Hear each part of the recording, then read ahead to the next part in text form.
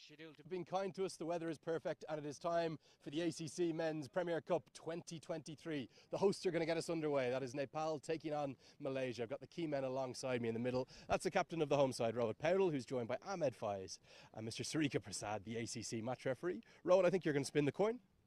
Please give it a toss. Heads is the call. Oh, taking a rough turn. Sarika, what is it? It is a head. Ahmed, you've won the toss. What are you going to do and why? We're going to bat first due to fresh wicket. I think we have been prepared according to the situation. I think the conditions suit us. Tell us about this tournament, how exciting it is, and the size of that prize for all of the teams here. Yeah, of course, important for Malaysia. We are a development country in cricket, but I think the expectations are always high. And we wanted to do the best, and we tried to give a good fight. First target to get to the semi-finals, get through this group, and what are your hopes for today's game against Nepal?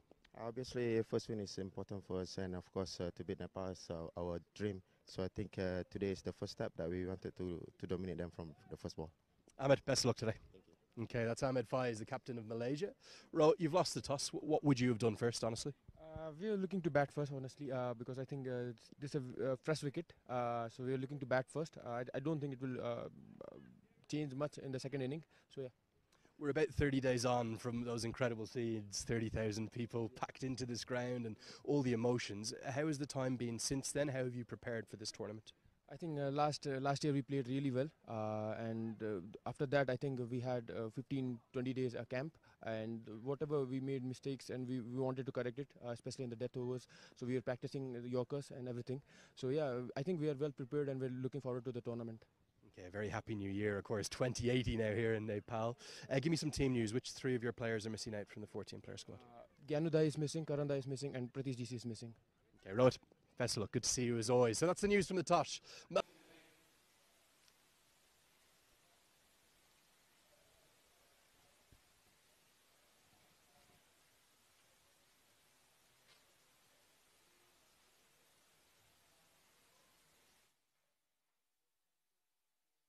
CAN dignitaries. That's Mr. Chatter Bahadur Chand, the president of CAN, Mr. Durgaraj Pathak, the secretary of CAN, and critically our Asian Cricket Council dignitaries as well. That's Tusith Pereira and Mr. Prabhakaran Tiraj as well. Also Mr. Binod Das, the tournament director, here with us. We're about to get this tournament underway. And to start, before we do that, we will have the national anthems. We will start first with the national anthem of the visitors. That is Malaysia. Please be upstanding.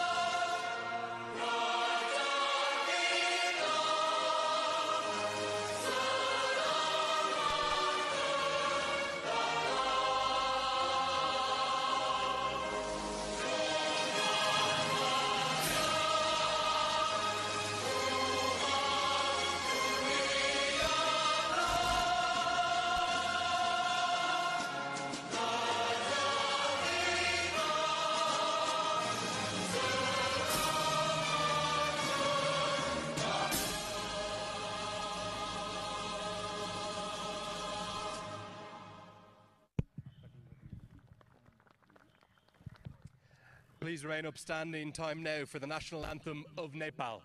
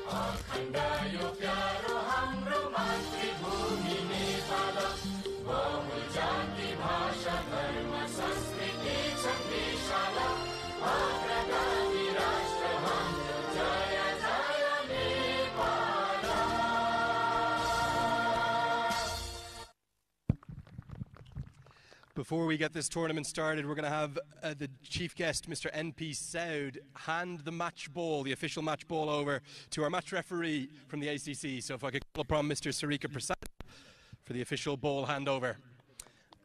And we would also invite all dignitaries to shake hands with both of the teams. So gents, if you would start with Malaysia. Handshakes for all of the teams.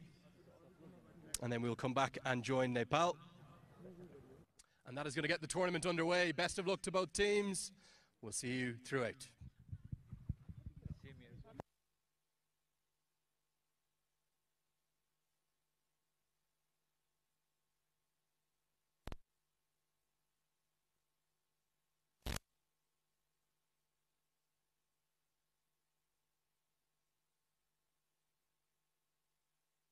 Anticipated tournament, 10 teams here battling it out for not just one prize, 3 big prizes. The top 3 will advance automatically to the ACC Men's Emerging Cup. That will take place in July, taking on the A teams of the Test Nations, which would be great from a cricketing development standpoint. But then the big prize, the real one that everyone wants to reach out for, all 10 of these teams, as you can see, the players going through their final moments. Gulshan Jah just looking to the heavens, the big prize, and maybe, just maybe, on home soil, Nepal will fancy their chances in a hot run of form under their new head coach, Monty Desai. But every side here will be capable of winning matches, and Malaysia, they know the local conditions very well here. They've played 2 different tri-series over the last couple of years, mainly in T20 format, but they've played a bit of 50 over cricket in recent times too. They were in Hong Kong. And one thing is for certain, we're in for 2.5 weeks of real entertainment. 15 game days, 24 matches, and just 1 champion. Great to be with you. Andrew Leonard here with Paresh Lahani. Paresh, more importantly, how are you, mate? Yeah, I'm pretty good, Lenny. A very good morning to all the viewers again. The 2 opening batters for Malaysia, Virendeep Singh. He knows the conditions here. He has played here before in different franchise league. Like Lenny said, under 2 years they have travelled here to play tri-series, and they've been to different parts of Nepal. They've even been to Bhairawa, the national side of Malaysia, to participate in the club game there last year. First of all, Lenny, I would like to wish you a happy new year 2080. Right, okay, let me see how my Nepali is. I haven't looked this up. This is remembering from last year. Nayam Bersako Subhakamana. Is that it? Yeah, you're getting close. Yeah, it is a different calendar used here in Nepal. So we're into the year 2080. You heard me correctly, 2080 here. The end of 2079 was just 3 or 4 nights ago. And into a new year, a new cricketing year for Nepal. As we look at the 2 Malaysian opening batters, Azim Shukar is going to open things up alongside the steady and ever dependable Virendeep Singh, who's at the non-strikers end. Virendeep Singh also has franchise experience here in Nepal in the T20 format, so he'll know these conditions well.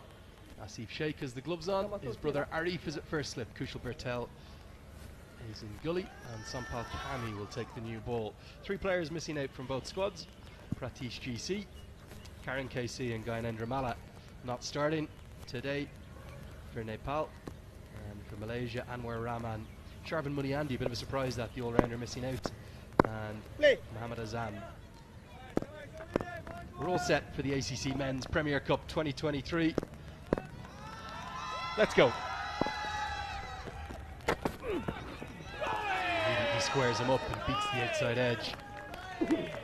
Paresh, tell us about the anticipation for this tournament. It's something that I think every associate fan has been looking forward to, every Asian cricket fan has been looking forward to. Yes, definitely. All the 10 teams participating in this, the Associate of Asia, get really to win this tournament and get that spot to play against India and Pakistan in the Asia Cup, the big boys of world cricket.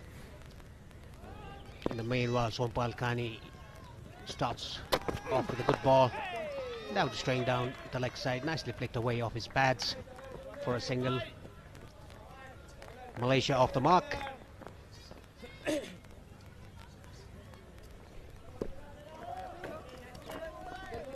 Yeah, the first runs go to Shukar, just work it down the leg side, and as with any of these tournaments, as a jamboree all comes together. Always a few little teething problems on the first morning, but we will be bringing you every ball live on Kantapur HD TV here in Nepal, and also I think it's on Fancode down in India, south of the border, and then around the world on the Asian Cricket Council YouTube channel too. There's Sampal Kami over the wicket now. Virendeep Singh watchful outside the off stump. Paresh, give us a sense. You played associate cricket. You know the trials and tribulations and the difficulties of getting fixtures and getting the chance to show how good you are. What would it mean to any one of these 10 sides to qualify for the Asia Cup? Yeah, it'll be a dream come true for all the sides to if they qualify for the Asia Cup. So it's a very good opportunity for the whole 10 teams to play this tournament. Nicely ball, the ball pitching and coming into the right-hander. I think that was a very good leave by Virendeep Singh. Interesting you say a very good leave. I think a brave leave. You do say there are 2 kinds of leave, good ones and bad ones. This one was very nearly a bad one. Very nearly has lost his off stump. Not sure if we have the replays just up yet. We will try to start bringing them to you when we can. This one again left alone. That's Kami's natural shape, away from the right-hander. The one before just ducked back in, nearly took out off stump. Yes, the ball swung away in the air to the right-hander and came in after pitching, but in this occasion the ball had that shape away from the right-hander. Like you said, that's the natural shape of Sampal Kami, and it's the line and length is the key in the opening overs, in the power play, the first 10 overs. Nicely bowled again, good hard length. It's the end of the first over, just 1 run for him. It's 1 for none.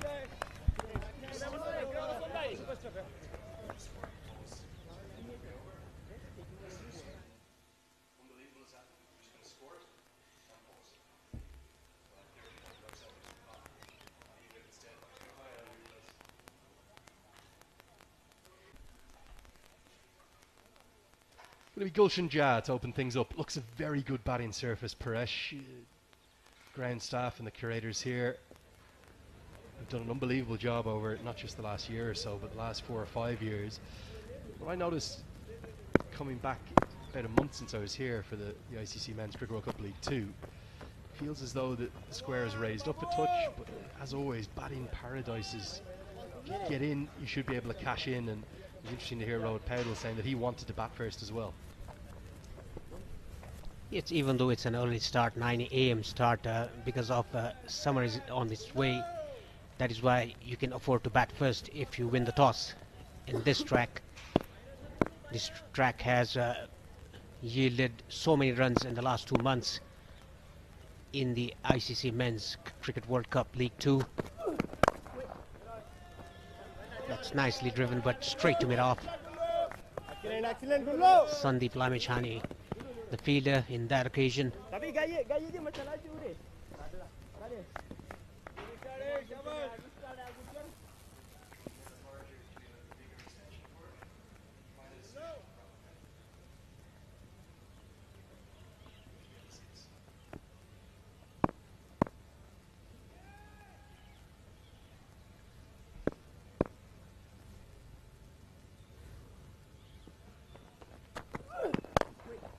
Yeah, all of these matches, Paresh, will be played under one-day international regulations as such, playing conditions to that effect. So 3 power plays.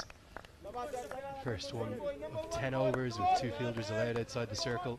Then the second one from the 11th to the 40th over.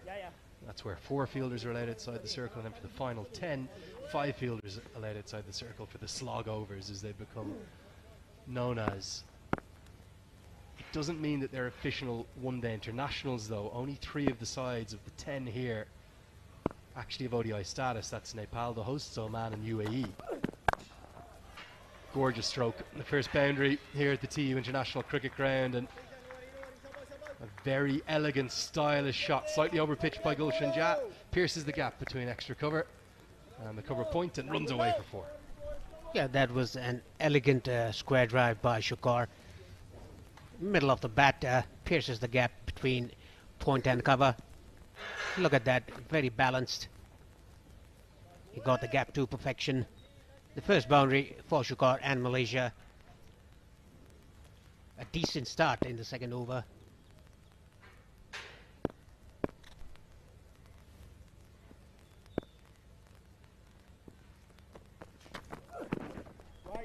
That's way down the leg side. Wide given by the umpire, rightfully so. The first ball that he bowled was outside the off stump, was nicely driven to the boundary, and the second ball tried to adjust his line, got it wrong, went for a wide. Yeah, interesting to see Jha being given this role as the opening bowler. No Karen KC today. I suspect we'll see Monty Desai probably rotate his troops quite a bit.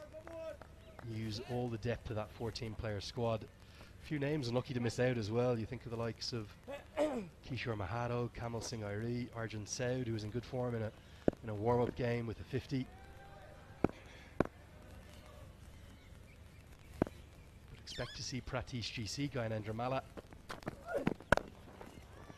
Carved away, going to be 4 more. The extra pace of Jha makes it very nice indeed to come onto the bat, and Shukar is off to a good start. Malaysia, second boundary in the over.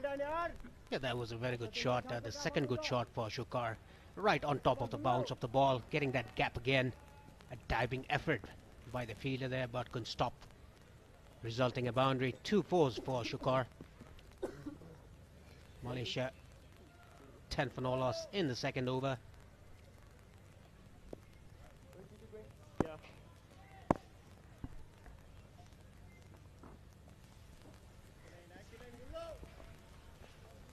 Yeah, just a handful of fans starting to come in to the grass banks. We'll expect that to fill up throughout the day. Not quite the same scenes we saw a month ago when we over 30,000 here for that grand climax of Cricket World Cup League 2. This one's helped away from more runs. Should just be single down the leg side. There is no bat involved, so giving us leg buys. And certainly, if Nepal do get to the grand final here on May 1st, you'd expect there to be probably something close to that 30,000 in the house again as they play out to get to play against India and Pakistan for the first time. Yeah, no doubt about that. Even though today it's a working day, we will see some crowd coming in the afternoon while Nepal bats. We don't see this often that a right-hander bowling to a left-hander coming around the wicket in the first over of his spell. He wants to cramp the batsman, the left-hander.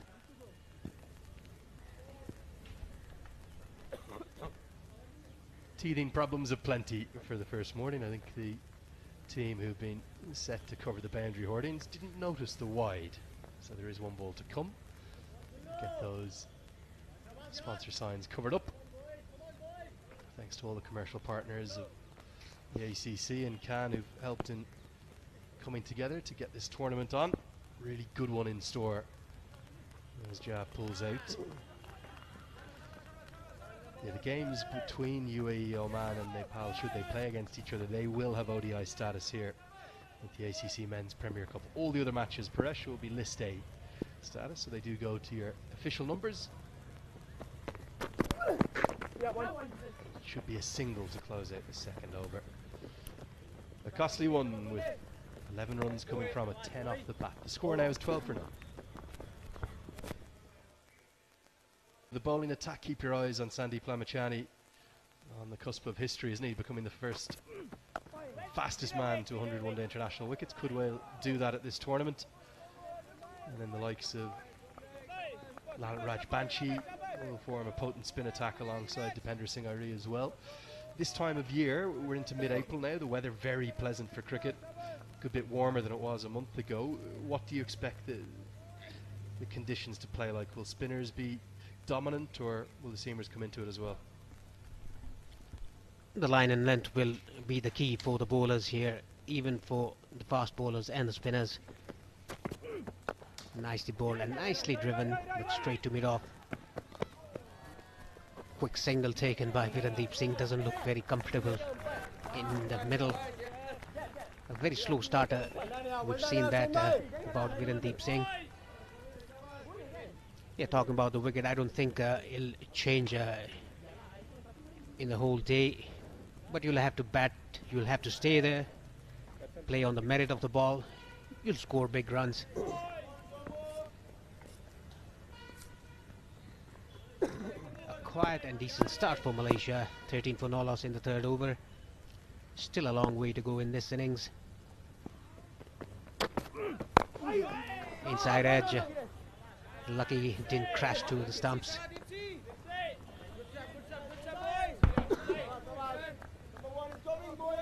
Yeah, certainly a little bit of a sleepy start. It's a Tuesday morning.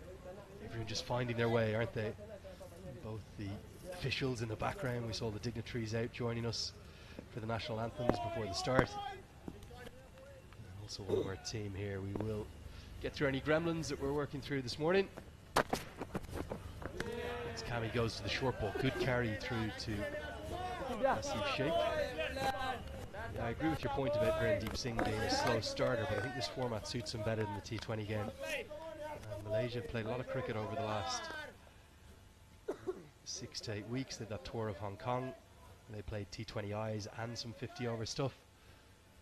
Weren't able to get through the Challenge League up to the playoff, but they are capable on their day, certainly, of upsetting any of the teams here at the ACC Men's Premier Cup. We'll guide you through those teams. 10 teams are split into 2 groups.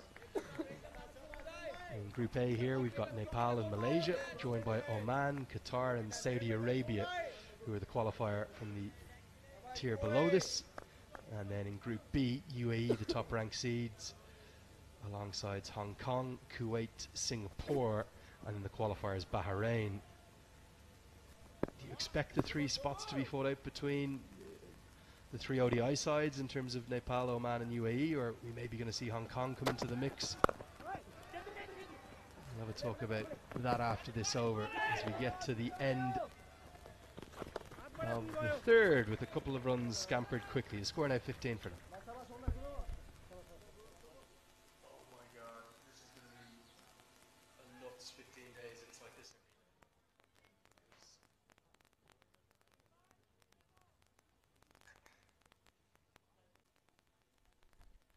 Gulshan Jah to continue from the pavilion end. Virendeep Singh is on strike. A steady start for Malaysia.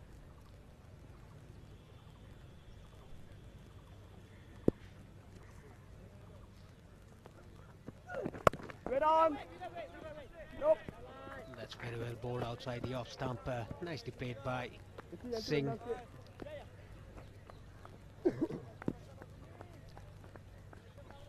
Yeah, talking about the 10 teams, Group A.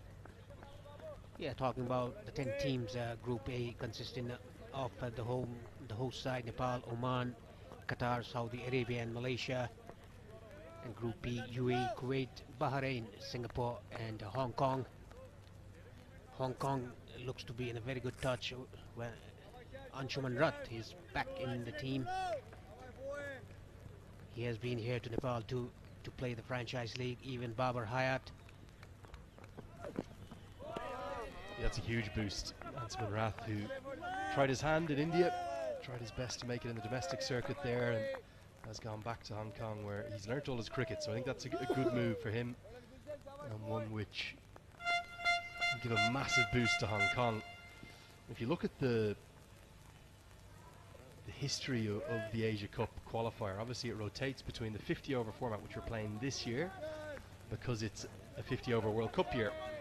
Road to India 2023, both, in fact all three of UAE, Oman and Nepal still in the hunt to qualify for that. They'll be heading to Zimbabwe in mid-June. And then it rotates to the T20 format during T20 World Cup years. It's only ever been UAE or Hong Kong that have actually qualified, and they've dominated this competition in particular. But the rise of Nepal, the home conditions for them will put them into the mix. Don't rule out the likes of Malaysia and Singapore, and even Bahrain, Kuwait, Saudi Arabia, Qatar, all very capable of beating sides on their day. Yes, Qatar, Kuwait, they've beaten Nepal in the past in the ACC tournament in the 50 overs and 2020s. It'll be a very good battle, the 2 weeks of cricket. A nicely bowled, a good line and length by Gulshan Jah. I think he's getting his rhythm right now. Yeah, and certainly the format makes those semi-finals utterly critical. You've got to get there first.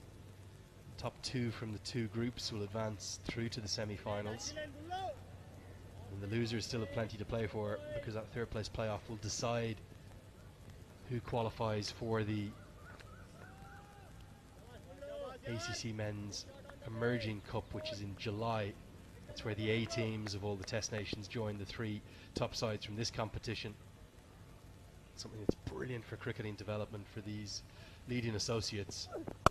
You have to say the pathway and the structure that the ACC have put into place, it's giving these Asian sides a real boost, real exposure, and real quality cricket to continue their ascent up the world rankings. Yes, good initiative by the ACC.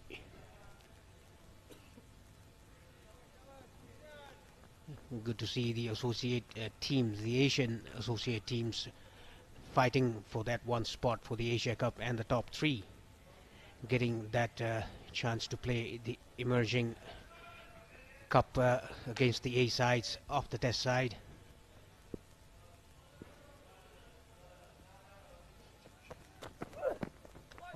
Try to bouncer there. After 4, Malaysia 15 for no loss.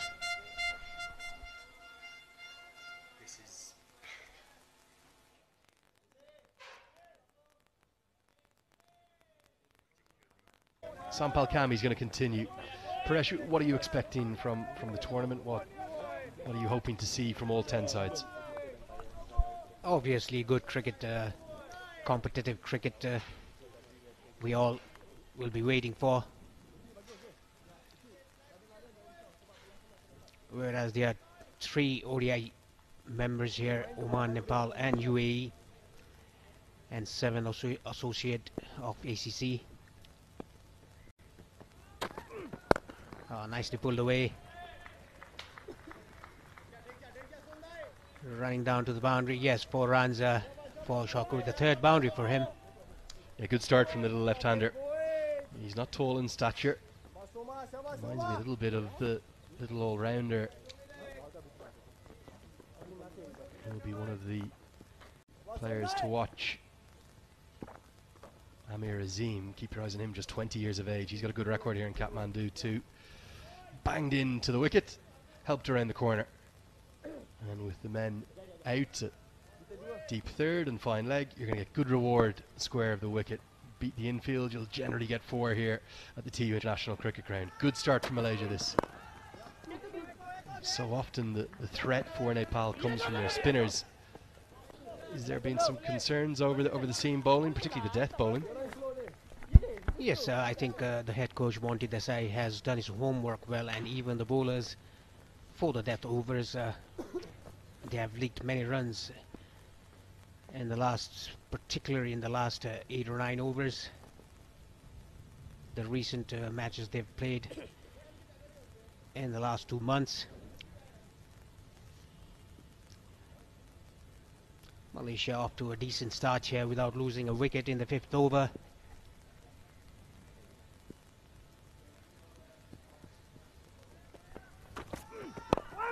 Squared him up. Good bowling, good line and length by Sompal Kami. Good comeback ball.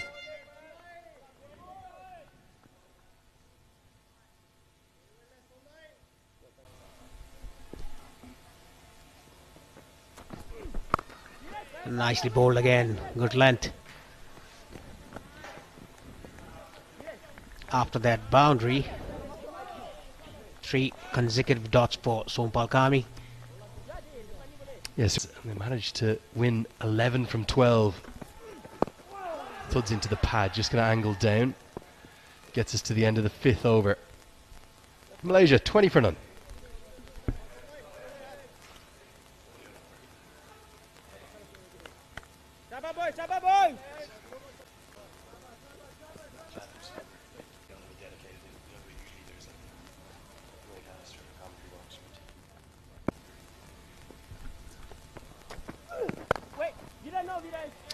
For Nepal, the expectations of the fans are something that always comes into play for them. They're probably the best supported associate side in the world, not just in the Asian Cricket Council region. As a consequence, they'll be in the final of this competition, or certainly advancing to the semis. They can't have any room for complacency here. Yes, they'll have to play game by game in Nepal to get the fans behind them. Nicely bowled. I think the ball stopped a bit on the left-hander there. He checked his shot very nicely.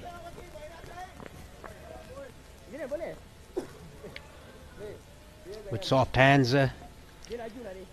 Talking about supporters of Nepal, they'll come in numbers if Nepal reach the finals.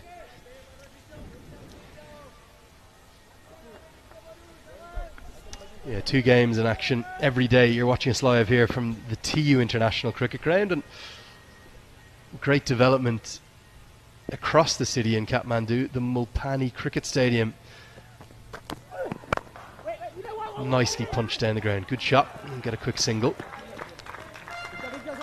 And that Mulpani ground has been a huge effort by a large number of people to get it together. Singapore taking on Hong Kong there.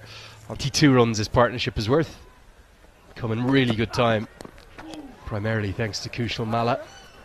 We've got a privileged position here, Sharon, up in the commentary box. Things can look very easy. You know, from playing, it's never that way on the pitch. But 2 things stood out for me from that incredible run, the 11 wins from 12, and the brilliance of everything that happened here throughout that 30-day period. And the 2 things that stood out were a difficulty with the death bowling, and Kushal Malla batting at the wrong position at number 3 in that final series. So you've got to give great credit. I don't know if it's Monty Desai, I don't know if it's Rohit Powdell, whoever it is in the setup, in the Brains Trust, has clearly seen what we've seen, and they found a remedy to it. Now yes, it will be tested more and more so against some of the stronger sides, particularly going to be the first wicket. He's not just lost his bat, he's kicked the turf. A rather farcical way to be dismissed, but Nepal have struck. Gulshan Jha willingly takes the gift. It was full. Shukar threw the kitchen sink and he lost his bat. His bat went flying into the air. Look at this. Oh dear, there it goes. And that is the first wicket. Dipender Singh Ari is never going to drop that. And Nepal have their first. Yes, I think the bat will be supplied throughout by our drone up in the sky. It's a wonderful set-in for cricket here at the TU International Cricket Ground. We're in Kirtipur, about 10 to 15 minutes outside of the downtown city centre, one of the suburbs of these twin cities, Kathmandu and the capital city. And Kirtipur, which is one of the suburbs, is where this gorgeous university campus is that hosts the international ground. The Malaysian captain to the crease, that's Fayez Ahmed.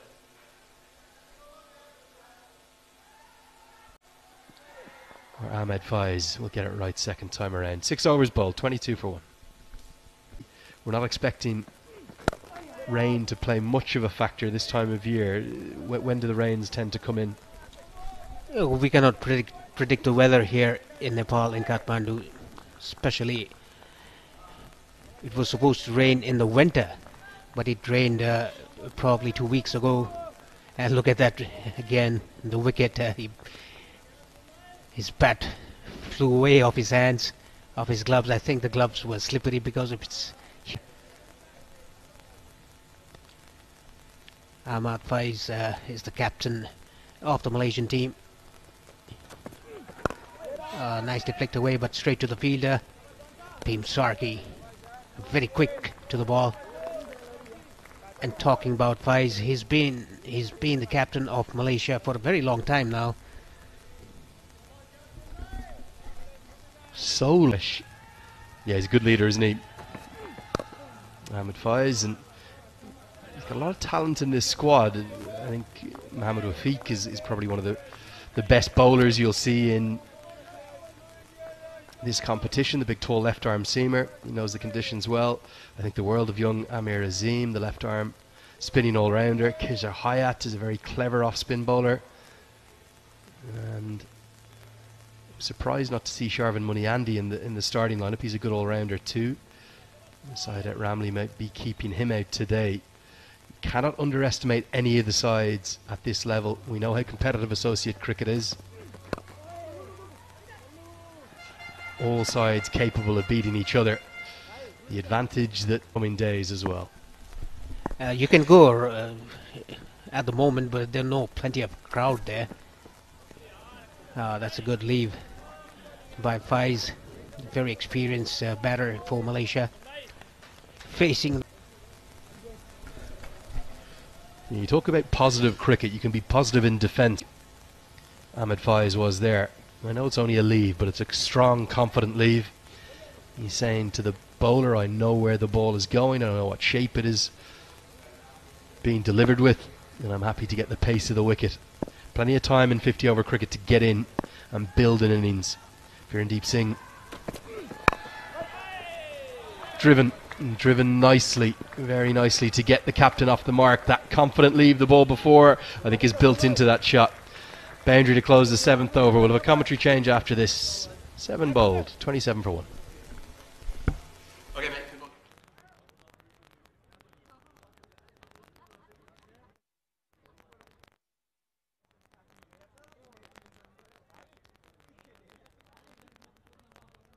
And I'd like to welcome Sharad Peswakar, the current cricketer of Nepal side and very experienced cricketer. Good morning, Sharad. Good morning, Paresh, and good morning to all the viewers watching this live feed. Good to be back in the comm box again. Gulshan Jha continuing from the TU gate end. Yeah, Malaysia to a reasonably good start. 7 overs, 28 for 1. The most experienced 2 batters for Malaysia, Deep and Fayaz Ahmed. And seeing the replay, Fayaz trying to drive that ball, just getting the outside part of the bat, but still the boundary looks spurish. Yes, I think that was intentional by Faiz to open his face to get the gap, even though he got the one hand off, and that's nicely flicked away in the boundary into the deep square leg for yet another for Faiz. That was a very good shot, a controlled shot by him. Yeah, nicely clipped there by Fayaz. A rank bat delivery down the legs. And with the quality Fayaz has, he is not going to miss out on that. You can see there, just over pitched on the leg stump. It was nicely clipped away. Comes Zimbabwe. That was totally in control by Faiz, a very experienced batter. And talking about this Nepal team, Sharad, you were in the preliminary squad, let's say a 20, 30 player squad. So what has been the talk in between you and the head coach to build up the team? That is what the head coach Monty Desai talks about. Well, yes, and the things he has brought in the team, the work done by him and the effort put in by the team itself is showing, are making a huge difference. That was nicely bowled and nicely played by Faiz for a single down to third man. Good cricket all round.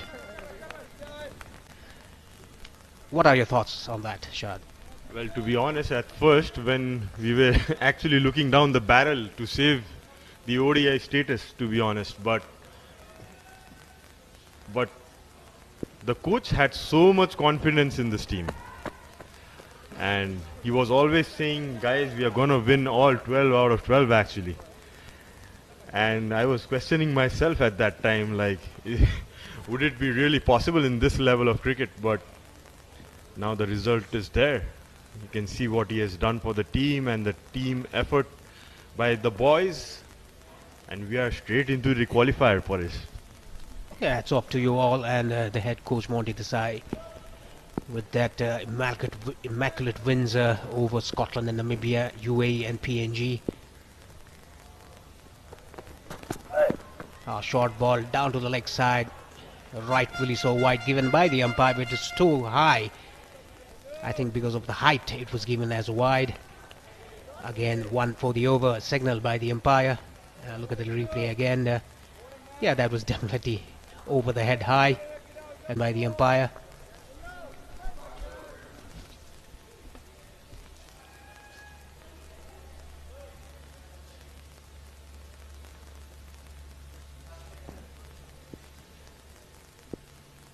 Gulshan Jha again running in for his fifth ball. Again bowling his stock length, which is back of the length. Stump to stump, that's his strength.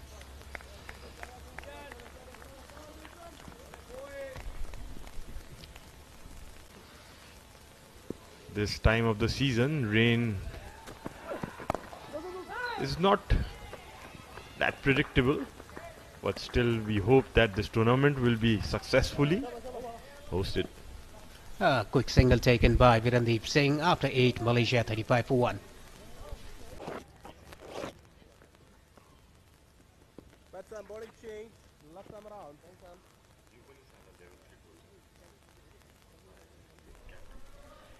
Lalit Narayan Rajbangshi is into the attack from the Chobar end, aka Mehboob Alam end.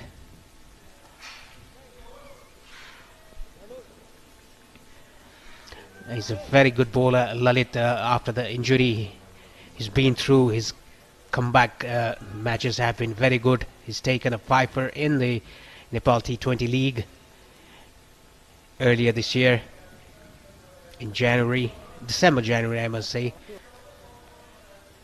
He's been amongst the wickets, and even Sandeep Lamichhane. He's the leading wicket taker of Nepal in the ODIs. 99 wickets in the ODIs for him.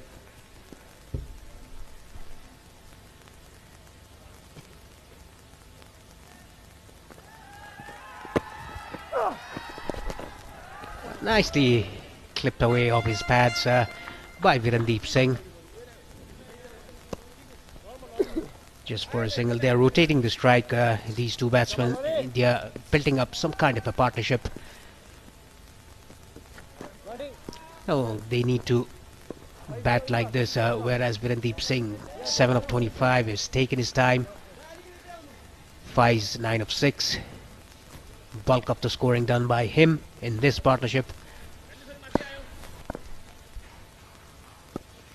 Yeah, Lalit Rajbangshi, what a comeback he has made after the injury, the terrible injury he had in his knee.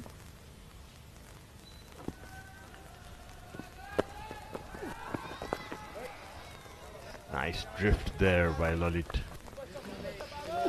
Fayaz little careful, probably trying to find out his rhythm and engage the pitch.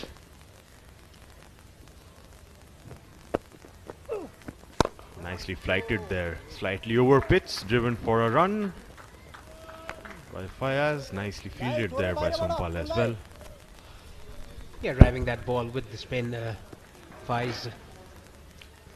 He looks to be in a very good touch, middling the ball. Every ball that is faced, that is played with the bat.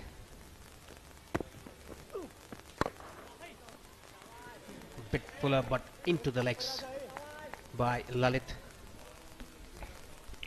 So Paresh, you might have had a look at this wicket. What do you think of it? What score would be a par score here?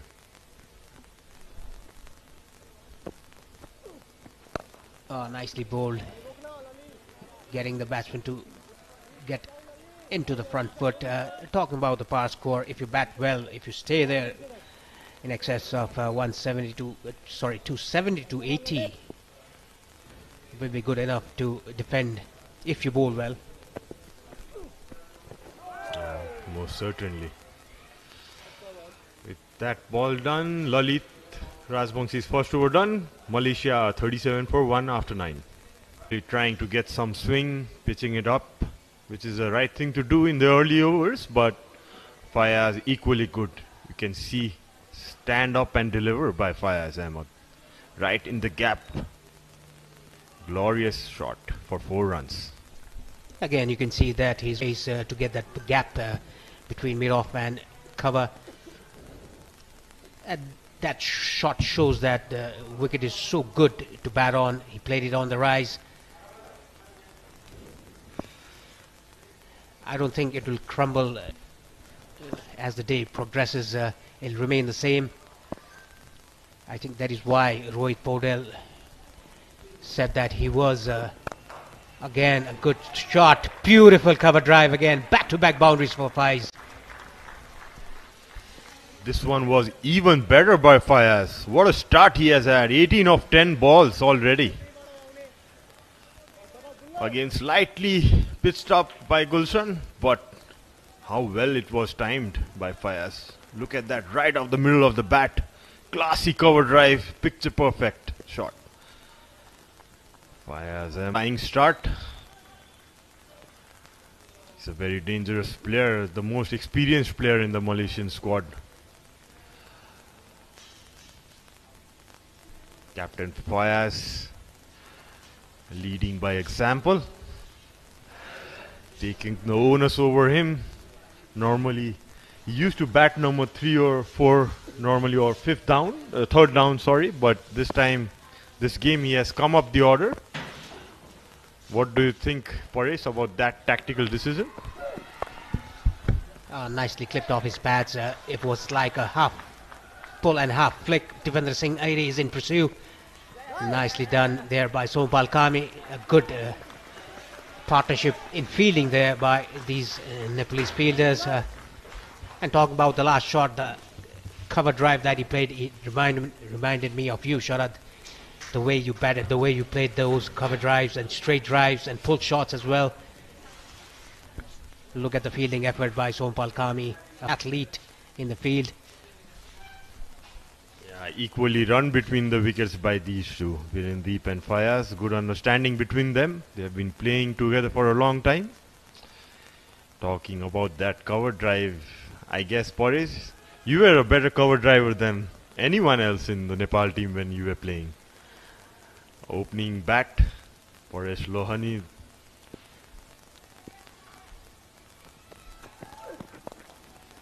Nicely clipped away.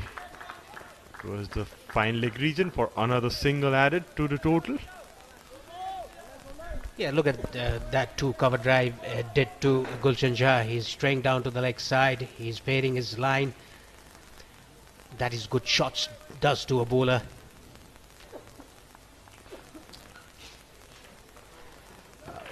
Malaysia off to a good start here. 49 for 1 in the 10th over, the last over of the first power play in this innings. Faiz 21 of 11, whereas Virendeep 8 of 29. Oh, that's a wide. A very ordinary bowling by Gulshan Jha here. Already given 34 runs in his 5th over. A touch expensive. Yeah, trying to pitch it up, trying to get some swing. He did get some swing. Was wider than he expected, rightly given. A wide by the umpires, umpire. Gulshan Jha, yeah, a bit touch expensive, but getting that all-important wicket of Shakur.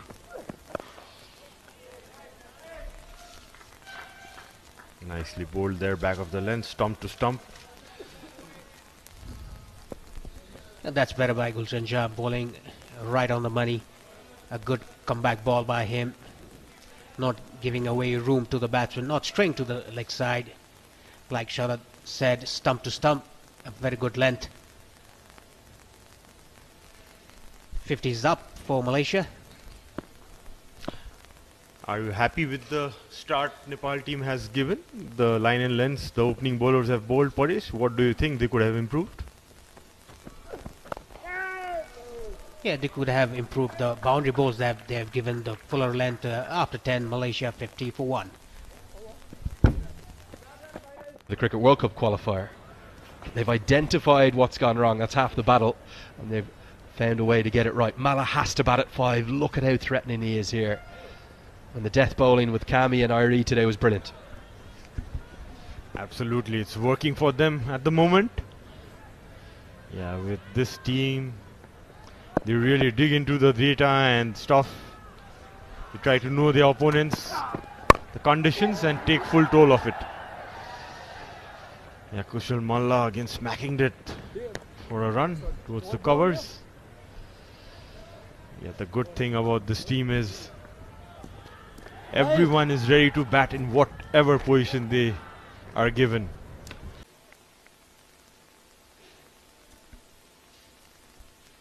Lalit Rajapakshi back into the attack from the Chobar end for his 2nd over.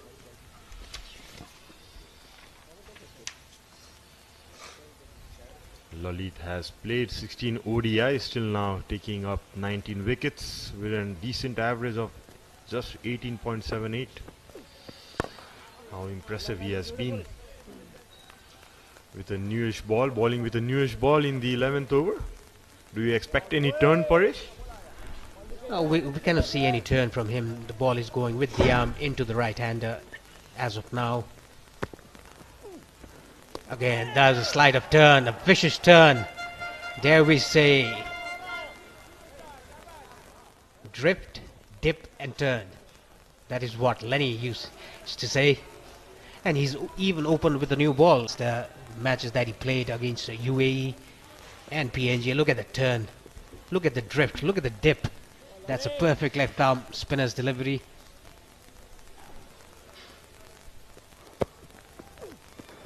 That was a close call. Probably it hit the bat. Straight away, Lalit getting some purchase of the wicket. Probably he's getting the right pace to bowl in this wicket. Yeah, just gripped a bit, hit the outside edge of the bat. Quick single taken. So early signs from this wicket of some turn. Nicely bowled there again by Lalit. Yeah, the slower you bowl, that much purchase you get in this kind of a wicket in TU ground. That is why you should bowl leg cutters, the variation if you're a fast bowler. Nicely driven by Faiz down to long off for a single. He looks to be in a very good touch and he's very confident against the fast bowlers and the spinners. Talking about Lalit Narayan Rajapakshi, he's getting that purchase like you said, Sharad. Getting the ball to drift, getting it to dip and getting that turn as well. Getting that inside edge, the ball going with the arm. After 11, Malaysia 52 for 1.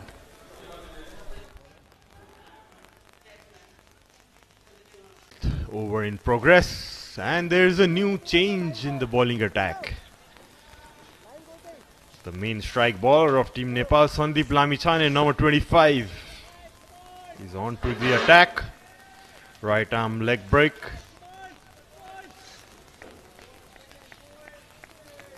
Could be an interesting battle between Fayaz and Lamichhane. Fayaz going so well. Sandeep being their premier bowler. Look to take an early breakthrough and right on the spot, Sandeep Lamichhane. Yeah, starts off right on the money. Sandeep Lamichhane, a very experienced bowler, world-class bowler. And look at that, getting it perfect, starting with a leg spinner. In recent times, in the last 2 months, he's bowled more of leg spins than googlies. Nicely tossed up and nicely driven down the ground for a single by Faiz. He looks to be in a very good touch, whereas Virendeep Singh is taking his time.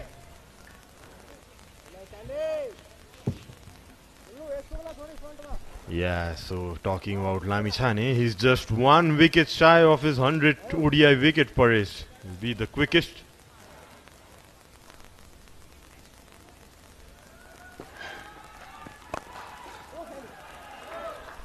Nicely punched there by Virendeep using the feet.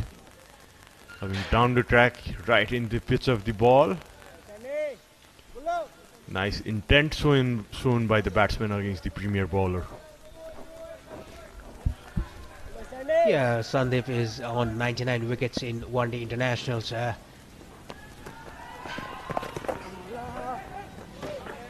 Nicely fielded by Sopal Kami. Down to 45 in the leg side. And the match played between Nepal, Oman and UAE, that will be counted as one-day international. But this match will be counted as list A match. Oh, there's a collision between the batsmen. Luckily, I think Faiz is down here. He got hit by Virendeep Singh. Total misunderstanding in between the wickets there for 2 Malaysian batsmen.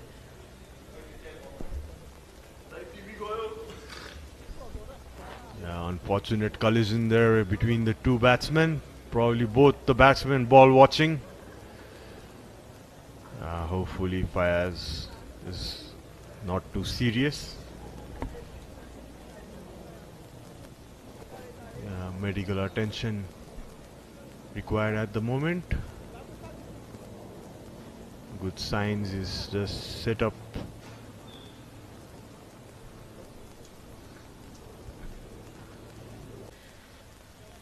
He's on his feet. It's good to go. Good signs here. Good news. This was the first wicket to go. Shokur was the batsman. The bat flew away. Things are changing. Good artists in Kathmandu. You can see the Nepal team as well. A lot of guys with tattoos. You can see so many tattoo corners in Nepal. And with the 12th over done, Malaysia are 55 for 1.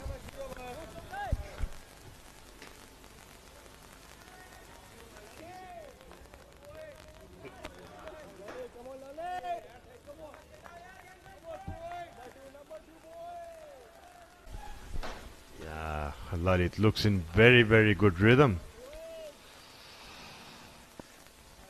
Nowadays, whenever Lalit bowls, he reminds me of our legendary Basant Regmi, Paresh. That ball went with the arm down to the leg side. I don't think the bowler or the keeper appealed.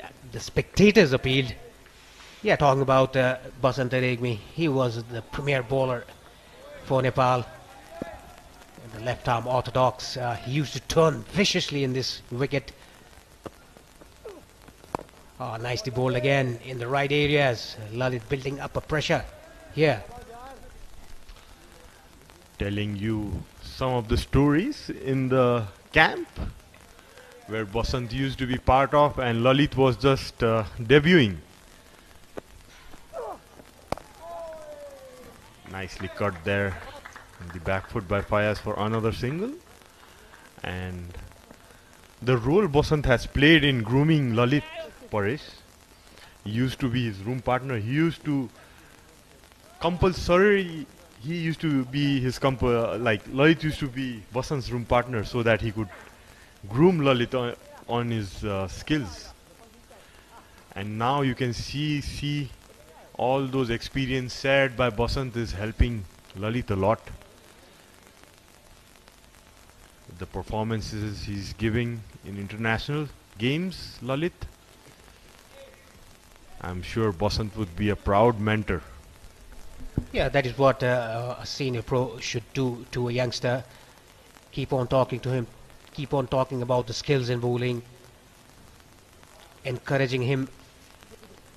That is what Basant did to Lalit. A very good job done by Basant Rekmi. I think he's still playing in the States. He's playing a minor league there. Nicely bowled again by Lalit. Yes, that's what I've heard of him. He's playing the minor leagues and the weekend games, the A Division Premier games. We wish him well. Nicely fielded there by his own bowling, Lalit. With the 13th over done, Malaysia are 56 for 1. Oh, nicely bowled. A bit slower and shorter in his length.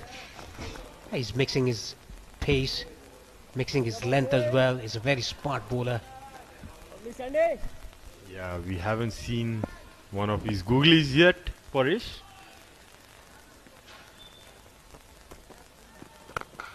Nicely driven there by Fayaz towards the cover region.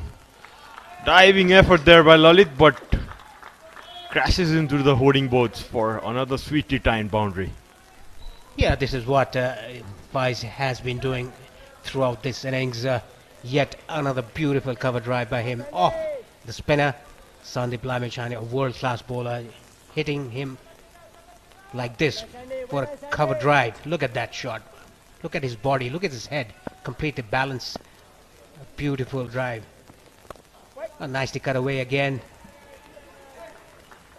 Slight misfield by Kushal Malla. Oh, that's Kushal Burtel. He's a very good fielder. A single taken by these two batsmen. 5 moves to 30. Yeah, good partnership there between these two. Sandeep onto his second over.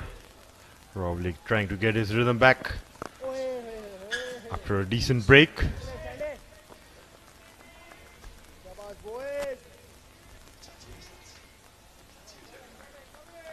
Virandeep looking pretty good, showing some intent, coming down the track to Sandeep. Nicely bowled again by Sandeep. Slight misfield. Single taken by Virandeep. Yes, he's taking that challenge. If it's a ball a bit in the air, that is why Virandeep is going after the bowling. That was a googly attempted by Sandeep Lamechani, but it was very full, nicely driven by Faiz for a single down to sweeper cover. At the end of 14 overs, Malaysia 63 for 1. Good understanding between these two batsmen, apart from that collision that they had earlier, but they have been running between the wickets very good. Yeah, these two seem to have very good understanding. Probably they understand each other's game well.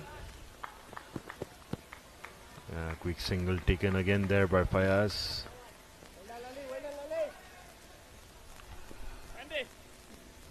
Faiz played with soft hands and straight to the fielder, and the fielder was Dipender Singh Aire. Even though they took a very good short single, a good understanding between the wickets, between these two.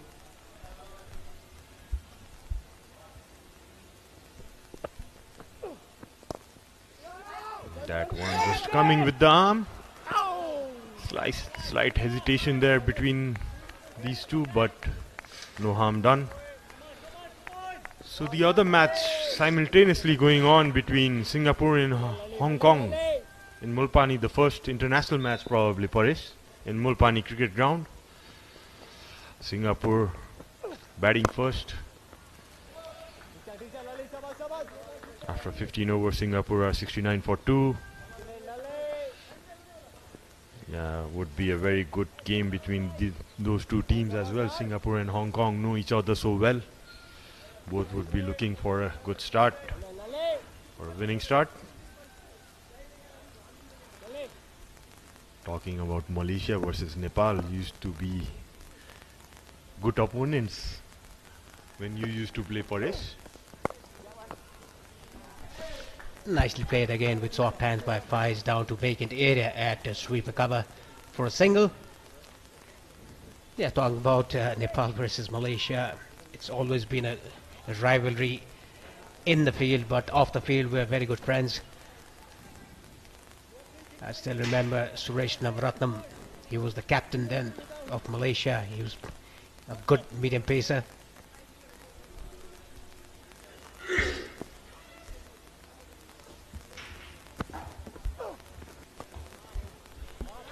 Nicely played there in the black foot. Lalit surely getting some bit of turn.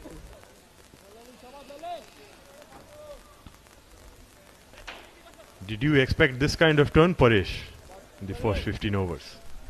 Yeah, definitely. If you bowl a bit slower and rip the ball, you'll get that turn. If you bowl quicker, you'll not get that kind of a turn. That is what Ladit is trying to do, bowl it a bit slower. Again, if you bowl a bit flatter, the ball doesn't turn that much. At the end of 15 overs, Malaysia, they are 68 for 1.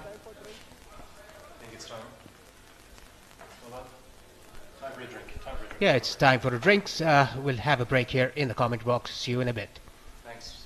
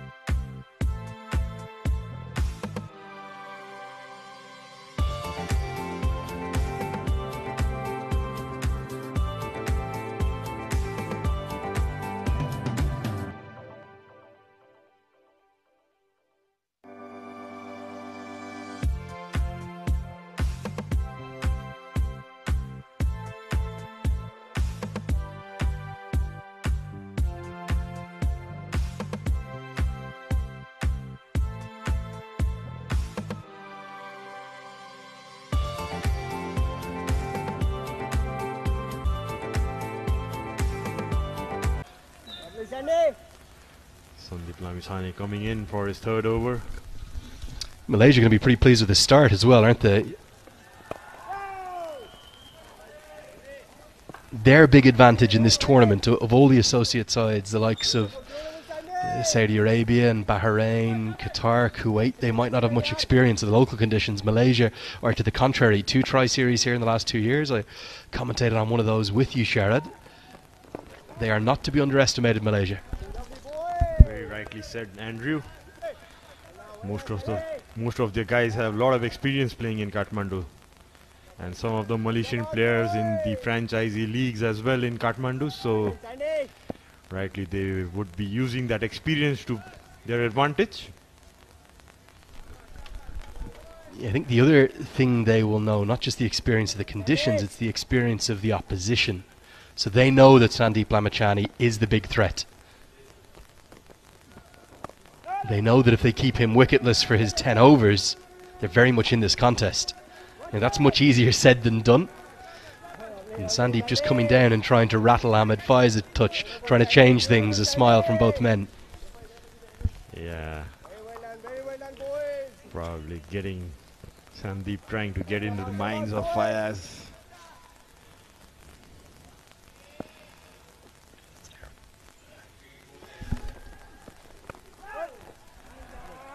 Nicely flighted leg break. Here's turn on offer. just day one. You have to remember, we've got 15 game days here, so it's going to be a huge workload through these pitches at both the TU ground where you're watching from here and also the Mulpani ground. It's dragged down, helped away, going to be at least a couple of runs, may well go all the way to the rope. Gulshan Jah can't cut it off. This is what you get if you frustrate Lamachani. He goes searching for wickets and Fayez punishes him around the corner. Nicely played there by Fayez. Half pull, half sweep. Yeah, it was a very rank shot delivery by Sandeep standards.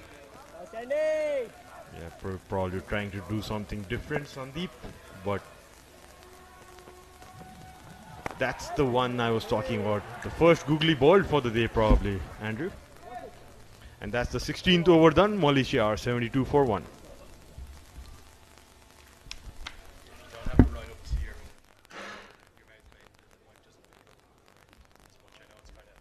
Start. That's okay though, because the skipper is going to overrun a ball and it's forced Nepal into changing something. Arif Sheikh, very much a part-time medium pacer, into the attack. That's from the Chobar end of the ground. What are your expectations for Nepal coming into this tournament? The emotions and the drama of the 30 days between February 14th onwards and that journey to Zimbabwe, it overcame the whole nation really. Is it almost difficult to come back now and start again, start afresh? Well, the expectations are high as always, but with the confidence and the form Nepal are in, probably they'll take that confidence into the tournament, and definitely they are the favorites for winning this competition on home soil. Won't be easy for other teams to come up against them. And you're someone who's played in an awful lot of these competitions, these Asian Cricket Council pathway events, also the T20 World Cup pathway events. They're cutthroat, they're ruthless. You have one bad day, you can find yourself out of contention. Why is it that Nepal have had some difficulties through particularly this Asian Cricket Council Premier League? Why have they never qualified for an Asia Cup before? Yeah, that's pretty unfortunate, but on those tournaments, Hong Kong and UAE have always beaten us. Sadly, but this time I hope they're gonna come one better than them. Firstly reach the finals, that must be their primary target, and then look to win from there. Well, the final is going to be on the 1st of May, a May Day date with destiny potentially for the home side or for whoever gets there. The prize, it doesn't really get much bigger in cricket. Go to the Asia Cup, take on India and Pakistan in 50 over games, mere days or weeks ahead of the full 50 over World Cup in India. And whilst it might not be possible for Nepal or whoever wins this tournament to go and beat India or Pakistan, just that occasion, just that exposure for all, whoever the associate side is that qualifies is going to be massive. Absolutely. Andrew, it's a massive tournament and massive opportunity for the winning team. It's as big as a World Cup for me, you know, like if you talk about it, maybe you don't even get an opportunity to play against India or Pakistan in the World Cup as well. Yeah, that's a good point. I think that's one way to look at it. You talk about what all of the associate sides are crying out for. It's exposure, it's opportunity. And that's what I think great credit you've got to give to the Asian Cricket Council, the pathway and the structure they've put in place, not just for men's cricket, not just for women's cricket, but for youth cricket as well. We've seen an under-16 tournament over the last couple of weeks. The UAE triumphed in. We see the Women's Asia Cup going from strength to strength. A real opportunity for all of the members to get that exposure to improve their cricket. And that will come about here in Nepal again. End of the 17th over. 4 runs come from that one. It's 76 for 1.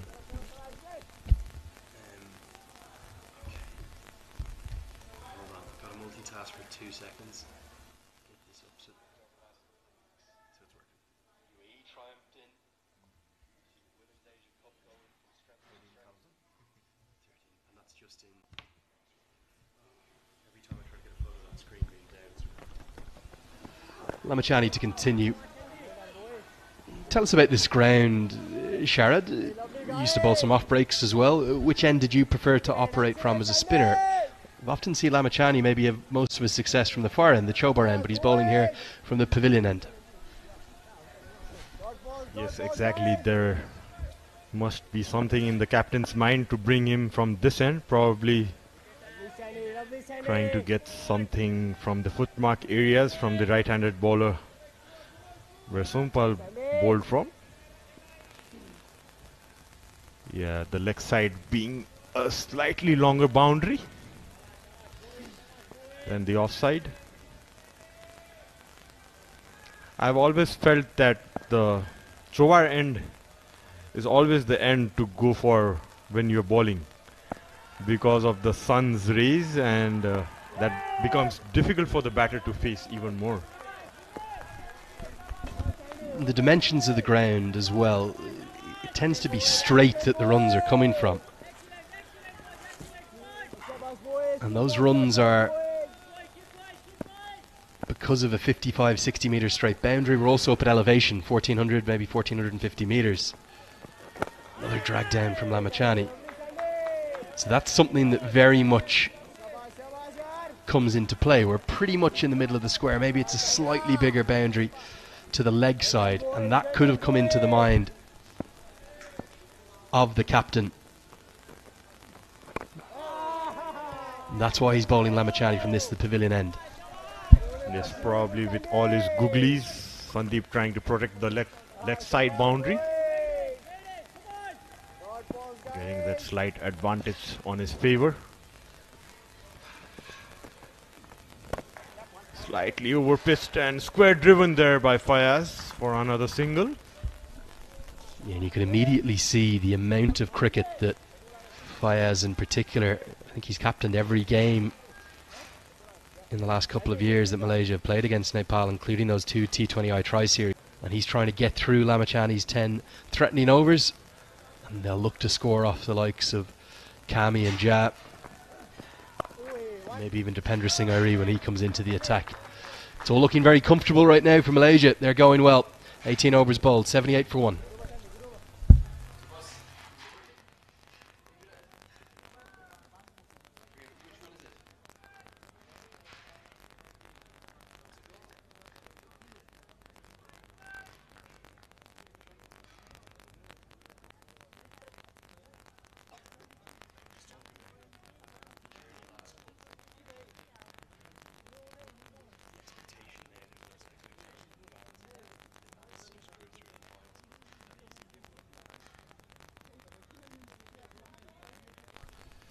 So it's Arif Sheikh again from the Chobar end for the 19th over in the first innings. Yeah, after the last game of the series qualifier against UAE, Nepal team had 2 weeks layoff.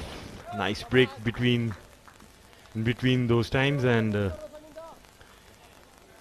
had probably had a good rest in between, good recovery. Well, some of the players at a rest, others were climbing up mountains. You saw, was it Karen KC, Kushal Bertel, and they weren't small mountains either. Carved away. It was airborne. Kushal Bertel was interested for a moment, but it scampers away for 4. Fayez playing a great hand here, the Malaysian skipper. Yeah, Fayaz very strong, square of the wicket, getting that width to free his arms. Yeah, over pitched and rightly utilizing that width for another boundary, going almost at a strike rate of 100. Fayaz. And tell us about those mountains. It's something you've got a family connection with, of course. Your wife is hopefully not getting this wrong in her. She's climbed some of the biggest ones, isn't she? Oh yes, she has climbed the Everest. And talking about those trekking sessions Dipendra, Kushal and Avinash went for. They went around the ABC trek, which is one of the famous Annapurna ranges trek in Nepal. You can see a lot of tourists coming in this season as well. Is that the one that you start in poker, is it? And you work your way around up towards what, Annapurna Base Camp eventually? You go past beautiful frozen lakes, that sort of stuff? Oh yes, I have experienced that trek as well. You don't get much of frozen lakes there, but you definitely see a lot of snow mountains. And you just go past by that fishtail mountain that you see in the Pokhara, from the Pokhara cricket ground actually. So you first have to go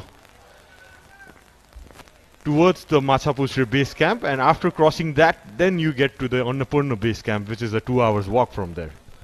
And this is all walking rather than climbing, is it? Yes, it's all walking. It's all walking, but it's a nice trek. I mean, it's not that tough for athletes especially. And with the 19th over done, Malaysia are 84 for 1.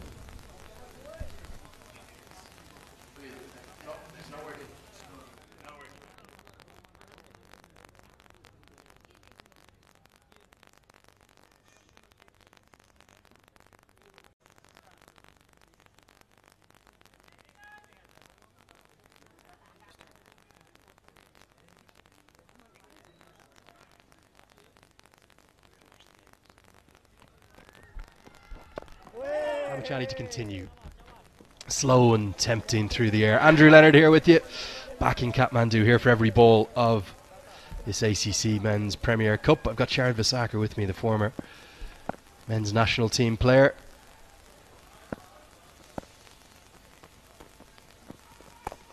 Sharad, you still playing much? What's your little roadmap coming up? Are you going to play an awful lot going forward? You're going to coach, or what are you going to do? I'm just taking one day at a time, Andrew. I'm just like not thinking much ahead. I'm thinking in the same lines what the coach has taught me actually, Monty sir. As they talk about those one ball battles, so I'm just thinking on those lines too, one day at a time probably. I just came back from a recent tour to Biratnagar and Janakpur. I wanted to experience some domestic cricket.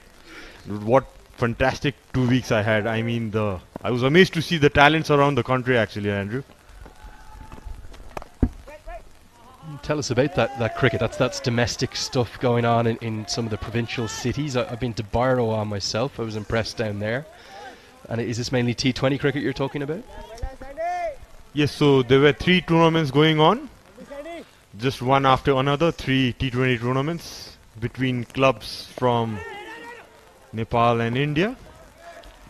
Some good teams from India actually, from the Bihar side, where MS Dhoni belongs from actually. So yeah, there was really good talent being able to be coming up on those regions as well. Yeah, great to see the game growing across this wonderful country. End of the 20th over. Good tight over, that one from Ramachani. It's 84 for 1. 22, mate. So Charity were with 29 was to go.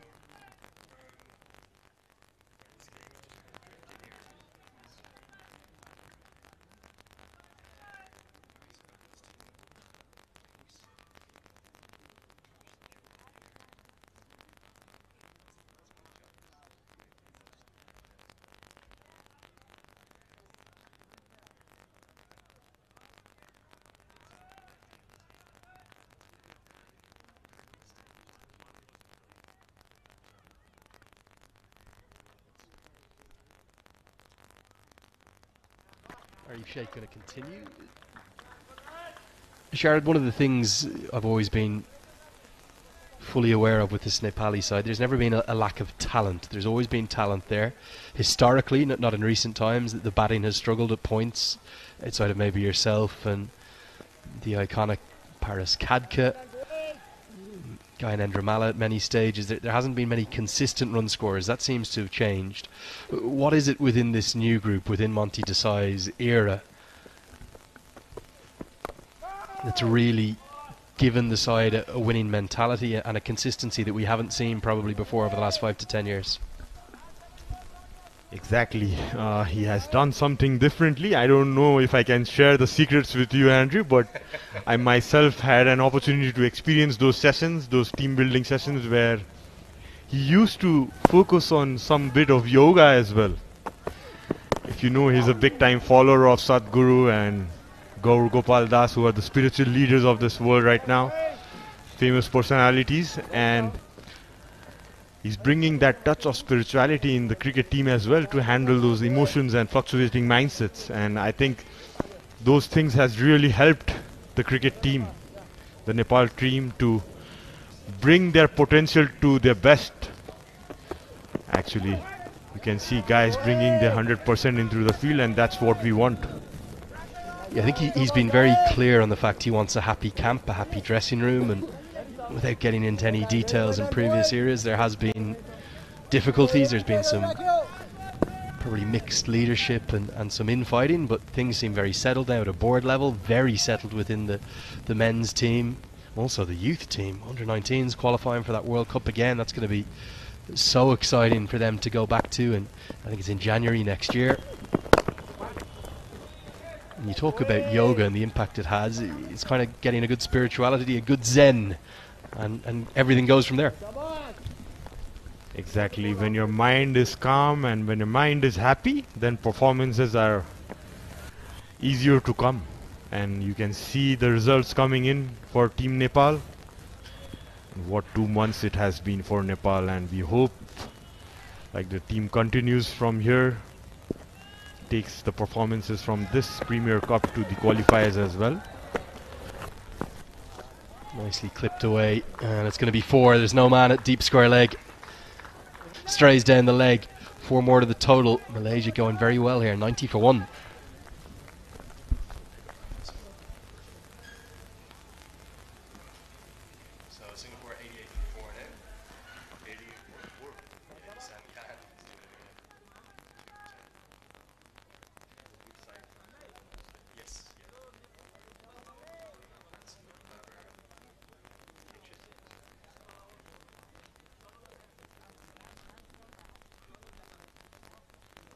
Results, maybe it be in this Premier Cup or down in Zimbabwe, that they'll stay together and stick with the process that Desai's put in place.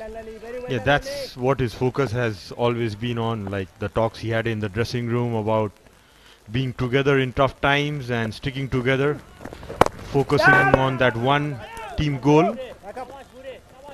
And till now we can see that he has done a pretty good job in bringing all those minds together, focused like a beam of light, you know. And sticking with that, he's stuck with the same 14 players. Probably a real temptation to look at someone like Arjun Saud or Kishore Mahato, maybe Surya Tamang, the young left-arm spinner. Kamal Singh Ari's done a good job at points over recent times. It's a very difficult squad to get into, but he's stuck with the same 14 players for that most recent Cricket World Cup League 2 series, the famous one where they won all 4 here on home soil to take that 3rd and final spot for Zimbabwe. Is that something you're pleased to see with as well, a consistency in selection which has maybe been lacking over the years? It makes sense, you know, when the results are coming, why change the team? I mean, it won't be easy for a newcomer to come in, just walk in and start performing. At the moment, I feel the team is very well balanced and you have all the departments sorted out. It's good to see some pressure created from the outside who are in the bench. They are performing as well, so if need be, in case of injury or anything else, there's always replacements. Oh, a quick single taken, a tight one there. Bhim Sarki. Yeah, and someone like Bhim Sarki is definitely going to be profiting from that consistency in selection. I think he'll be given an extended run. He looks like a young batter full of potential. Good fielder too. Although it's name any one of them, Dipender Singh Ari, Rohit Paudel.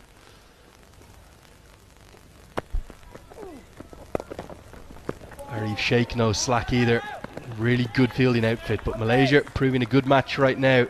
As far as moves to 49, just one short of that 50. End of the 22nd over. We'll have a quick commentary change as I'll bid farewell to Shard Vasaka for the moment. It's 93 for 1.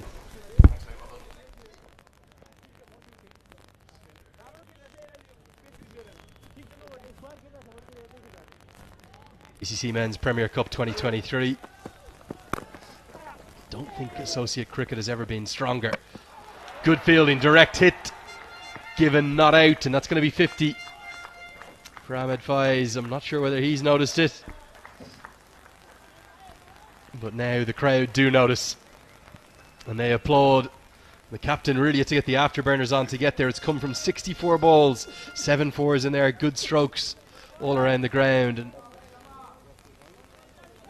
the Malaysian captain is putting maybe his side into the ascendancy. Good toss to win as I welcome back Paresh Lahani. Malaysia well on track for 250 plus here. Yes, way on track to get in excess of 250, the Malaysian team. Nicely punched down the ground by Virendeep Singh for a single. He moves to 24 and he's improving his strike rate as well, Virendeep Singh. Well, Lenny, good to have a break since we've been doing 100 overs continuously. Don't tell anyone. Don't remind me. What was it? 1,200 overs between us across 12 ODIs here. I think I blacked out 3 or 4 times, didn't I? Yes, you went to the grass banks and came out breathless.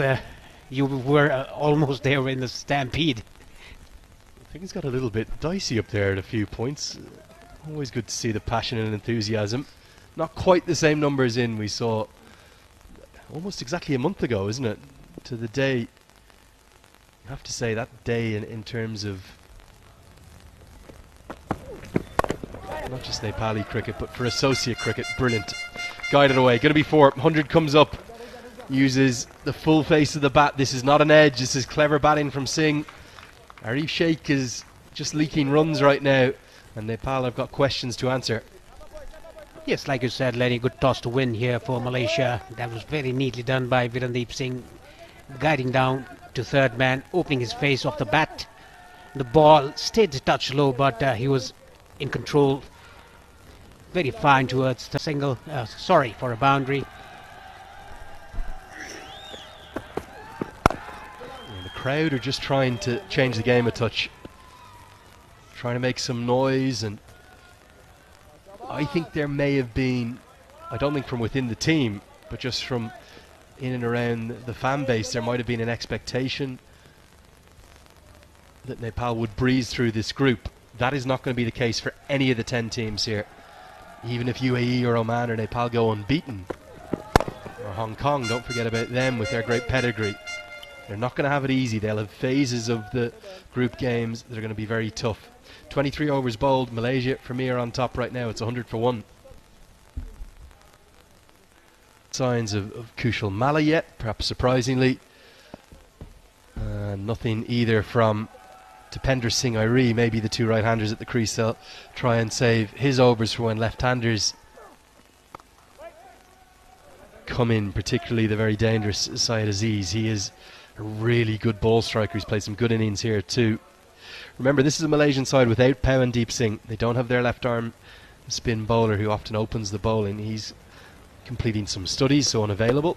Brother of Virendeep, the man at the crease. For Nepal at the moment, they just need something to change. They need to find some wickets. Yes, exactly. I think Rohit Paudel, the captain, he has to be proactive at the moment. Get Sompal Kami with a short burst here to break this partnership, or even use Dipender Singh Airi, who's a very clever bowler. It doesn't matter if it's a right-hander or a left-hander. He's very economical. He runs through his overs very quickly. That is what they should do, the Nepal team.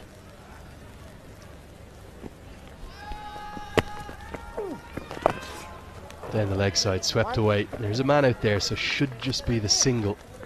It is warmer than you would traditionally think of in Kathmandu. We play a lot of cricket here, don't we, in November, December, January, February, when it's kind of 15 or 20 degrees. 28 degrees right now, so that will come into the conditioning of the batters. Great work from Kushal Bertel. Good diving stop.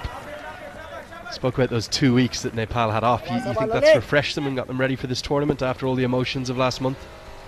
Yeah, they need a kind of a rest. and team building as well. That is why they've not practiced as much as hard they did in the last month. They just took a break, went to team building to different places around the country, especially around the city. That's very well bowled and equally well played by Virendeep Singh. After 24, Malaysia 102 for 1.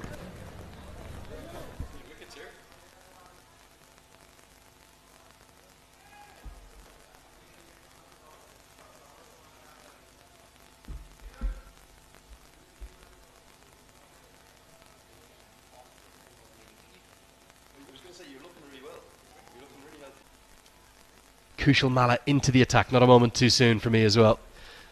The youngster, saw him at his divulsome best on social media, playing a little prank on one of the umpires in one of the warm-up games. It was all in good faith and good fun. And speaking of our umpires, we haven't introduced you to them yet. Naresh D'Souza, joined by Shiju Sam. Today's third umpire is Vinod Babu. Reserve umpire Anand Natar Jan, and Sarika Prasad was the match referee overseeing things. These tournaments are great opportunities for the umpires and match officials as well. We've seen plenty of the ACC panel in here, and that's the third umpire run-out camera that he will use only for stumpings and run-outs, that we have that in effect. So before anyone asks, we don't have any DRS. Don't need to worry about that. Yes, good to see that there's a camera for the run out and the stumping.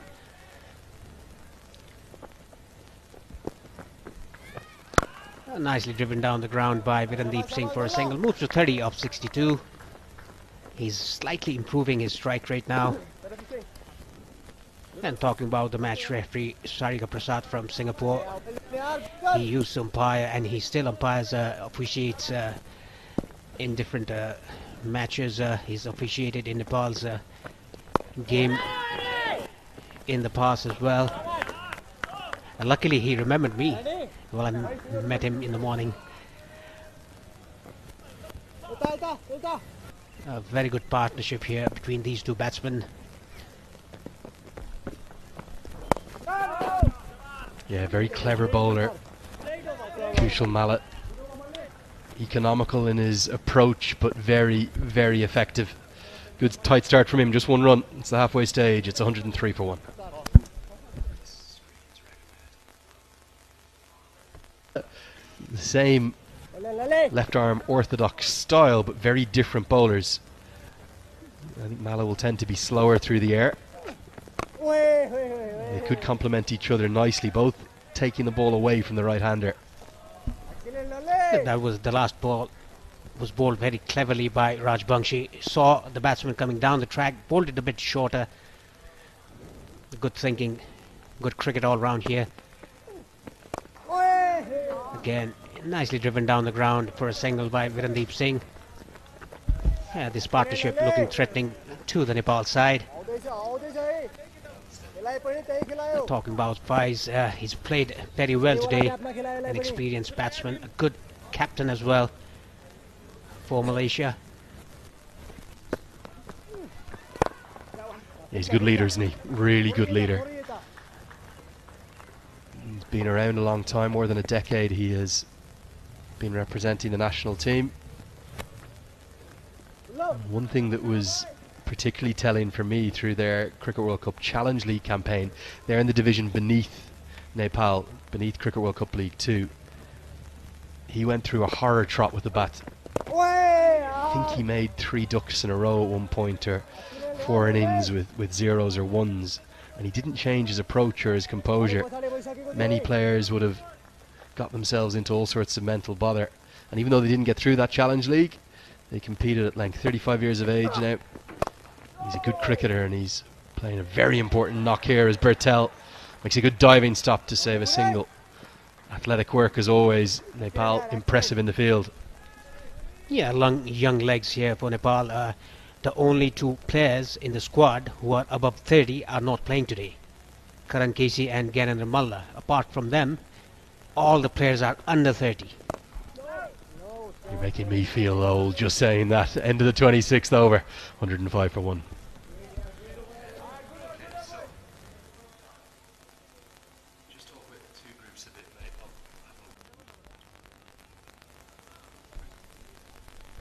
It's a warm day. We're expecting temperatures to continue to heat up. We've Gone are the days when there is a fixed position for them, a particular number.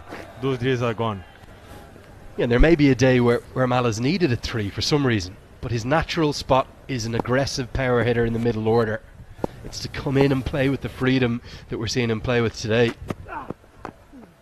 And Bim Sharkey, he's more of an accumulator. He's got 64 off 89. There's nothing wrong with that. That's brilliant numbers at number 3. It's a really good innings at number 3.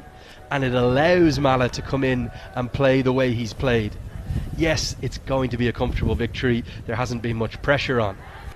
And they'll have to do it in more difficult circumstances. But the structure and that batting lineup, it makes perfect sense to me. The class of Asif Sheikh at the top alongside Kushal Bertel will still naturally play quite aggressively. Then Bim Sharkey is a very steady hand for a young man at 3. Powdles the rock at number 4. And then Mala in at 5. He can just pick up these shots all over the ground. Even when he's not trying to hit it, it challenges the rope, runs away for a couple. The brilliance about that batting order, you still have Arif Sheikh to come, so if there's early wickets you can drop Mala down 1. Mala can come in at 6 instead, or even 7. So if it's 30 for 3, 10 overs gone, just like it was against the UAE in that critical match, maybe get Arif Sheikh in and then Mala hold him back. And the even better thing is you still have Dipender Singh Airi to come, and you still have Gulshan Jah. When Mala plays like this, he's brilliant to watch. And that's what the fans want, and they love that. Another misfield, Malaysia. The coach has done everything now but thrown in the towel. It's nearly all over for them. Nepal waltzing to victory. They're giving it away easily now. Very just missed it on the bounce there, Wafiq. Yeah, maybe those tired legs of Wafiq after bowling those early overs. Yeah, but should have easily collected that.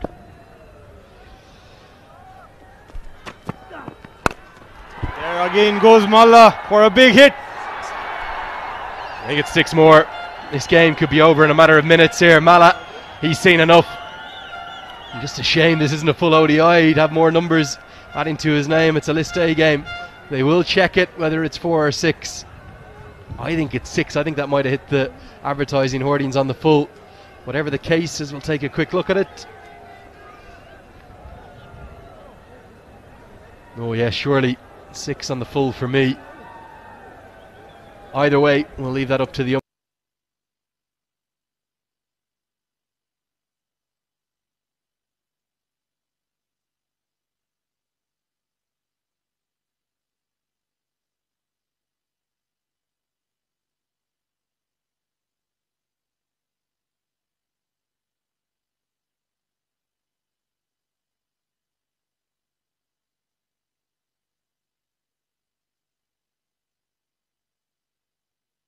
said earlier, maybe not the greatest first 90 minutes or 2 hours of play from Nepal. I mean, you can't ask for more. It's the first day of the tournament. There would be nerves, even though they have been playing brilliant cricket. But as players, in any international game, you need to get off a good start. And that's what these guys have done.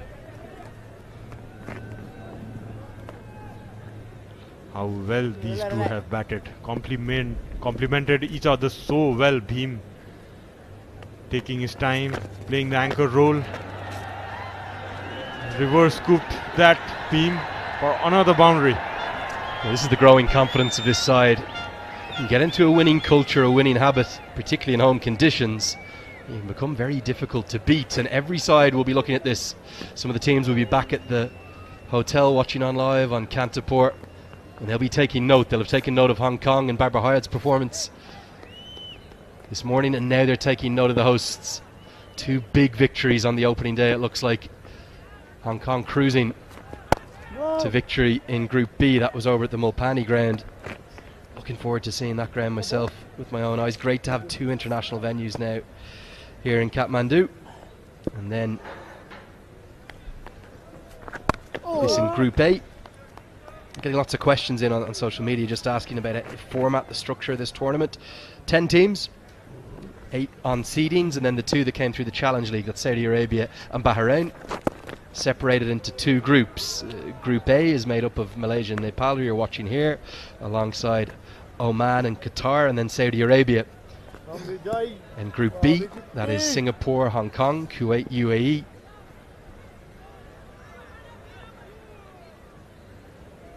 And Bahrain. Those 2 groups of 5, they play 4 group games each. The winners go to a semi-final, and then the 2 prizes on offer. The top 3 go to the ACC Emerging Teams Cup, and the winner qualifies for the Asia Cup. That Emerging Teams Cup will be in July, and the Asia Cup will be in September. Huge amount to be played for. 34 overs bowled, and as Richie Beno would say, it's choo-choo-choo.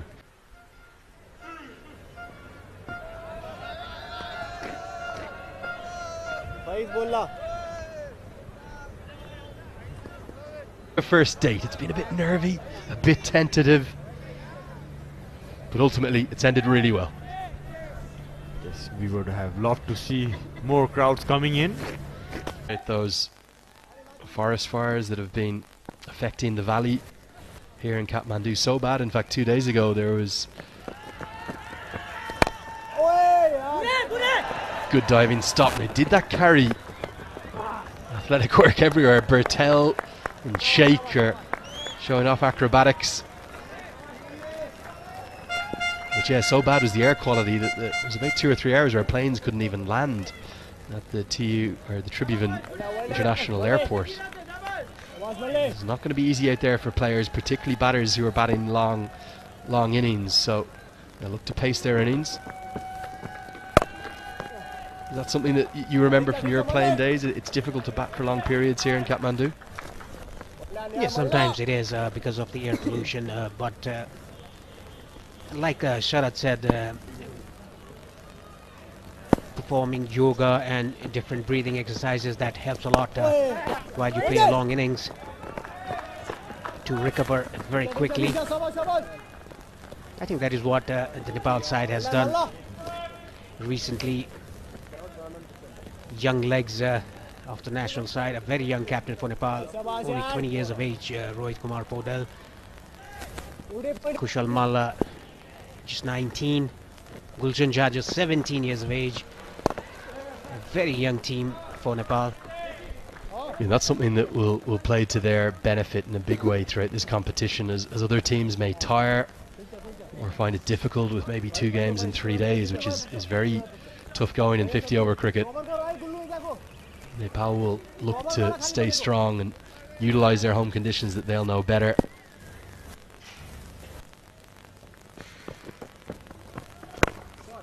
Pick-up shot, and very nicely picked up. I think it's the first of the innings.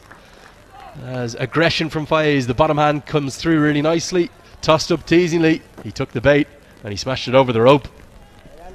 Yeah, that was a very good hit by Faiz.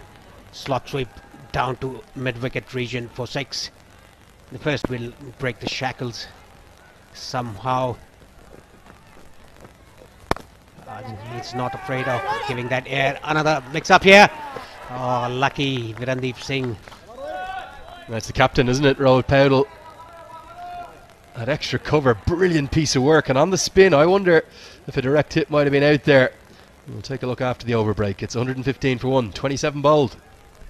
Well,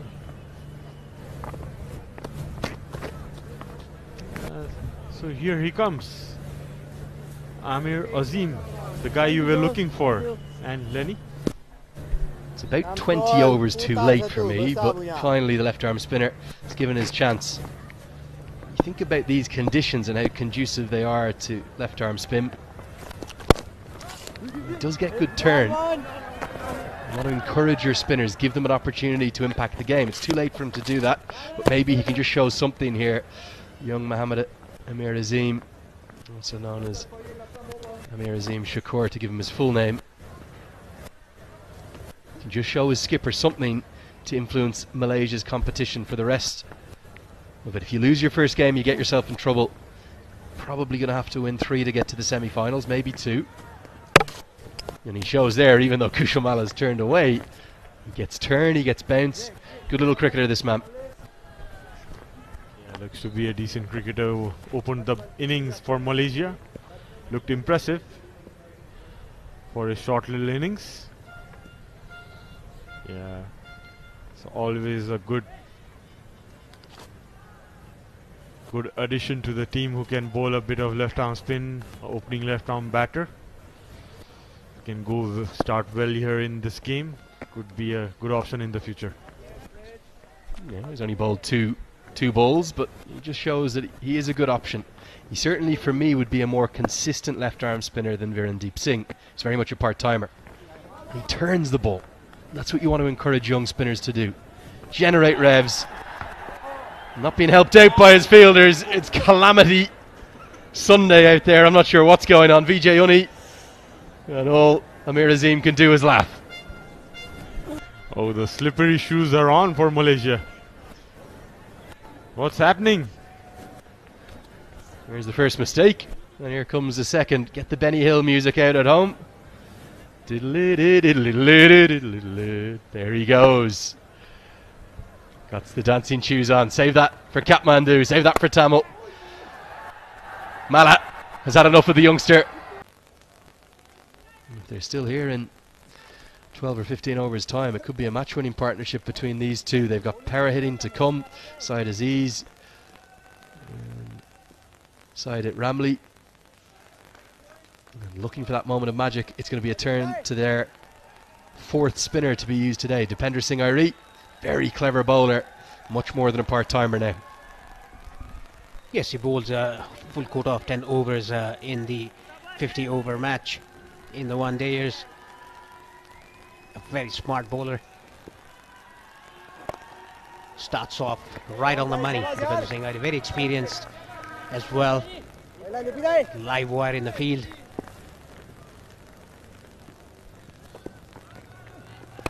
Nicely bowled again, giving that air. I think he's getting that drift away from the right-hander, bowling his off-cutters, off-spinners rather.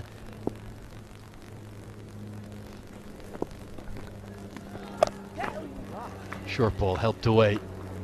There's a man out there, so it'll just be a single. He's also rapid through his overs. We've spoken about this before. He can get through an over in about a minute and a half. He gives Ravindra Jadeja a real run for his money.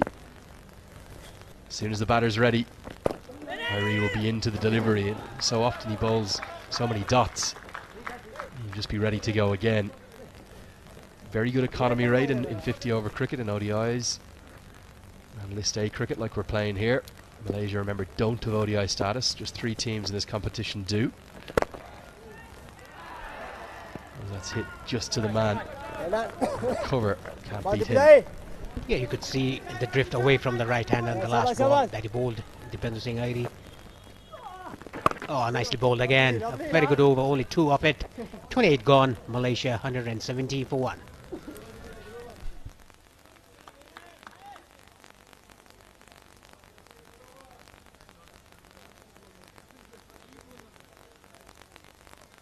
Their bow in the tournament's first game. And right now they're being put into a precarious position by Malaysia, whose two most experienced batters are combining really effectively, building a good partnership for the second wicket. And with hitting to come, Malaysia will know that they'll need well north of 250 to be right in this contest. They might want over 300.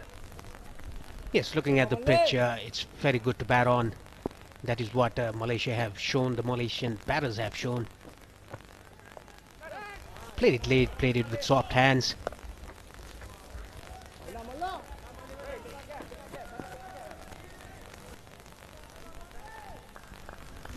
Kushal Malla. Nicely punched, but straight to the bowler, no run. The key to this partnership, the key to Virendip Singh's batting and Fai's batting is they are playing the ball very late, letting the ball coming into them. Look at that again. Just waiting for the ball and just maneuvering the ball around. If the ball is there to hit, they are going for it. The partnership itching towards 100 now. Yeah, and I think that it's not just the experience here in Kathmandu that Malaysia are relying upon, but also that tour of Hong Kong. That was from sort of the first to the third week of March, so they're fresh from recent cricket. And in addition to the T20I Tri-Series, rarest of things, a misfield from Dipender Singh Airi. They also had some 50-over games against Hong Kong and Hong Kong A there. It's a good experience for Malaysia. They're putting it right up to Nepal. Get to the end of the 29th over. We'll have a quick commentary change. I'll leave you with Sharad Vasaker and Paresh Lahani. It's 119 for 1. He says, I'm going to end this in 3 balls. He's going to go 4-4-4. He's going to try to anyway. There's the first one. 7 to win now. He's looking to end this in this over. He fancies against left arm spin. He just stood there and smacked it down the ground for another 4, Kushal Malla. Look at his strike rate. Going over 180 for sure. Well, he's saying to whoever's picking the Player of the Match award, I'm going to end Kami to get it. Ball's had a bit of damage. With the post-match presentation coming up, it'll give me a chance just to change the commentary as well. Leave you with Paresh Lahani and Sharad Vasaker. Been great to be with you. We'll see you in the post-match and see you in the coming days. Thanks for watching so far.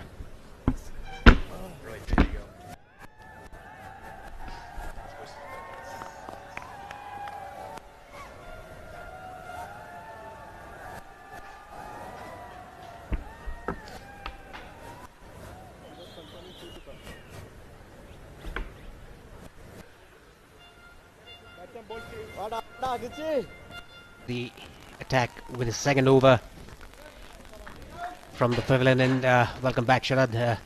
So, where do you think Malaysia is going from now on? Thank you, Paresh. Well, they seem to be in a very good position. Just a wicket down. Although they are going just above 4 runs and over. I'm sure with wickets in hand, they can up the ante whenever they want. Nepal looking for that second wicket. Wow, Dipendra, the flying Dipendra. You can see he covers ground solely for it. If Dipendra cannot reach those, nobody can. A good partnership here. Nicely punched down the ground by Virendip Singh. And I think that's the 100-run partnership between these two batsmen. They were 22 for 1 in the initial stages. A good partnership between these two batsmen, Virendip and Ahmad Faiz.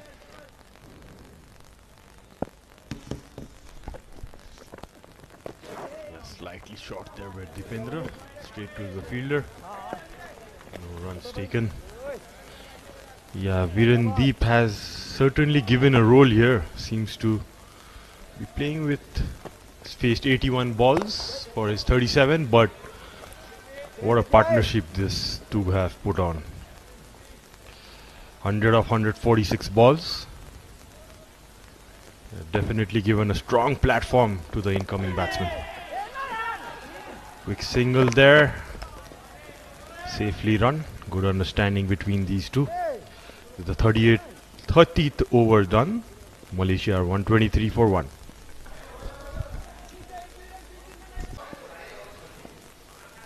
Kushal Malla to continue. Nicely played off the back foot, but straight to extra cover. The captain there, Rohit Kumar Paudel. I would like to see Sompal coming with a short burst here. Sharad, what do you think? They need to break this partnership. Yeah, probably with the nature of this wicket, Rohit opting with the best option. Bringing on his slower bowlers. Kushal on his 4th over. Still, they haven't been able to get that breakthrough which they are looking for. Need to do something differently to get that second wicket, Team Nepal. That was a close call.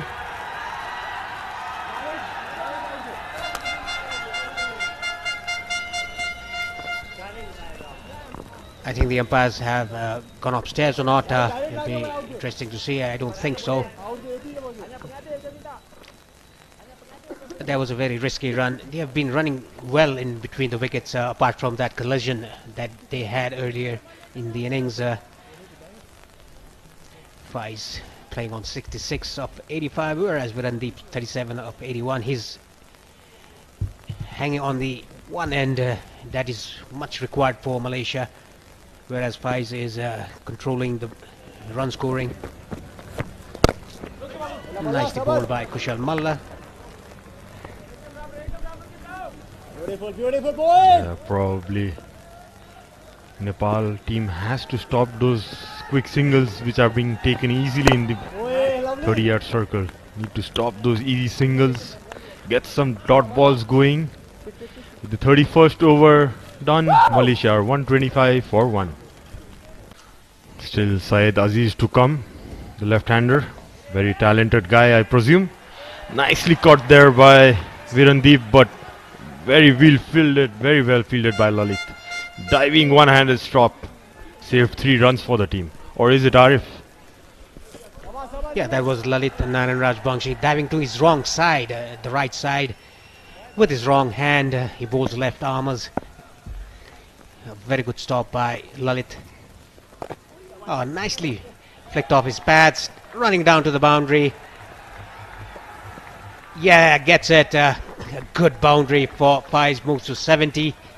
Good batting here by the Malaysian batters. Fayaz looks so good off his legs. Plays this shot so well. Just pulled it. Short arm jab. Half sweep, half pull.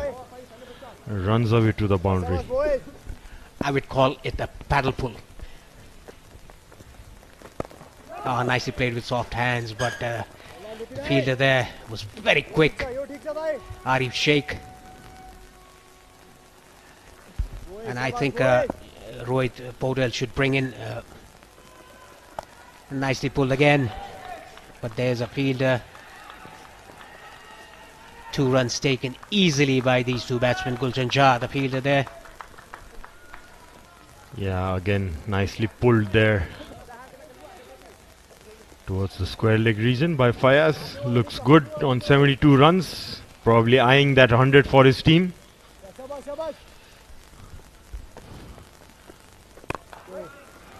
Doesn't he look a very good timer of the ball, Fayaz, Paresh? Yeah, it sure does. He's captained his side for more than a decade now. He was there when we were playing. He was just a teenager then. Nicely driven down the ground for a single. 32 gone. Malaysia 133 for 1.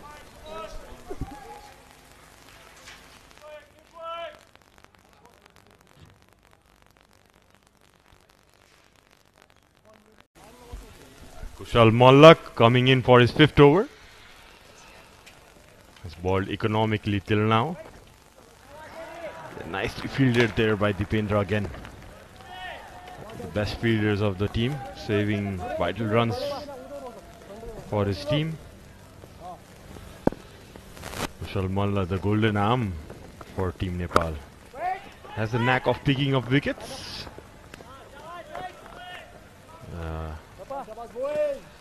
So Paresh, what do you think the score would be from here? Oh, nicely driven down the ground by Faiz for a single down to long off. If this partnership moves till the 48th over, I think 300 is on cards for Malaysia. It looks like a belter of a track for the batsman. Nicely bowled by Kushal Malla. Talking about this partnership has been a very good one for Malaysia. The 2nd wicket partnership. Again, nicely driven down the ground by Virandeep for a single. They are rotating the strike. Wherever the ball is there to hit, they are hitting boundaries at will. Good cricket all round here by Malaysia. Most certainly, they're getting single with ease. Getting those boundaries, and what a square cut that by Vir Fayaz for another 2 runs. The deep square fielder covering it off, and with 33 overs done, Malaysia are 137 for 1.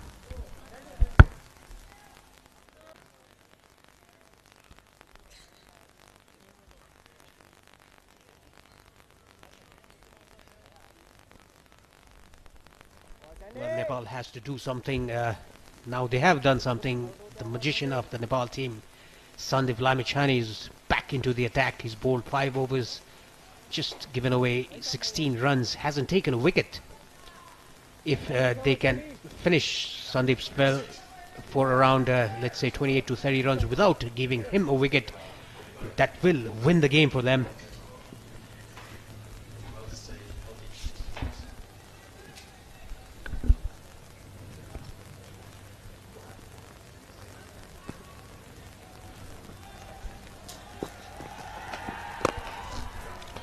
Comes down the track, Virandeep punches it down to long off reason for a single. Talking about Fayaz, he's been an old campaigner, 35 years of age, Paresh, still looking for his first 100 for the national team. Well, he has that opportunity today if he plays till the 40th over. Probably can. That's a big appeal, and Fayaz is out. Outside edge, nicely bowled there by Sandeep around the middle of region, and outside edge probably Fayaz looking to play for that single around the cover area, but edging it to the keeper. Yeah, big wicket for Nepal. A big breakthrough here given by Sandeep Lamichhane, the magician of the Nepal team. Faiz has to depart for 76. Malaysia 138 for 2. And let's look at the replay again. Yeah, I think that was caught behind. Yes, a slight edge, leg spinners, and Googly, and bowled Googly as his weapon. Very good bowling by Sandeep Lamichhane.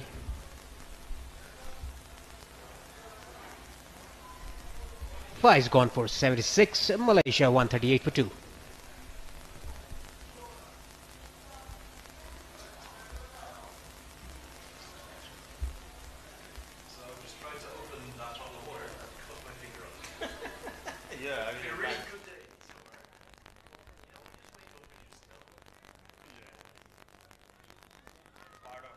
Vijay Uni is the new man in.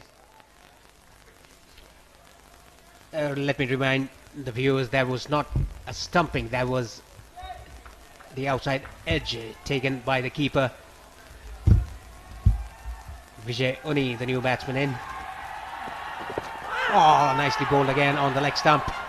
Slight appeal there. I think that was pitched outside leg stump. Yeah, that's what Sandeep was indicating to them, probably going down leg. Yeah, pitched outside leg.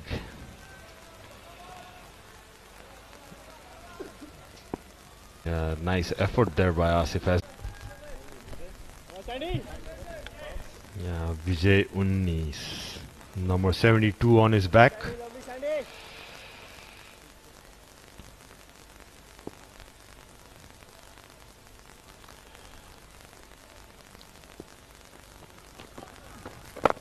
Slightly over pitched and nicely driven. Square. Nicely fielded there by Lalit as well in down the boundary line. Kept it for 2 runs. And with the 34 over done, Malaysia are 141 for 2. Equally supported there by Bhim Sarki as well. Batting on 61. Just 36 runs needed for Team Nepal.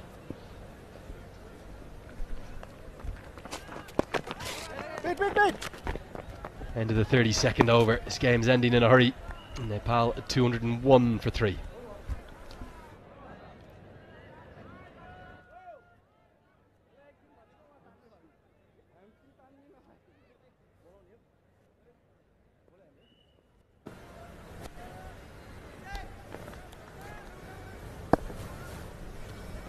So it's Shakur again for his 5th ball. A dot. Kept the tip bit low. Welcome back, Parish. Thank you, Sharan. Only 7 more required of 90 balls now. What an innings Kushal Malla has played. 35. Only with his last over of the innings. Nicely done. Reverse sweep by Team Sharky, but straight to the fielder there. Only a single. Only 6 required. Now can Kushal Malla finish it off with a big blow? Surely would be looking to do that, Paresh, because the earlier you finish, the net run rate might come into play. So Nepal would look to finish as early as possible,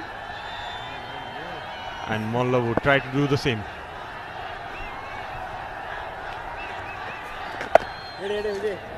Nicely defended there, back to the bowler. Anything on his slot, Kushal Malla is gonna go to that mid-wicket region for sure, Paresh. Nicely done by Kushal Malla. He's not in a hurry. Just a single taken. 5 more runs required for victory for Nepal. Any other game in Mulpani ground, Hong Kong beat Singapore by 8 wickets, chasing a mere total of 175. They chased it in just 33 overs. Babar Hayat scored an unbeaten 108 of just 94 deliveries. A century again. He loves Nepal. He loves Kathmandu. Oh, that's high up in the air. The fielder there takes a catch.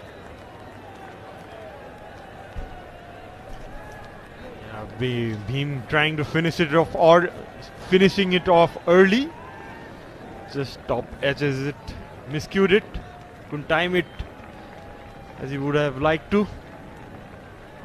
Neat catch taken there by Virandeep. Went very high up in the air. Nicely judged. Yes, a smart catch there.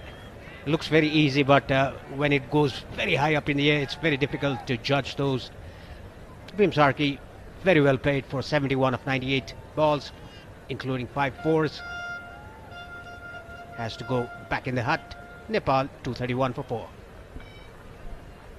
At the same time, the coach would have loved to finish it off as well as Bhim himself. Yeah, wide ball. Dipender Singh Airi, the new batter in at number 6. Yeah, I'll be very happy with Bhim Sarki's innings. He steadied the ship. He played an anchor innings. Very unselfish by him. Nicely tucked away on the leg side by Dipender Singh Airi for a single. After 36, Nepal 233 for 4.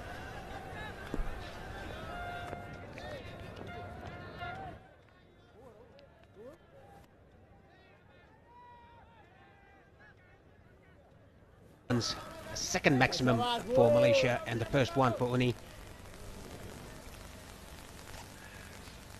That went to the grass banks. Slowing it down, Kushal, probably not trying to give any pace to the bat. Showing some good intent there. Vijay Unni just coming in.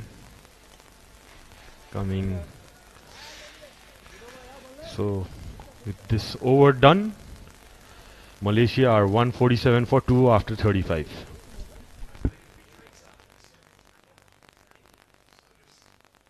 And before as well. Yeah, one reason he might be bowling more of leg spin is he has been bowling those googlies very often before, and he doesn't want them to be predictable. Probably the right way to go. The opponents probably have already been reading him with the googly which he has been bowling, as there are a lot of videos available with the analysts these days. It's a good idea by Sandy to Sandeep Lamisane to just bowl the leg spinners.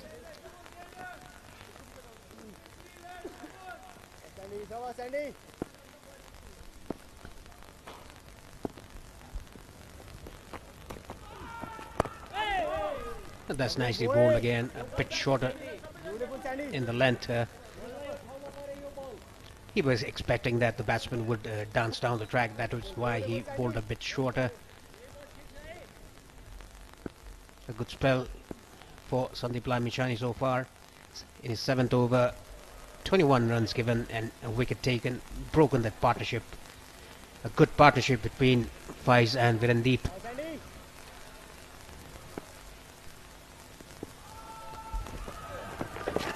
A long hop there, helped it down the ground. Sompal is in pursuit. Good understanding between two fielders. Good partnership. 2 runs taken by Vijay Unni.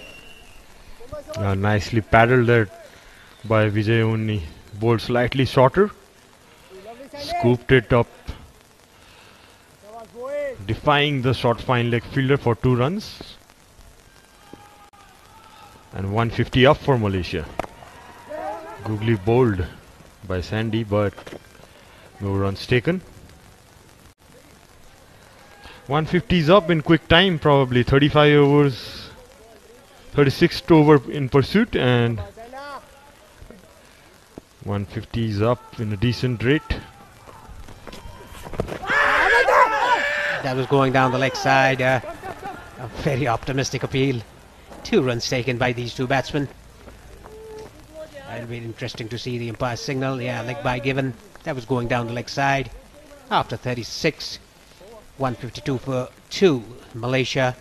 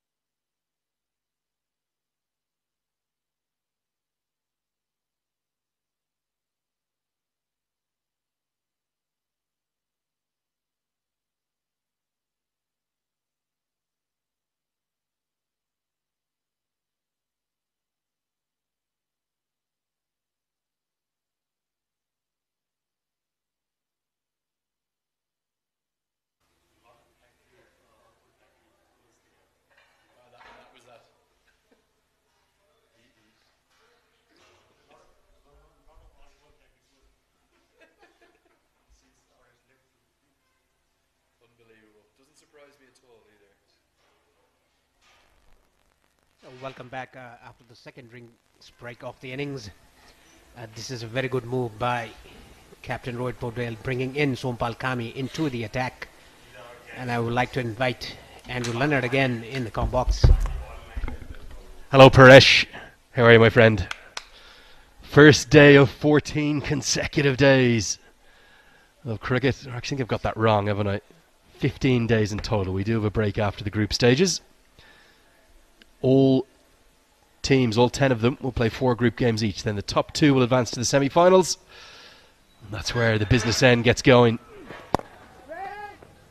Winners of those 2 semi-finals advance to the grand final on May 1st with that huge prize, the ultimate prize of going on to be the associate representative at the Asia Cup and taking on a group of death, because you're placed into India and Pakistan's group in the Asia Cup that will be held in September.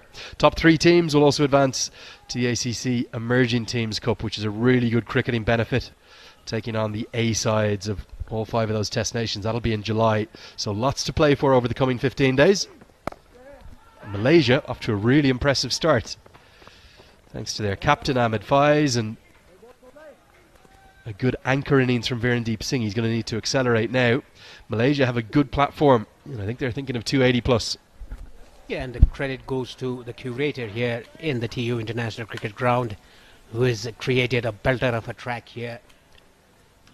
Yeah, it'll always be good to see the runs on board and to chase that.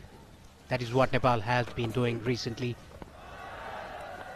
Nicely bowled outside the off stump. Tried to play a tricky shot there, Vijayuni, but was completely beaten.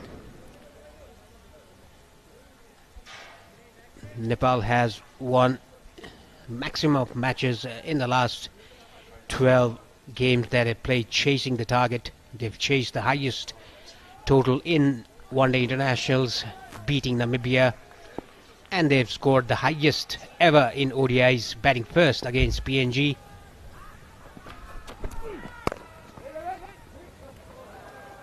Yeah, but any chase up above 260, 280, even on a very good batting surface. I do think this wicket in particular, over the last 2 years, that the batting pitches have been outstanding here at this venue. This one, first use, is probably going to be the best pitch of the tournament, potentially. But as soon as you get north of 280, particularly north of 300, no matter how good a batting wicket is, it's not easy. If you lose a couple of early wickets, you get yourself into trouble. And for me, Paresh, there has to be a question as to how many times Nepal can keep doing it, keep pulling off these incredible chases.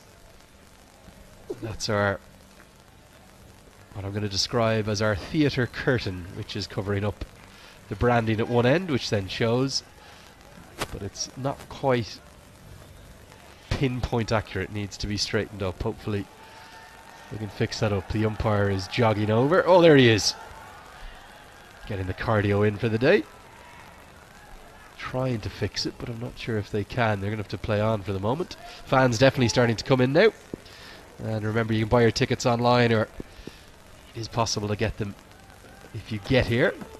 You get a discount if you get them online in advance, so do that. Talk of maybe some of the later games selling out too, so if you are interested, make sure you get your tickets in advance. Don't miss out. Yes, get it in advance before it gets sold out.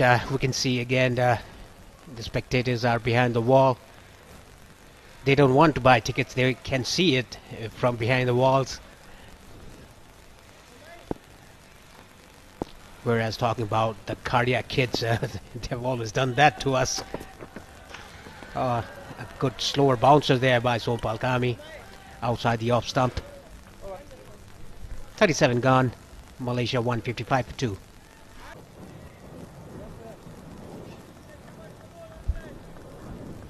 So, change in bowling. I think Lalit Rajbanshi is going to come back into the attack, and these 3 overs be fascinating. Malaysia have played him very cautiously, just worked it around off him, going only just over 2 and over. They can't afford to do that for these remaining 3. Where will Virendeep Singh target? He does like to go inside out over extra cover. Yes, I think he'll be targeting that area down the ground or over extra cover. This time he sweeps it, but straight to the fielder. A good, smart catch by Sompal Kami. The 3rd wicket is down for Malaysia. Well, this is the problem with the anchor innings. If you get out when you're just trying to accelerate, your numbers can look quite poor. 46 off 94, he's gone for Virendeep Singh.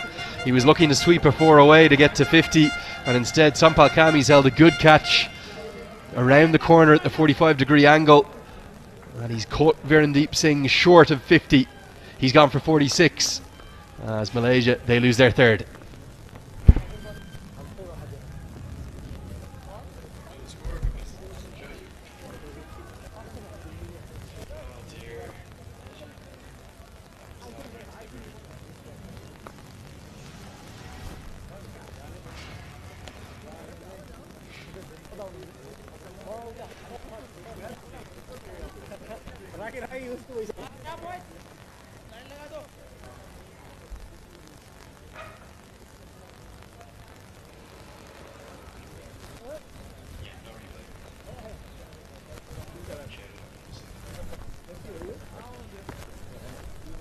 Yeah, that was a very smart catch, low to his left, Sompal Kami. He's a very good athlete. His ground fielding is also good, catching is also good, a complete cricketer. 3rd wicket down for Malaysia in a very important stage here. Shahid Aziz is the new batsman in, the left-hander for Malaysia in at number 5. Yeah, this is the danger man here. He's the power hitter in the middle order. And as much. But he can score very quickly, rapidly, in fact, and he's going to need to, because Malaysia, if they just amble through these last 12 or 13 overs and get up to, say, 240, 250, I don't think that will be enough.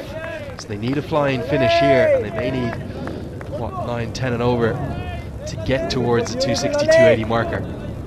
Yeah, Aziz can play himself in because more than 12 overs remaining, 12.3 to be precise. That's nicely bowled, but oh, brilliant fielding there by Kushal Patel. Bertel to me has been the pick of the fielders. He's been outstanding, and he did carry that niggle for a little bit. I just wonder, has that month off got him back to full fitness? Great stop. No time for a single. This is a brilliant over from Raj Banshi. 4 dots following the wicket. I'm just going to check, is that the over or not? The umpire's not certain. Our scorer has it as 4 dots with 1 to go.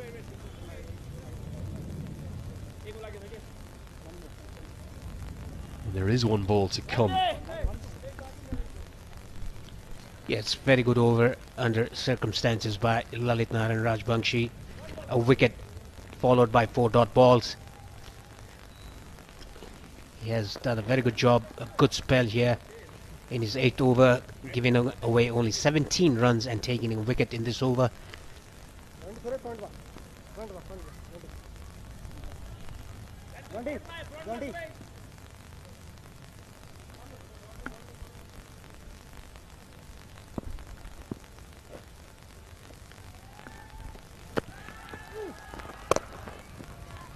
Won't be the wicket maiden, just the 1 run comes off that over.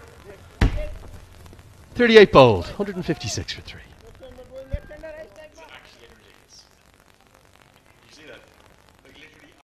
A good economy for him. Bowls it down to the leg side. Wide given by the umpire. He's not trying to give away room to the left-hander. He wants to tucking up, bowling into his body, but got his line wrong there. Going towards the leg stump. He has to start from the off stump, ball angling into the left-hander. That is what he did in this instance. That was a variation ball by him. An off cutter. Talking about Sompal, he looks very fit. A good athlete. In his mid-20s, I think.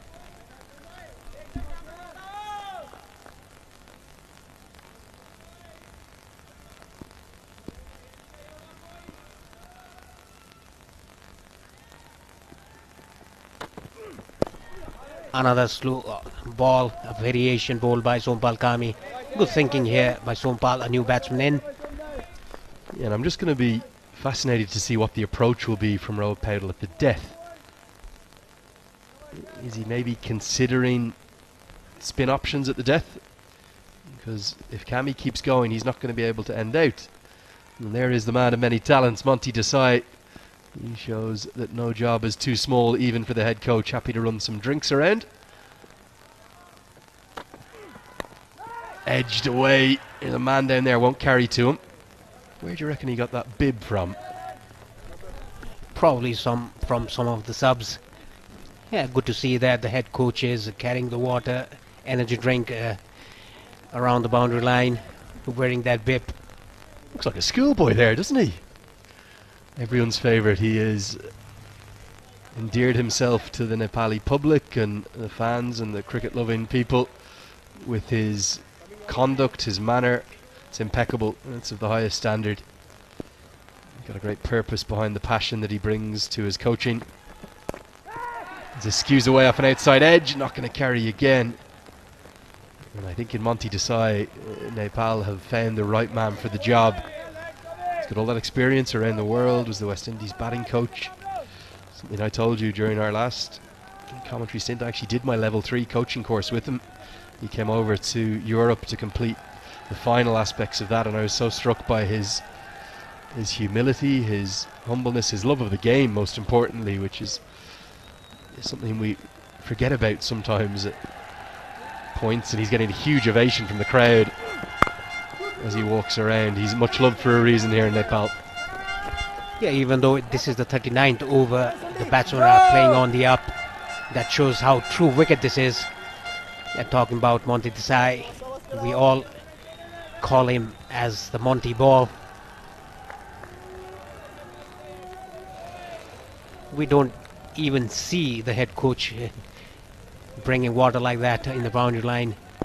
I think this is the first time I've seen a head coach doing that. There might be a reason behind it as well. A couple of messages of encouragement and telling his team to keep going. I think he'll be pleased with the fight back the last 4 or 5 overs as well. Nepal are just dragging themselves not just towards parity, maybe ahead of the game. Malaysia going about 4 and over, 11 remain. 161 for 3.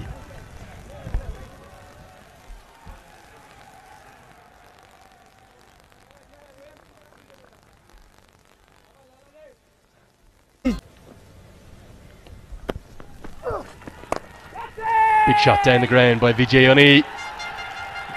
And he's not going to get it over the rope. Kushal Malla takes the catch. It was a point to the heavens immediately from Raj Bansi. That was the confidence that he has in young Kushal Malla. This is the problem. Malaysia have got to get going, and they're looking for big shots right from the off. Uni can only pick out long off, and Raj Bansi has his second. Nepal have their fourth. Yes, look at this again. Very smart bowling by Lalit. An easy catch to Kushal Malla down to the boundary line at long off. Easier as it gets for Kushal Malla.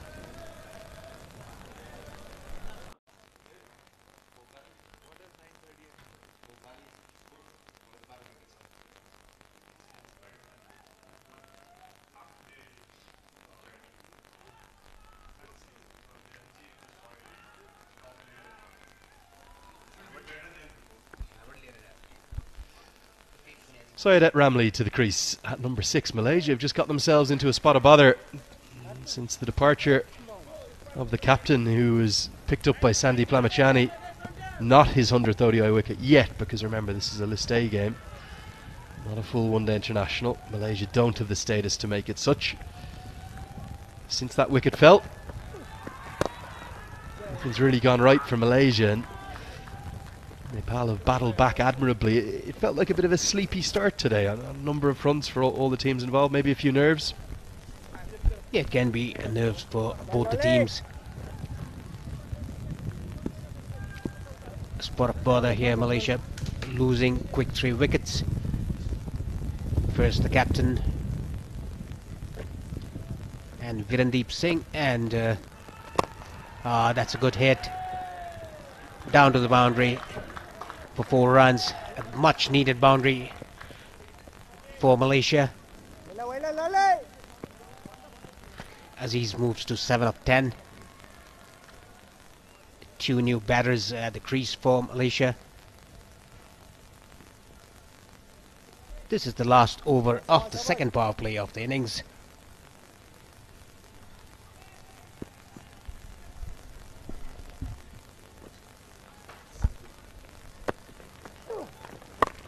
Flatter through the air, and that's hit out to one of Syed Aziz's strong zones. Loves the pull shot, will sweep as well. He's going to be the key. Nepal can get him, they might be thinking of under 220. If Aziz gets going though, 250 plus very much on the cards. Yes, and Ramli should give company to him. Nicely bowled, beautiful delivery by Lalit. Well, that is a beauty. Maybe the delivery of the innings, in fact, even though it didn't pick up a wicket. Look, turn and bounce. Although Asif Sheikh's glove work was a little messy. Angled in, dipping and then turning away. The DDT. Drift, dip and turn. That's what we're talking about. 40 bowled, 10 to go into power play 3. It's 167 for 4. Inside the circle. And Rohit Paudel choosing to use all of those as Sampal Kami continues. And that is classic Syed Aziz. Gorgeous shot. Angled in, flicked away. Almost as though a switch flicks when it goes into the last 10 overs, into the death overs. Problems have continued to abound for Nepal, and Aziz looks to capitalise upon that. That's a gorgeous stroke for 4. Yes, it was, and it was right on slot there by Sampal Kami. Very full. Was trying to bowl a Yorker there, missed it by 6 or 9 inches, and Aziz smashed that down to long on for a boundary.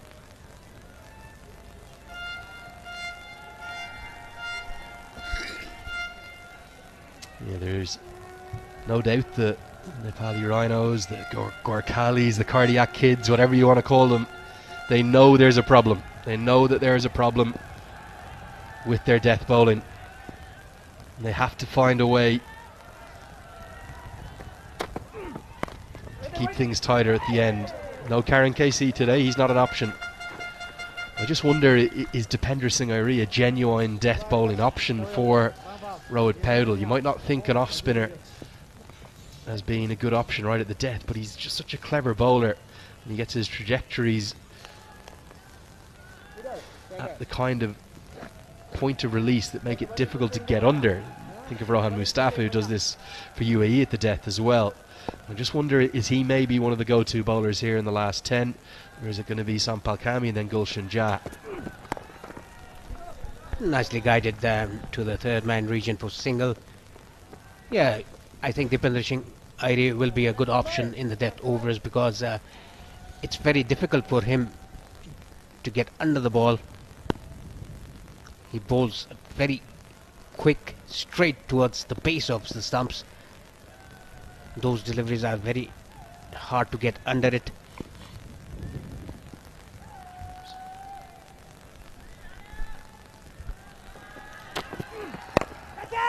Picked up again. Man out there and taken. Wanted to go much squarer, didn't he, Aziz? And it's the off cutter. I wonder, was that what Rohit Paudel and Sampal Kami were discussing? No big celebrations, relief as much as anything. Aziz is gone for an unlucky 13. Malaysia, they slide further. They're in trouble. Yes, they are very smart bowling. Good captaincy by Rohit Paudel. That was an off cutter, as didn't hit the middle of the bat. Went straight to Rohit Paudel. He was stationed there by himself. A low catch taken by him. A relief for the Nepal side. Aziz gone for 13. Malaysia 173 for 5.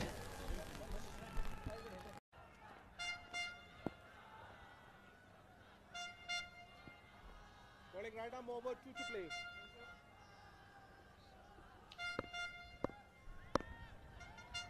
Kizar Hyatt is the new man in at number 7. That was a leg cutter bowled by Sampal Kami. Straight to backward point. Kushal Bhurtel, the fielder. Again, 2 new batsmen in for Malaysia. It's the last thing you want, isn't it? As you're approaching this third and final power play, you want to get the run rate going. Rohit Paudel's never going to drop that, is he? Very good fielder, getting himself into one of the key positions out at long on. And certainly Nepal in the ascendancy now in a big way. Can they close out the 9 overs that remain after this one? Dot ball to end the 41st. It's 173 for 5.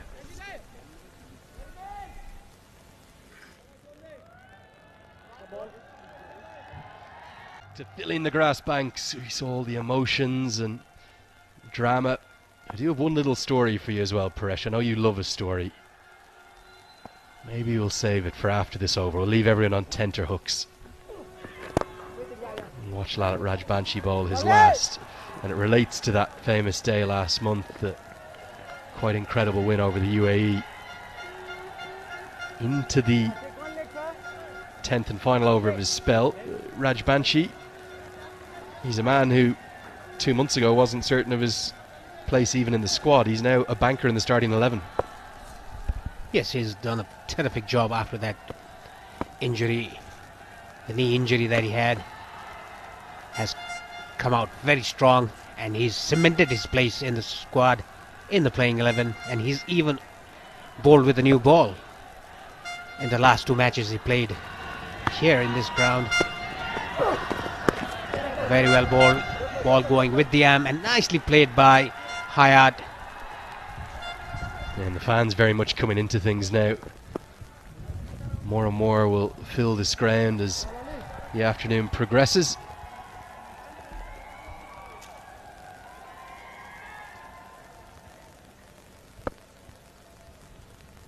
And certainly right now Rajbanshi looks like a key performer in this bowling lineup. That's helped away. There's a man out there, so should just be a single.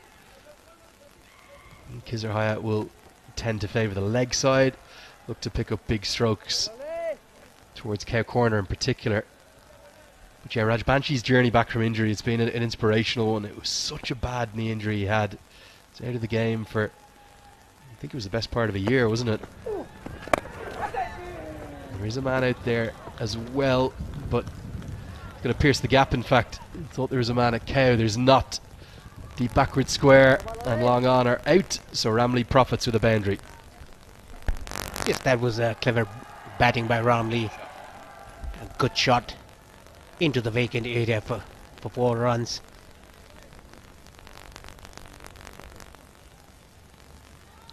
The ball slowly rolling towards the boundary line.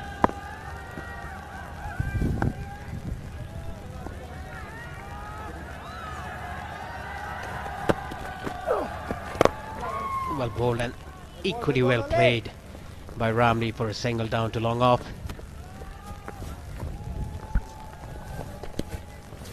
Yeah, he looks to me to be an absolute banker, maybe in all conditions now, Lalit Rajbanshi. And having that 4-prong spin attack is something that Rohit Paudel, I think, really enjoys having in these conditions.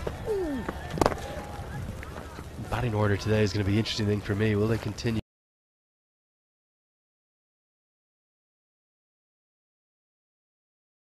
Over.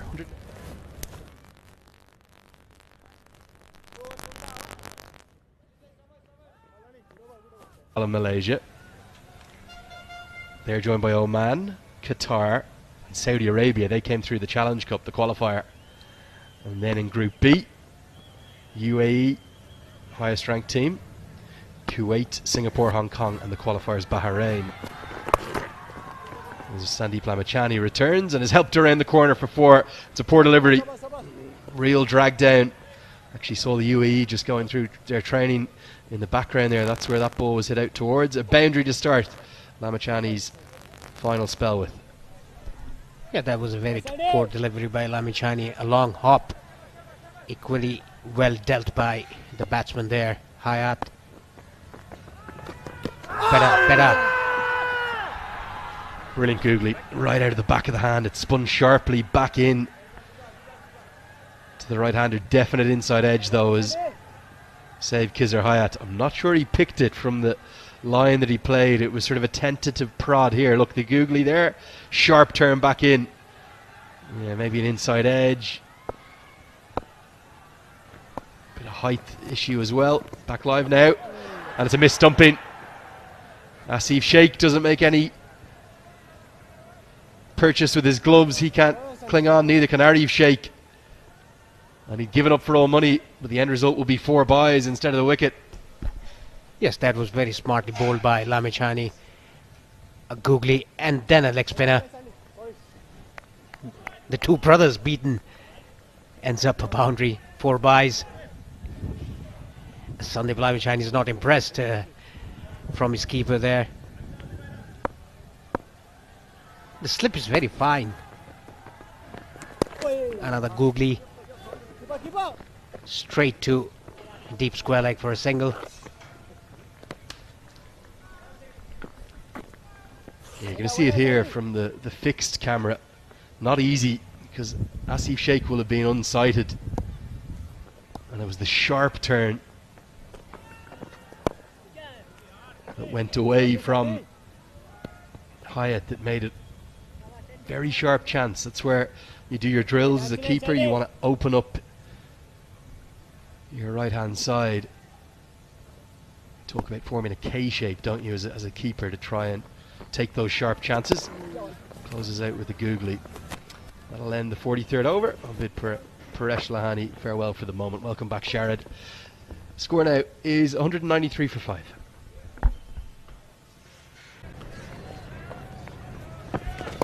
Dipender Singh Airi to bowl.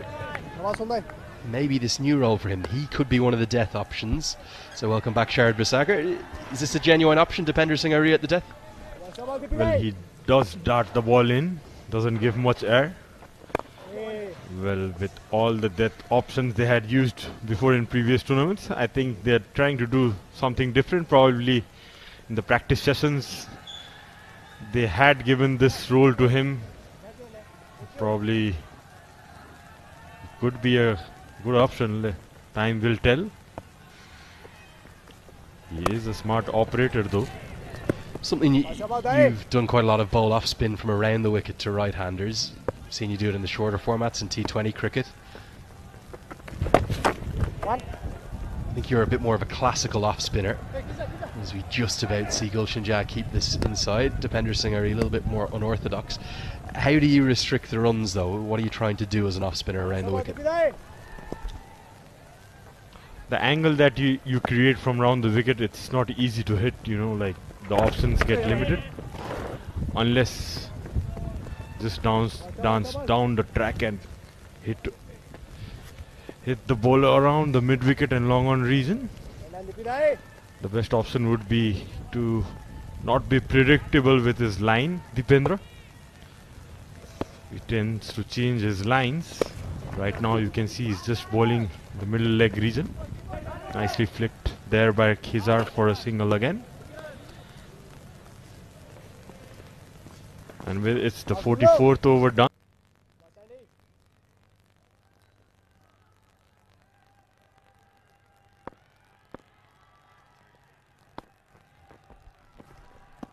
Six overs left and Sandeep Lamachani will bowl the 45th. Great to be bringing you these pictures around the world. You're watching day one of the ACC Men's Premier Cup. Hopefully you're enjoying the action. Me, Andrew Leonard, joined by... He's hoping for another wicket here, put down!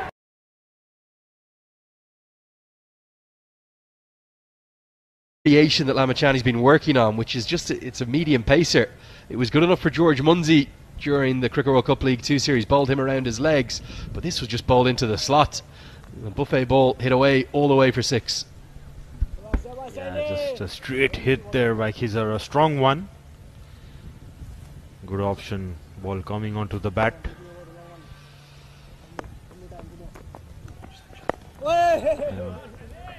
It's the over done with a dot ball. 45th done.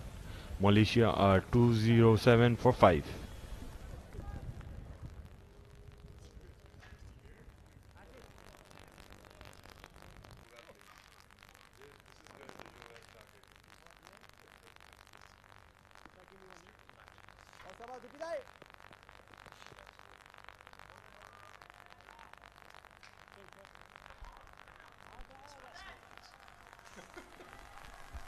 Five remain, and a big test of Nepal's death bowling, which has had such issues over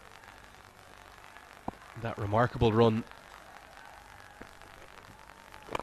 in Cricket World Cup League 2. It's maybe been the only sort of Achilles heel of the team through those 11 victories in 12 games. Everything else seems to have gone their way. Yes, they have been in great form, the team, but just the thing in cricket they call the law of averages. You never know what happens next. Nepal team certainly looking in great form. Hope they can continue. But with the Asian teams all around, you never know. A very good stop there by Bhim in the cover region. These are Hayat showing some good intent here. Yeah, and I think this is clearly being the result of the couple of weeks of training camp and how things have gone, they've said Dipender Singh Airi is the man to go to at the death here. He's the one they're going to turn to. They don't have the express pace really. Even Gulshan Jazz not that quick. So they're going to have to look at an alternative option, and that option is Dipender Singh Airi, who nearly has a run out, with Bim Sharkey unable to effect a direct hit. End of the 46th over even. Malaysia 209 for 5.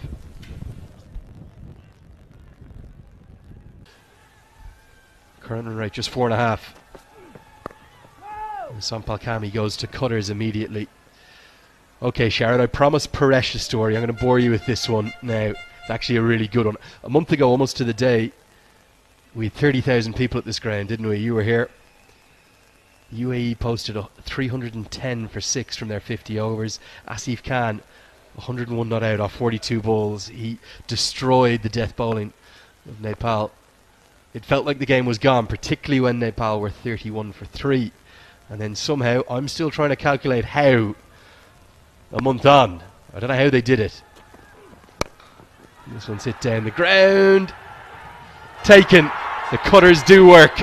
And pace off works, and Bim Sharkey has a big role to play in that wicket, as Hayat's rather rudimentary efforts with the bat come up short, and Kami has his second wicket.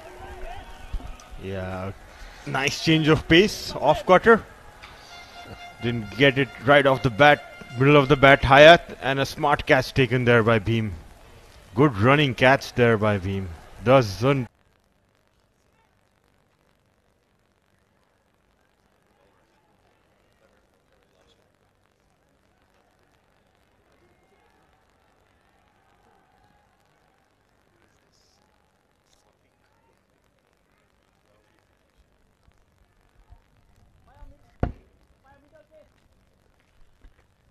Fitri Sham to the crease in at number 8.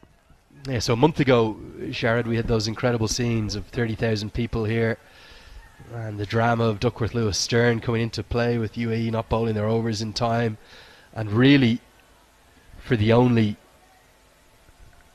point of the match, or the point of the chase anyway, that Nepal were ahead. They went off for bad light with Nepal ahead by 9 runs on Duckworth Lewis, and the emotions of that day were remarkable, but probably the best part of it for associate in Nepali cricket. Bowled him! Oh, it's a beauty! Around the wicket, it's curved, it's dipped, it might have been a knuckle ball. Something that Kami's clearly been working on. He's on a hat-trick. Middle stump is rocked back and the crowd roar. Wow, it was a curving Yorker. Maybe a knuckle ball, rightly said by Andrew. And Fitri Sham goes for the first ball duck. Can see there in the replay, it was an off cutter. Just dipped in the air. And Fitri Sham trying to clip it off the legs. Missed it and bullseye.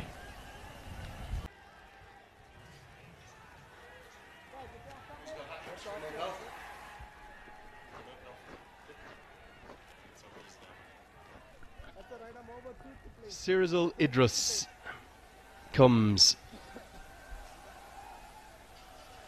in. He's going to have to face up to a hat-trick ball. A real special delivery, that previous one. Thought it might have been a knuckle ball. Looked like an off-cutter actually on the replay. Swung in like a banana and completely deceived the left-hander. 2 and 2. Can he make it 3 and 3? Join the list of Sandeep Lamachani and others who've got hat-tricks for their country. Here we go. Oh, it was full enough, it was straight enough, but an inside edge is going to race away for a boundary. 4 to the total. Yeah, close one. Sazrul getting his first boundary. Sompal looking for his first hat-trick in ODI cricket, not to be.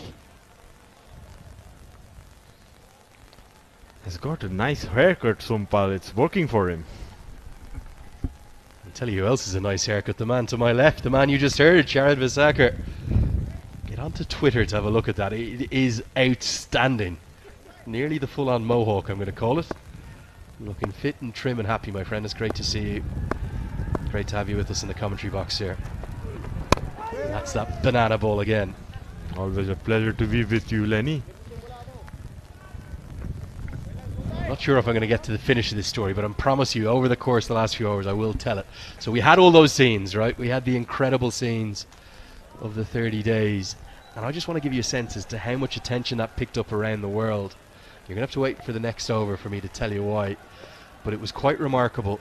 Every single place I've been since then, everyone has asked me, what was it like? Were there really that many people there? Surely they weren't all the way up in the trees. Were they queuing since 7 a.m? Yes, they were, I said. And in Bangladesh, in Ireland, in England, where I've been since then, it has picked up so much attention. Get to the end of that over. 47 bowled, 2 wickets in it. It's 2 on 3 for 7.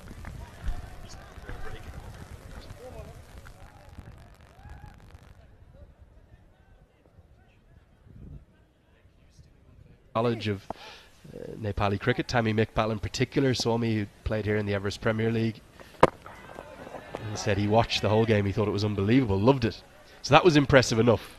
Thought that was pretty good. And then I got in to see all the Irish players. Irish players the same. They all follow where I am in the world. And long-standing friends, tight-knit Irish community.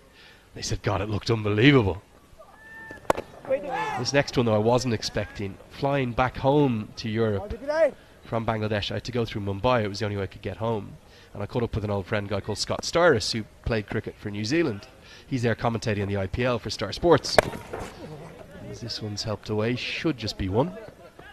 Little did I know when I caught up with him for the few, I was just in transit 5 or 6 hours there, caught up with him at his hotel.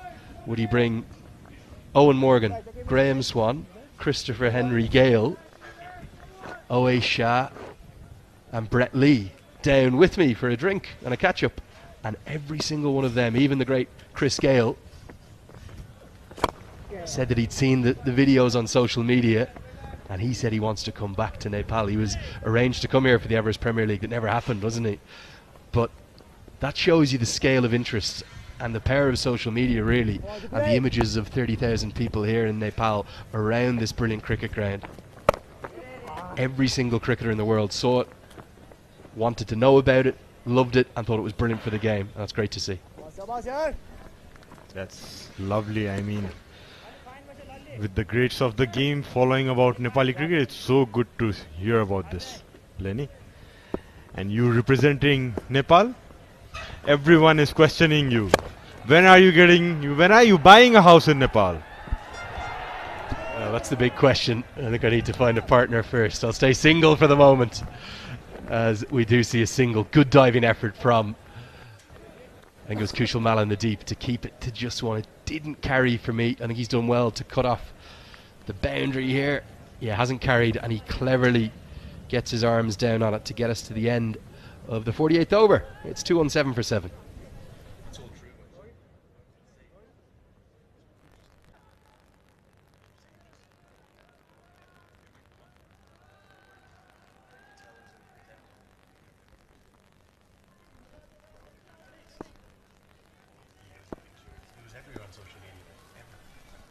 Two overs left. Sampal Kami to bowl his 9th. And this is picked up into the leg side, picked up very strongly. Going to go all the way for 6. That's the trouble with this ground. If you get it just slightly wrong, you're going to be punished. And Sarazul Idris gets a big hit all the way for 6, just over the rope. Much needed runs for Malaysia. The right time. Is that hitting that nicely over the mid-wicket region? Idris, beg your pardon? There's clearly been some work done over the last month. We're getting the full repertoire. That one's out of the back of the hand. You can see the batter indicating it there.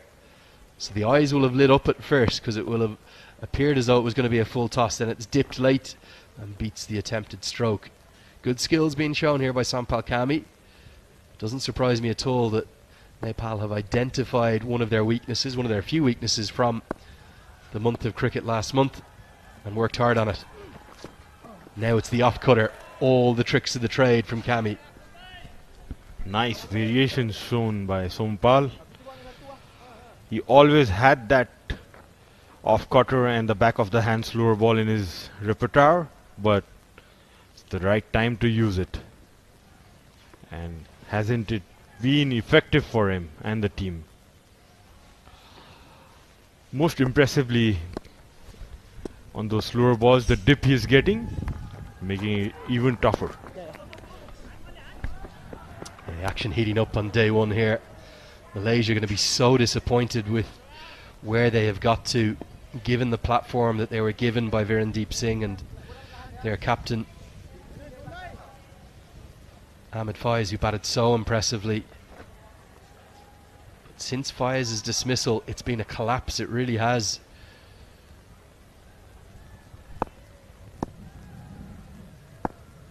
Got to do well to get to 240 from here, really. Kami now goes to the full pace Yorker. At one point, Jared, they were 141 for 1. They will get through for an overthrow. But to limp to what, 230, 240 from there, very disappointing for Malaysia. Yeah, after that big partnership between Fayaz and Virendeep, Malaysia really haven't been able to build a strong partnership to get a big total. Constant fall of wickets have always restricted the score.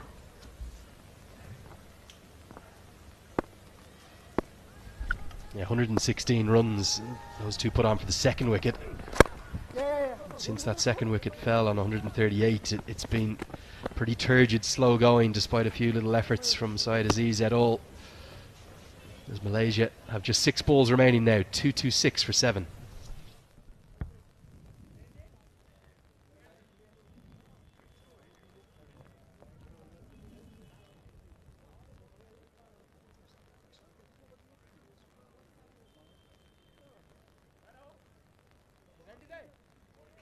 Off spinner, a very wily bowler, 10 overs, 3 maidens, 4 for 24. Brilliant figures those.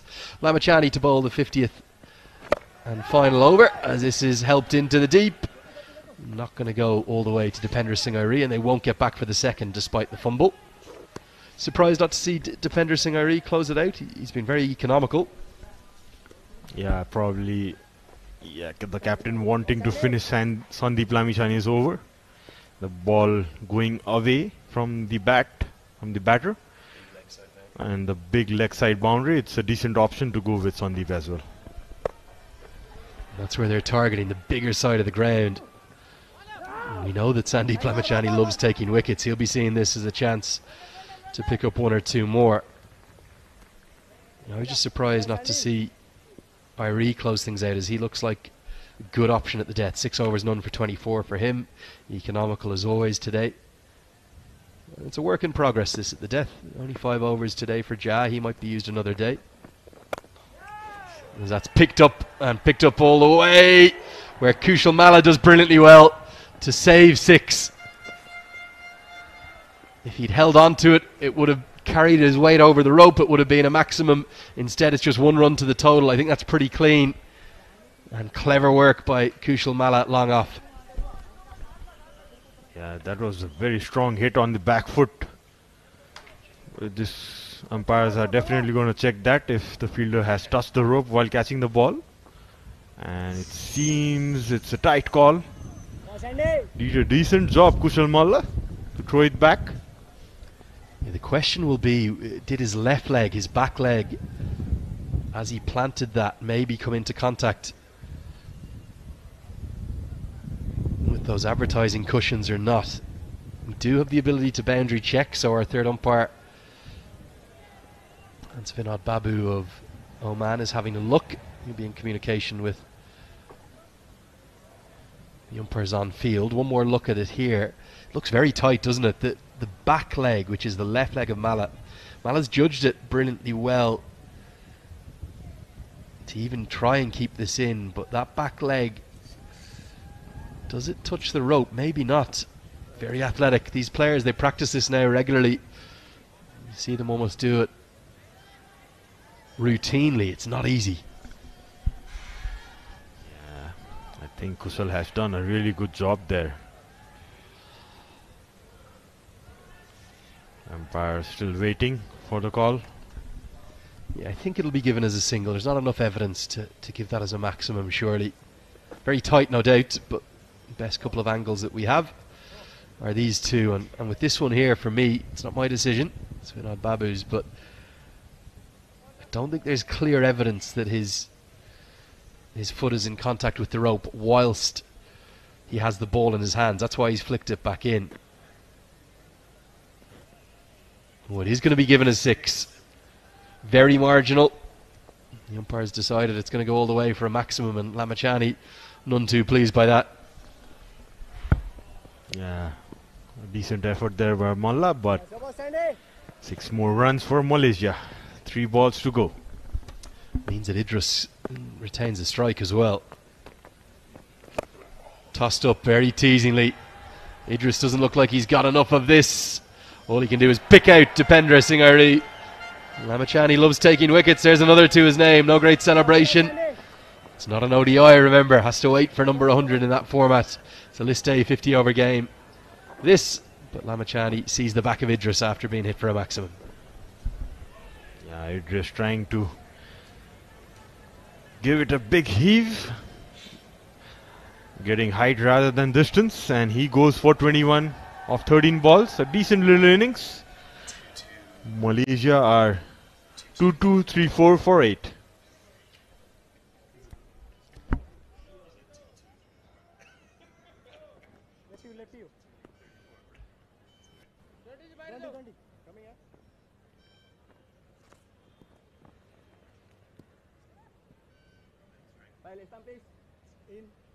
From the final 2 deliveries, suspect it'll be the googly around the wicket from Lamachani. He'll take it away.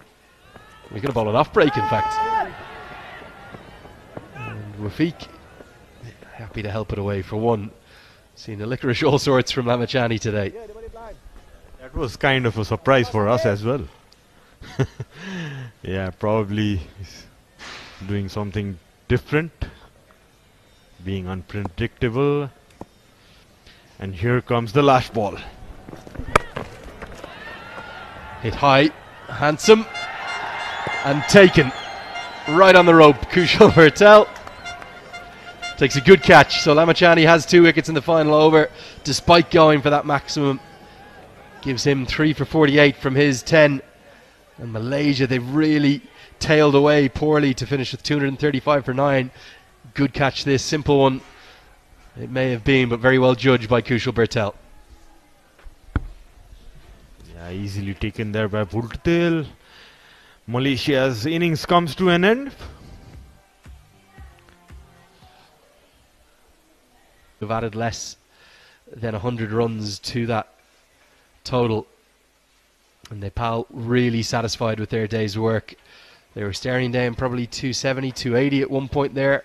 Maybe even a bit more, but their bowlers have dragged it back brilliantly.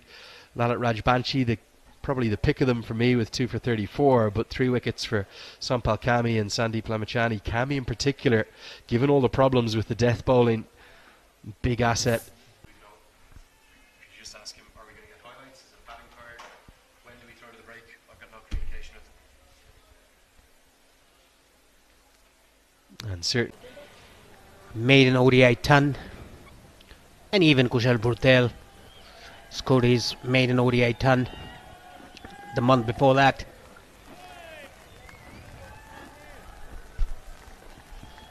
Yes, and his partner Asif Sheikh is in equally good form. And the most talented batters in Nepal right now. It'll be a very, very interesting chase. With these 2 in form, Malaysia would be looking to pick up that early wicket. And to start off from the Chobar end, it's Wafiq, is a left-hand medium fast bowler, has decent pace, swings it with the new ball. Yeah, for Malaysia to defend this total, they'll have to take wickets in the first power play. A wicket or 2 to put pressure on Nepal. Wafiq Irfan, left arm fast. Sharath, you must have seen him. I haven't seen him. Tell me about this bowler. Yeah, he'd been here before in the Tri-Series played among Nepal, Netherlands and Malaysia. That happened after the COVID 2021. Was also part of the friendly series against I think Zimbabwe, Nepal and Malaysia it is, if I'm not sure. Just check on that, but been a regular member of the Malaysian cricket team and a very good medium pacer. Would be looking to strike early. Left arm seamers are always a dangerous option. The ball coming in. It'll be interesting to see how much swing he gets early on. The first ball of the second innings. Starts off with a wide, down to the leg side. There was slightly hint of a shape, but the line was wrong. He should have started on off stump and then ended up on the middle leg.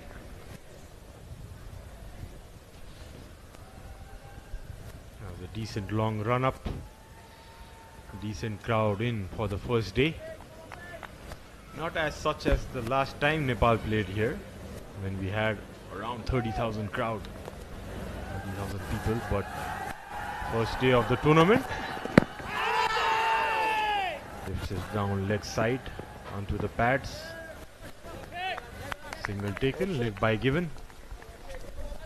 Yeah, I think Kushal was hurried by the pace there.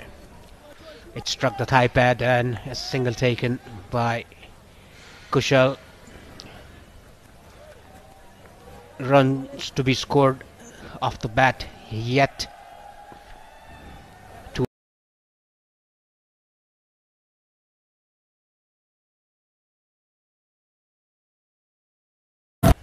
Irfan.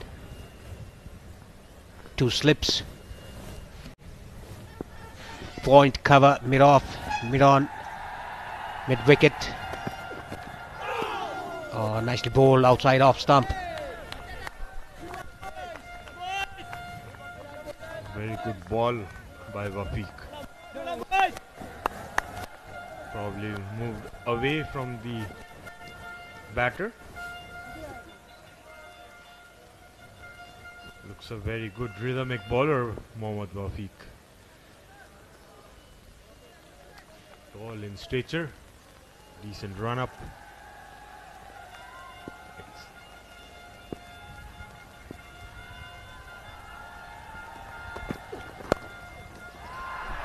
Nicely clipped off his pads, but straight to the fielder at long leg.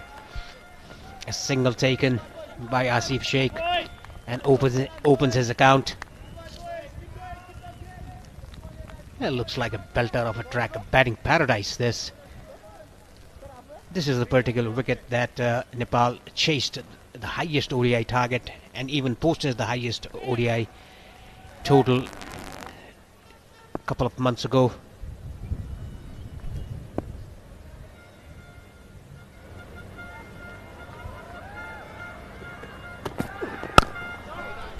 Nicely bowled, stump to stump, nicely defended by Kushal. Yeah, in the first innings we couldn't see much of a swing, Parish, but the slight breeze being blown across the ground, maybe the new ball can do a bit than the first innings.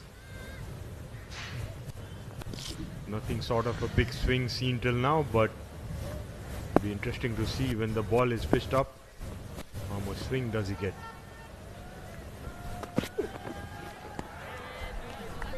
Down the leg side again, very wide this time.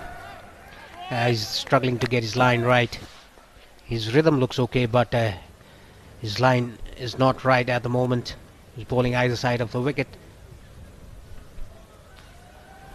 Yeah, probably trying to bang it in the wicket, but straying down the leg side.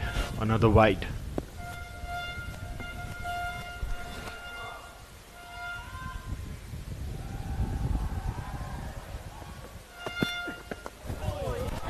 Nicely clipped off his pads, but straight to fine leg. You can see there the ball is nicely coming onto the bat. You can play it on the up. It's a batting paradise. The sun is out. A bit warm in the middle. Yeah. Post-lunch session, batting is always been easier in the TU International Stadium. Nepal would be looking to take advantage of this first hour after the lunch break, which is the best time to bat, I believe. And Asif's gone. He's chipped it straight to the bowler. Probably the ball getting stuck into the wicket a bit. Asif not expecting that. Just playing a half shot. Tried to defend it. Tried to punch it at first, but then mistimed it straight to the bowler.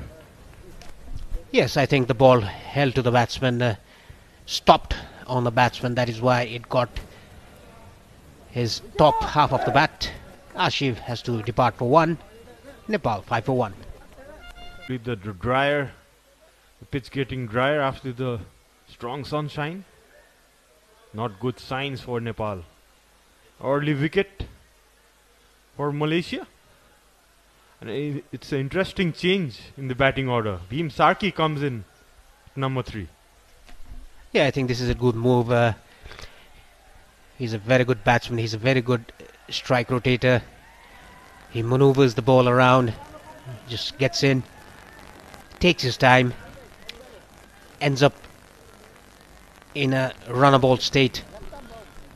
I think this is a very good move by the head coach Monty Desai to send in Bhim Sarki at number 3. Bhim Sarki has played 9 matches till now. Scored 261 runs for his team with an average of 37. 81 strike rate. Plays for the army team in the domestic tournaments in Nepal. Not surprised to see him walking at number 3, as he plays for the army team in number 3 as well, Parish. Yeah, Rizwan Haider is the new bowler for Malaysia from the pavilion and taking the second new ball. Left arm.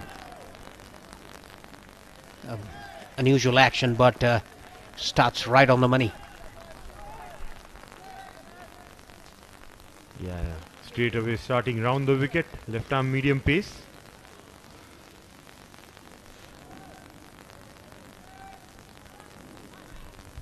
Started off well.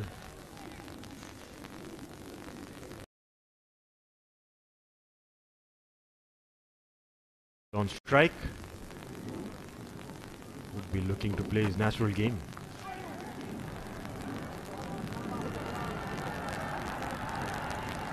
Rizwan bowling it short of the length into the batsman. They're looking to cut it but getting no room. Dabbing it down to the third man region for another run. That was a very sharp short ball by Rizwan, bowling into the right-hander. Bhutel didn't have any clue of that, just guiding that down to third man. It was up in the air, but into the vacant area. A good start for Rizwan here. He's bowling that hard lengths, heavy lengths. I think he has that a bit of pace as well. Again, getting the ball into the right-hander. This is good bowling by him. Rizwan debuting from Malaysia just last year in December. First list A match was against Denmark in December.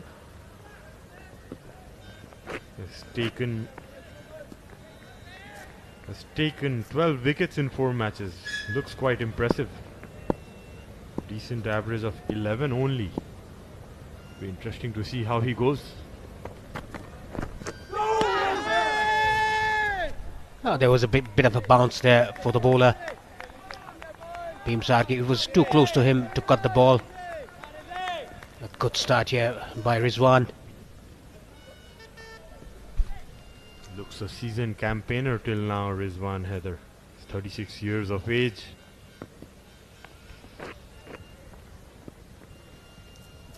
getting that angle coming in from round the wicket. Seems to have good pace as well. Hits it hard into the wicket. Nicely bowled again into the body of the right-hander. Bhimsarki played that well, guiding them down to third man for a single. A very cautious start by Nepali batsman. A wicket down already. Asif Sheikh, the ball stopped on him. And it was a smart catch taken by the bowler. A return catch.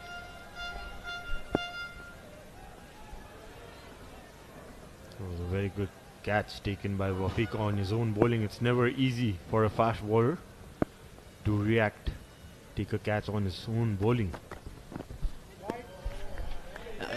The first poor delivery bowled by Rizwan down to the leg side. The ball angling into the right-hander, bowling round the wicket, the left-hander. Look at this again. Trying to do too much. Getting his line wrong there. Very interesting tactics by Malaysia. Straight away the left armer coming round the wicket, probably trying to tug in the batsmen. The Nepali batsman like room outside the off stump. Just short ball by Rizwan and nicely placed. Nicely pulled there by Kushal. Yeah, Kushal right on top of the bounce, pulling that ball down to deep square leg for a boundary. After 2, Nepal are 12 for 1.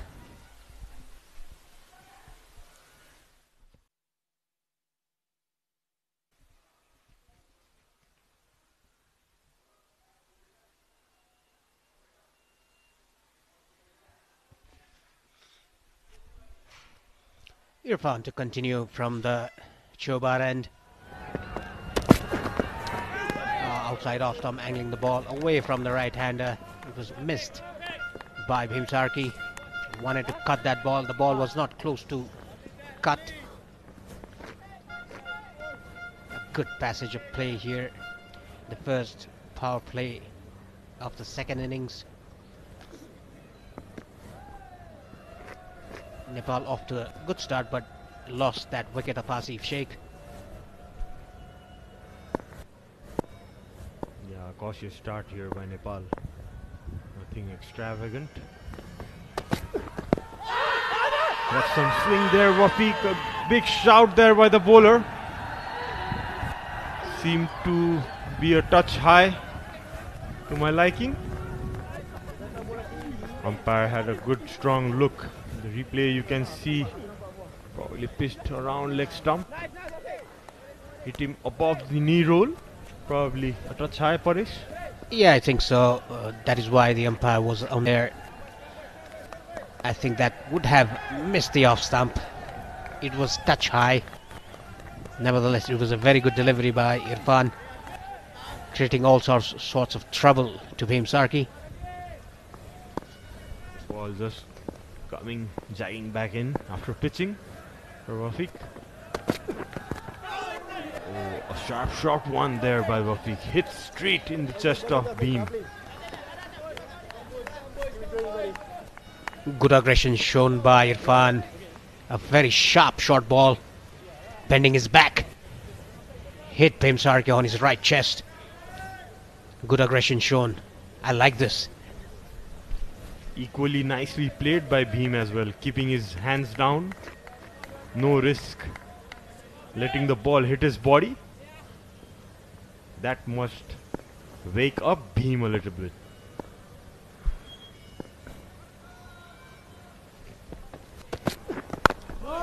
Again, well bowled, good channel here by Irfan.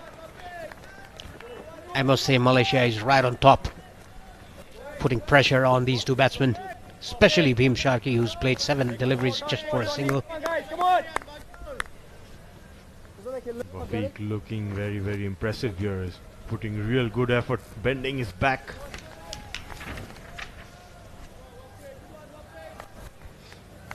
Not giving anything away. Wafiq after picking his first wicket in the first over, would be very confident as well. Nicely flicked away off his pads, but straight to fine leg. This is what Bhimsarki does. He just maneuvers the ball around, takes the single, rotates the strike. Like I said, this is a very good move by the head coach Monty Desai to send him at number 3. He always bats in the middle order. Now he has that opportunity to score runs. He has done that before in the final game against UAE in the ICC Men's Cricket World Cup League 2. He scored a half century to get his home through. Nicely flicked, but straight to mid wicket. After 3, Nepal 13 for 1.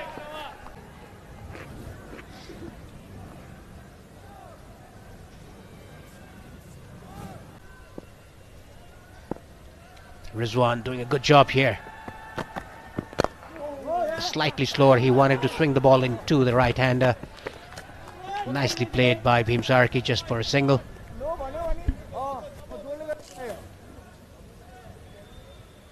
Bhimsarki is very good at rotating the strike. He's a very busy player in the crease. Good runner between the wickets. Both of these lads, Burtel and Bhimsarki, are very, very fit. They run very, very good among the wickets as well. There we can see a quick single taken. Just played with soft hands, Kushal. This is what Bhimsarki does. Runs very quick in between the wickets. That was a single stolen from the fielder's hand. Good running.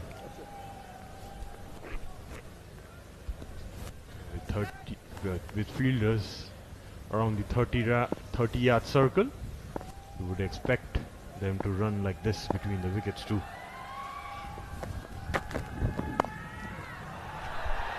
Cut that away, but straight to wide.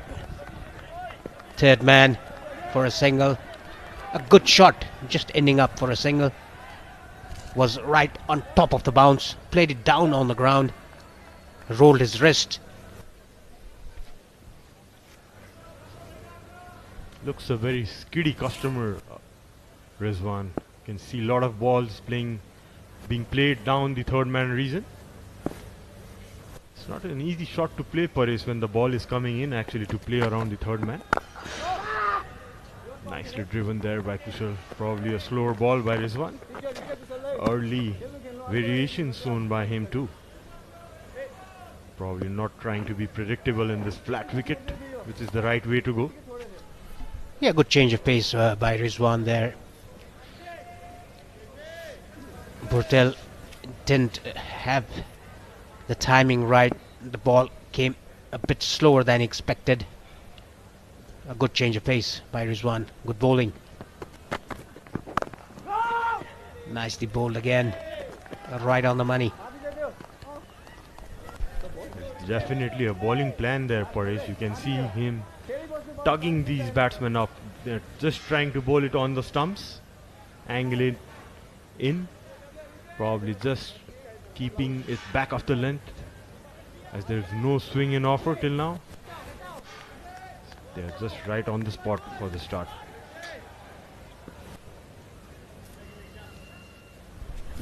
It's too early to say this, but he's bowling in a very good line and length, Rizwan. I think the batters should bat outside the crease to cover the angle. Nicely bowled, a slower ball again. Guided down to the third man region for single.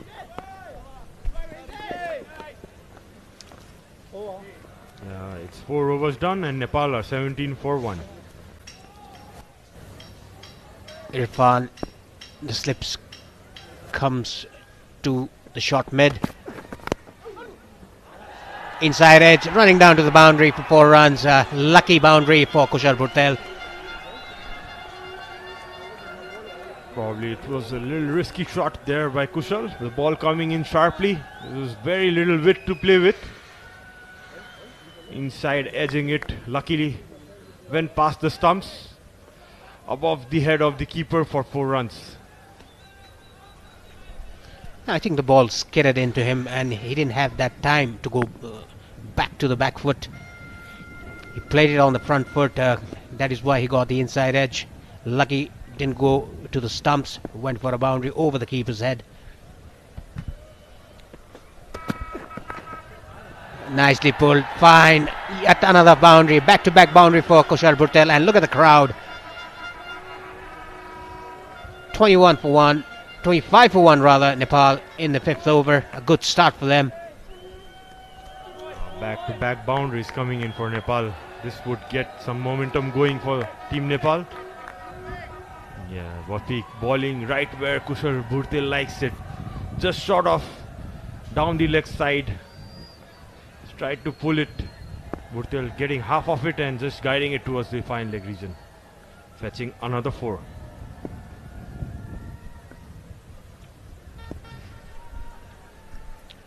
Good over for Nepal, and that's timed very well, but no single taken. Good fielding there by Virendeep Singh.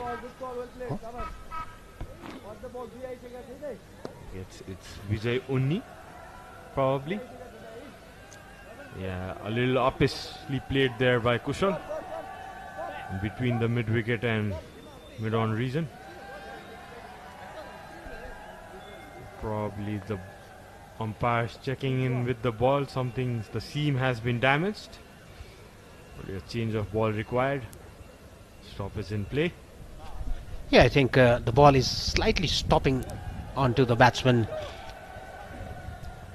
If that's the case, then it's a problem for the Nepali batters because the ball was nicely coming onto the bat in the first innings for Malaysia, and the ball is getting changed here.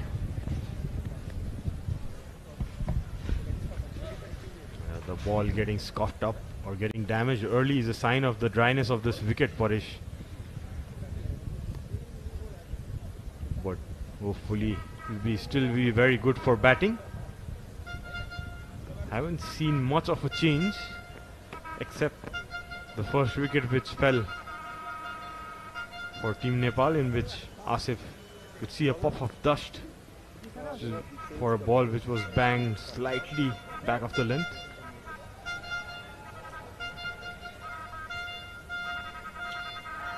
Definitely this pitch would be playing a bit differently than last month, Paresh, because of the summer season creeping in. More drier wickets, less rain around. What do you say, Paresh? Yeah, definitely, because the summer is around. It will change. It'll get much drier, much slower as the tournament progresses. Nicely bowled, right on the money again. Irfan, a good comeback by Irfan after the first 2 deliveries that he bowled, went for a boundary.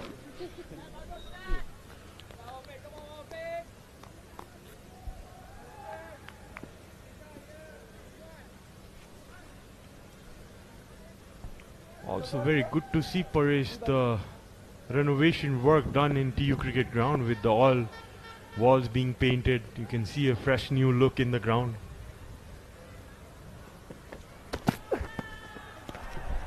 Coming down the track, bowling way outside the leg stump. Irfan given as a wide, rightfully so by the umpire. Now that is what Kushal Bhurtel does to a bowler. He just takes a step or 2 in front, just disturbing the line and length of the bowler. He was successful in doing so, creating a wide.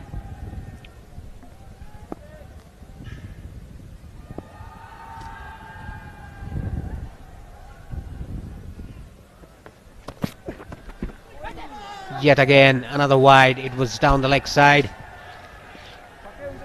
The bowler thought that there was something in that ball, either brushed the trouser or the thigh pad, but the umpire said no, it's a wide. Wafiq is really bowling in the strong zone of Kushal where he likes it. Short and on the leg stump. That's where Kushal Bhurtel is strong.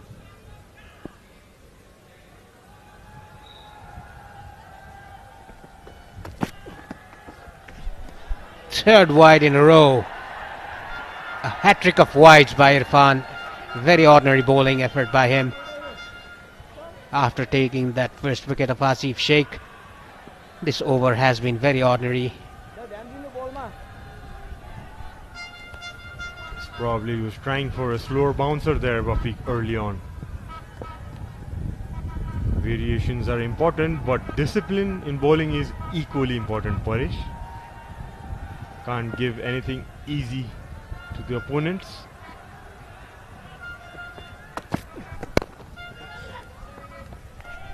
A good comeback ball by him right on the middle stump. Nicely defended by Bhurtel. He just defended on a walk there, Bhurtel. That shows that wicket is not as much flat as it was in the first innings. Stopping a bit because of the dry weather here. Yes, still it should be an easy chase for Nepal if they have wickets in hand and the main batsmen step up and play their natural game. They have been brought in. What a big shot that was by Kushal. Flicked off his leg for a huge six. Cleared the ropes easily. That is what Bhurtel does to a bad delivery. Nice pickup shot down to mid-wicket for a six. Look at that. Got the height, got the distance as well. A big one into the grass banks. A good way to end the over. A very expensive over by Irfan. Nepal after 5, 34 for 1.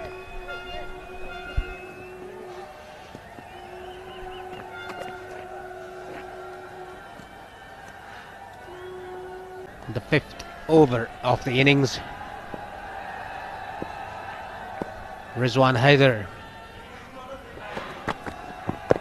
Nicely bowled, angling into the right-hander.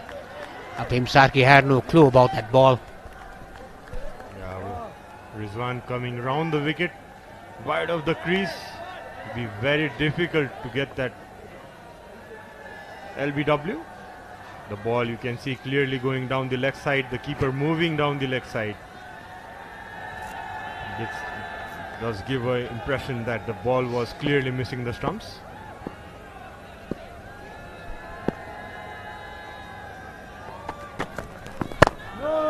Nicely bowled again. Not giving whatsoever room to the batsman. Bowling it stump to stump. Bhim Sarki a bit on a baller in the centre there. Played already 12 balls for 4 runs. Whereas Kushal Bhurtel, a massive 6 the last over. 22 of 17.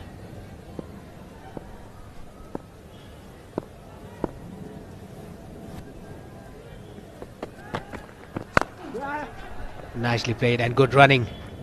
The fielder was very deep in the 30-yard circle and was caught on his heels there. That is why Bhim Sarki was able to take that single, and he's very quick in between the wickets.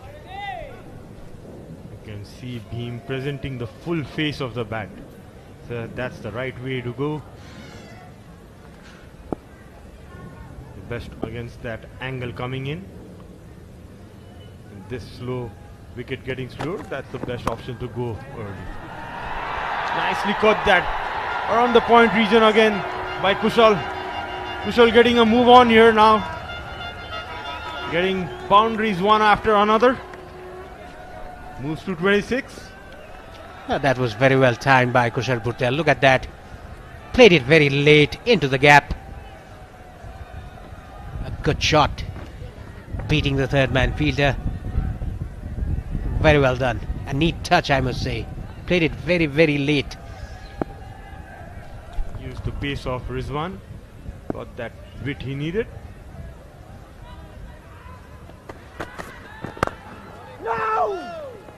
Probably a slight change of pace there by Haider. Just matter for wicket, buddy, don't worry. Malaysia looking to bowl stump to Kushal. Nicely defended. Any width outside the off stump or angling to the leg side, Kushal Bhutel will pounce on it. Again a slower ball. Good running between the wickets by these two batsmen. After 6, Nepal 40 for 1.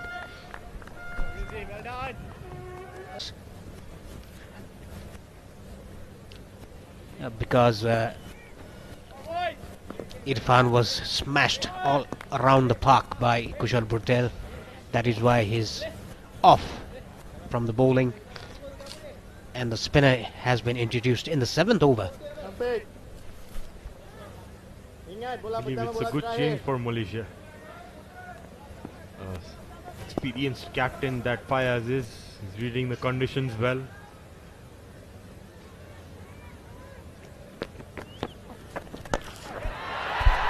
Full toss and equally well dealt with by Kushal Bhutel.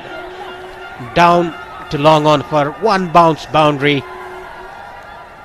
He's dealing in boundaries at the moment, Kushal Bhutel. That was a juicy full toss. The first ball just a loosener by Fitri. Rank loose ball there by Fitri Sham. Straight away pressure on the bowler. A neat hit by Kushal. He won't miss on those. Another good hit. This is gone for a maximum. Beautiful pickup shot by Kushal Bhutel. He's in the mood. He's dealing in boundaries and sixes at the moment. See the loud cheer in the crowd. Aren't they excited? Boundaries coming in. Kushal Bhutel picking the right option. Pitched up. The long off, sorry, the mid-on fielder in. The right option to go. 6 clean runs. Yeah, playing across the spin. Now there's a fielding change. The mid-on fielder goes back to long on. And there's a long off. The 2 boundary riders in the first power play inside 10 overs. Nicely played. Good stop. Square driven there by Bhutel. Smacking it well, isn't he? You can listen to the crack of the bat in the commentary box as well, Paresh. Yeah, the sweet sound, the ball hitting the middle of the bat. Nicely driven down the ground by Bhutel for a single. A good start for Nepal here. 51 already in the 7th over. Just losing the wicket in the first over.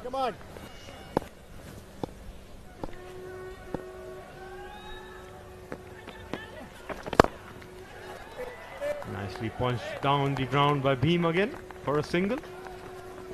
Partnering well to Kushal. Boundaries coming, singles being rotating easily. Being rotated.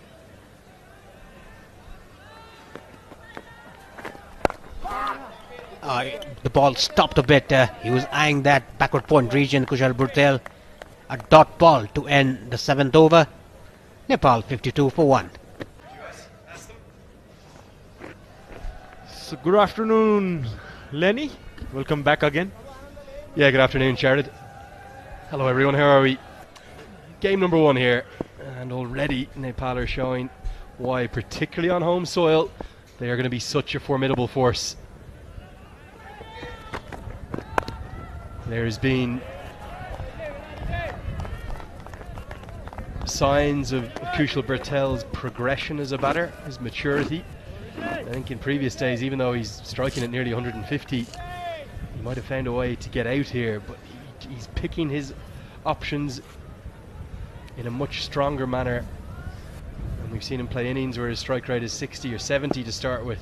He's always going to be a bit of a dasher. He's got that natural attacking instinct. He comes from his T20 cricket.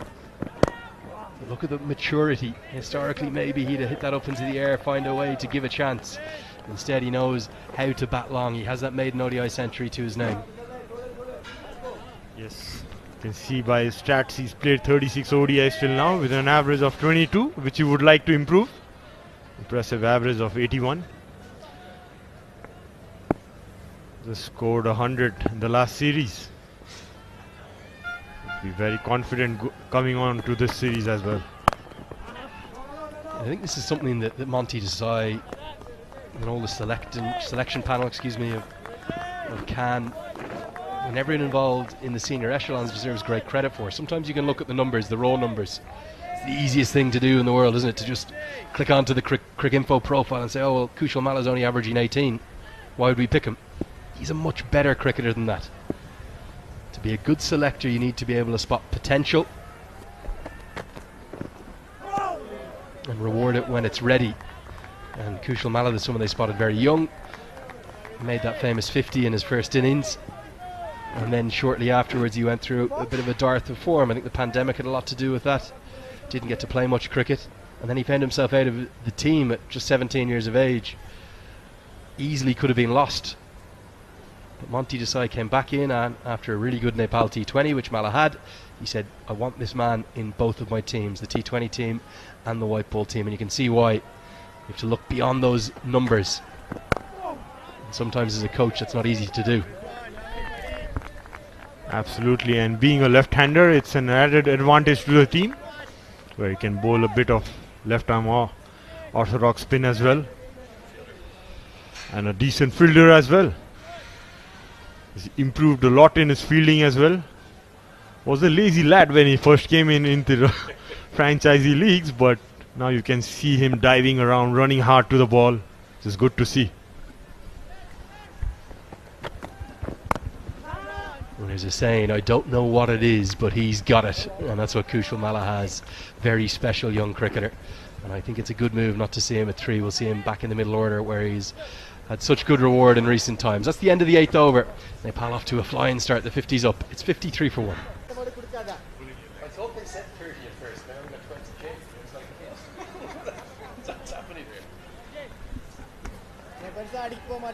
Beautiful scene here at the TU International Cricket Ground, and a good healthy crowd has come in for a midweek morning afternoon we've ventured into now. And Vijay Oni is going to come in and bowl a few off breaks and starts right on the money. Probably what, 1,500, maybe 2,000 in, something like that. I was just up in the grass banks having a look around. It's very hot up there, Sharad. You only really get a sense as to where when you sit down on those grass banks. But a few of the fans were telling me there's been very little rain of any kind, and that's added to the heat and the humidity here in the valley. Exactly. Also, the forest fires not helping the cause. The heat being trapped in the valley of Kathmandu. That's raising the temperature as well. And what Nepal are going to look to do is raise the temperature on the pitch. Tell us about young Bim Sharkey. I said 3 or 4 times during that Cricket World Cup League 2, it felt like to me, if Mala's not in the team, and right now Gyanendra Mala is in the squad but not in the starting 11, it felt to me as though Bim Sharkey is the one that should go in at number 3. Yeah, probably that's the best option at the moment. Also, probably looking at this batting lineup, probably Monty, as you know, like Kushal is batting there as a aggressive batter there. We don't need Kushal Malla in top of the order. So probably that's the idea behind sending Bhim as a rotator of the strike and building up that partnership.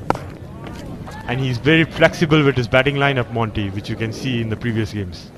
With 9th over done, Nepal are 53 for 1. They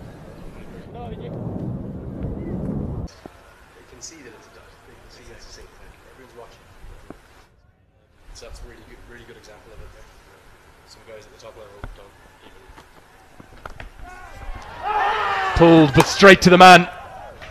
The aggression of Bertel has proved his downfall, and it's Khizr Hayat who's taken an excellent catch, banged in by Rizwan. And Malaysia have found a way to get their man after that flying start. Bertel hit it at a very catchable height and straight to the, I think is the man just in front of square leg, maybe mid-wicket there. A good sharp catch taken there by Khizr Hayat in the square leg. Sometimes your strength becomes your own downfall. Kushal Bhurtel very good with the pull shot. You can see just short, gave it Yeah, it was straight into the fielder's hands. Burtel again with a good start. Out for 38. Nepal are 53 for 2.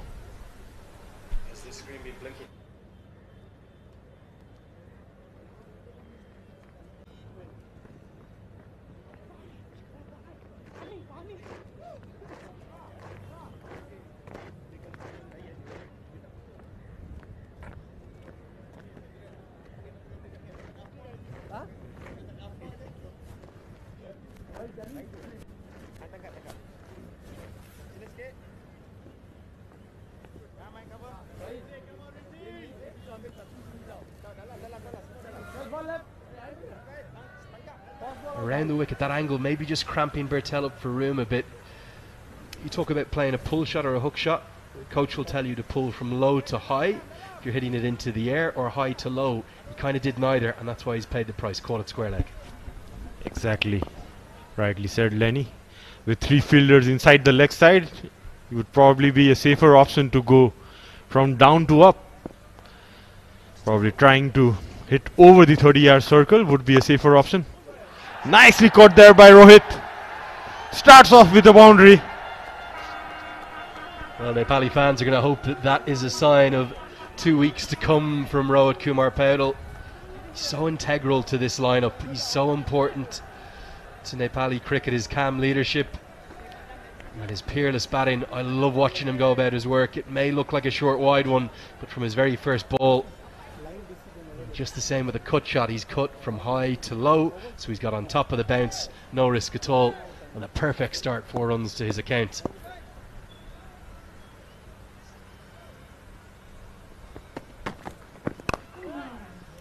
He's such a stylish player. That innings of 95 not out against Scotland, I'm not sure if you're here for that one, Sherrod, but I'm sure you saw most of it, if not. Incredible. That was one of the best innings I have seen by Rohit. And icing on the cake by finishing the game as well. Being the only responsible batter at the crease at that time with Karan Casey. Did the job done. Got the job done for his team. Another cut shot and easy 4 runs picked up again by Rohit. Rank bad ball. No fielders outside the 30-yard circle. Got it what it deserved. Well, if Rizwan Haider hasn't learnt the lesson the first time, he should learn it now. Don't bowl short and wide to Rohit Kumar Paudel. You can understand the angle around the wicket from the left-hander, but you've got to get your lines tight like he did to Bertel if you're going to bowl. Cannot be wide outside the off stump. That is meat and drink for Rohit Paudel. His second boundary, flying start for the home side's captain.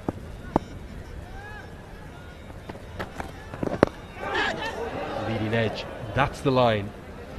The reason you bowl around the wicket as a left arm seamer is to angle it in, maybe not to leg stump like he did there, but in towards middle stump and cause the right-handed batter problems. Fortunate there for Rohit Paudel. You can see Rohit indicating from his gloves that it stopped a bit. Probably rolled his fingers. Rizwan getting that slight. Maybe probably Rohit trying to play it a little early. Much better line to finish with. It's a wicket taking over, but 2 boundaries have also come in it. It will see the end of the first power play with Nepal 61 for 2.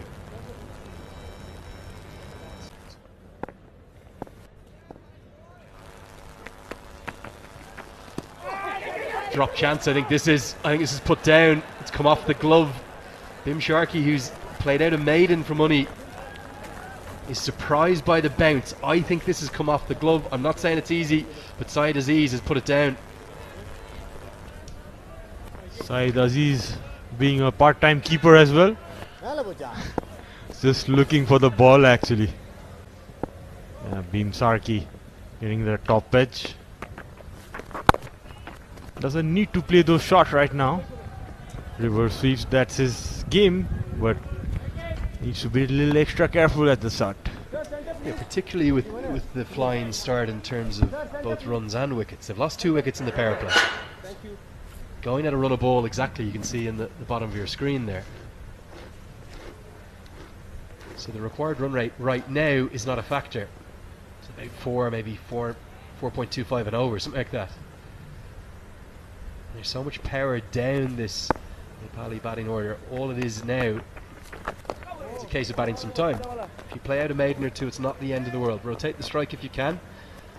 And as we've seen, you are going to get the occasional bad ball to put away. Exactly. Probably the dot ball pressure building up onto Bhim.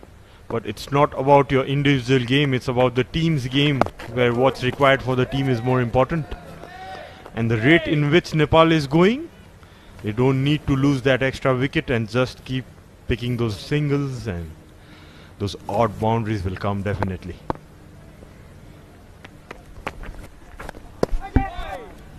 It's a shot that Powell likes. He likes to guide it away, use the pace of the spinners. Well, he's just causing a few problems here. An off spinner his action really reminds me of, which I might talk to you about in his next over. Very straight. There's a little bit of Ravi Ashwin in that for me, I reckon. End of the 11th over. It's 63 for 2.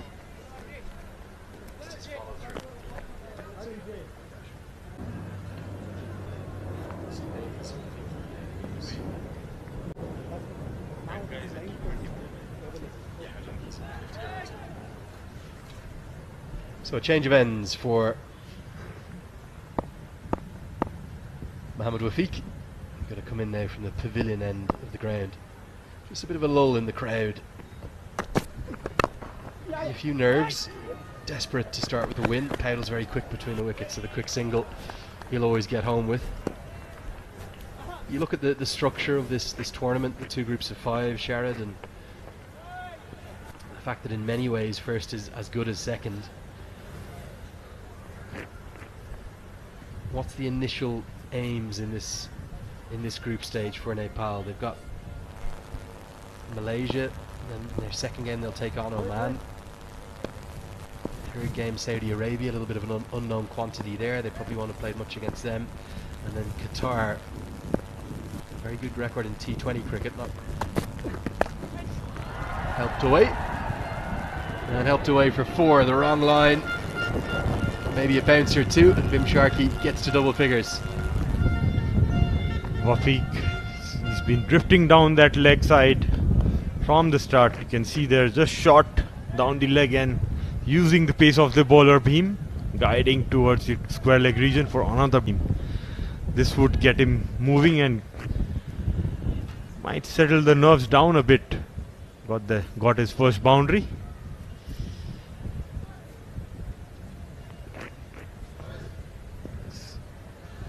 These two have good understanding between them, Rohit and Bhim.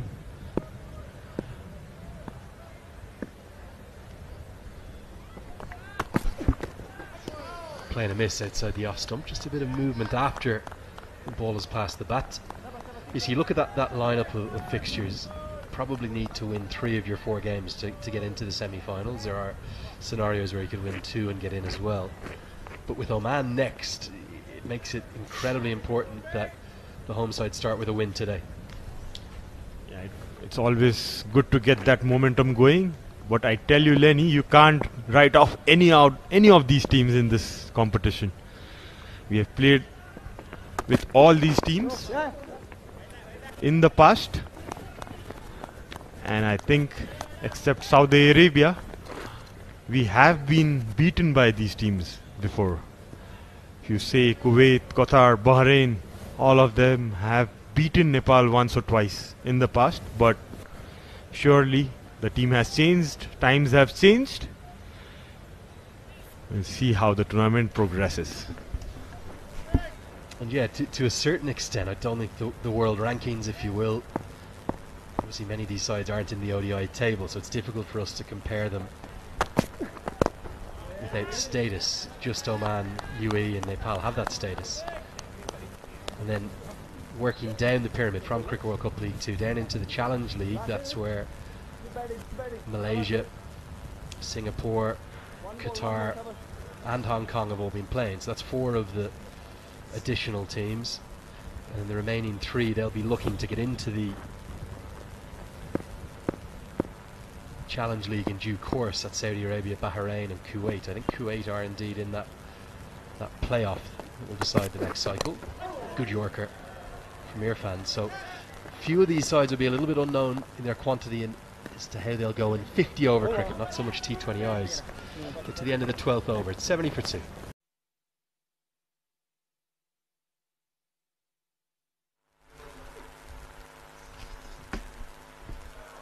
So a comfortable start for Rohit Powell in particular to his innings. Bim Sharkey just a little bit more chancy.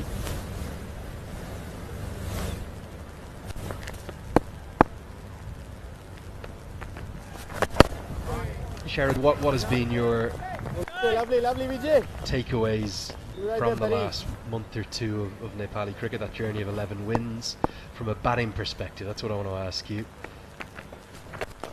It looks like there's been a lot more certainty and loads of different batters stepping up.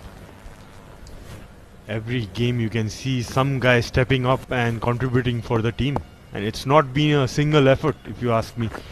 It's been a team effort, everyone contributing at the right moment, at the right time, and things clicking. The decisions taken by the coach, the captain, have been going well as well. And it's also a result of the hard work Can has also put in, which they had made sure to give that environment to the team to play so many friendly series in the past. Lots of camps, lots of friendly series. The remarkable thing is, if you look back at those 12 games in isolation, forget about what went before. It was a different coach, it was a different captain. It just felt like a rebirth. The start of 2023 with Monty Desai coming in, and Kushal Bertel got it all going on Valentine's Day with a maiden ODI century. Guided, no more than that, maybe half a stop at backward point. Should get at least 2, they won't risk the 3rd. Gets us to the end of the 13th. Score now 74 for 2, where it's only in and around 4 and over needed. There's no need to send in Kushal Malla yet. Arif Sheikh will have lots of time to build an innings should he be required.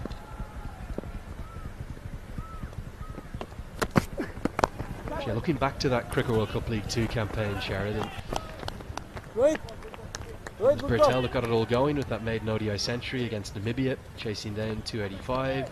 Then Dipender Singh Airi was the top scorer against Scotland with a 3-wicket win. Then it was Asif Sheikh's turn with 80 in a player of the match performance in a 3-wicket win over Nepal, and then that remarkable innings of 95 not out from Rohit Powell. Then over to Dubai, into the Ring of Fire Stadium, Kushal Bertel with 50, then Kushal Malla with 60, Asif Sheikh with 86 not out in a critical innings to seal a 3-wicket win, helped by Sandeep Lamachani, as that's driven, and driven ever so pleasingly. Well, that's a lovely shot. He's picked the slower ball a long way away, and he's picked the gap as well. The half volley for Rohit, and you can see it's bread and butter for him. He just enjoyed it to hit the bat, the hoardings. And then to continue that journey through Cricket World Cup League 2, then it was Bim Sharkey with his first ODI 50 in a player of the match performance, as Nepal defended just 220 odd against UAE in that last game to set it up for Kathmandu. Good stop at backward point, diving effort. Then Asif Sheikh with his maiden ODI century. For Rohit Powell it was that stepped up again to save Nepal from all sorts of trouble. They were 30 or 40 for 3 or 4 in that game, where they rolled UAE all out for 71 to take a big win. Asif Sheikh again with the 50 off just 20 balls. And then in the final game, Bim Sharkey it was with the top score, but there's actually 4 batters who got to 50, I think, including a maiden ODI 50 for the youngster Gulshan Jah, and that proved to be a match-winning innings. So throughout that journey that we've spoken about there, I think we've named every top order batter bar Gyanendra Malla, who made good contributions of 20s and 30s as well. So that's completely alien to the history of Nepali batting. where it was 1 or 2 names at most, maybe 3 names that were getting the runs. Now anyone in this top 8 can do it. Absolutely. And the most pleasing thing about that batting lineup is it's not only about performances, it's about handling those crucial moments and situations, being aware to the situation, what the team requires from you, and guys stepping up for it and performing at the right moment when it mattered the most. It had never happened before in Nepali cricket with so much consistency. It was so much pleasing to see. And before somebody gets onto Twitter and says, Andrew, what about Karen KC? He bats number 9. Of course, Karen KC as well. Critical innings, that one with Rohit Powell against Scotland, the folk hero. One of my very favourites. A great man with those broad shoulders. We'll see him, not today, but throughout the tournament, no doubt. One of the reserve players today. Really good batting this from Powell and Sharkey. Powell's got to 21 off 21 without even a semblance of a chance. 14 bowled, 83 for 2. Maybe the last over before drinks. Uni's going to continue. He's caused a few problems. Do you see some shades of Ashwin in there? Yeah, he has kind of similar action. Front on, tall. It's getting some bounce as well. It's not getting that easy for the batters as well. You can see he's over 3 overs, just given away 6 runs. How much of an influence is there from down south of the border? We're obviously so close to India.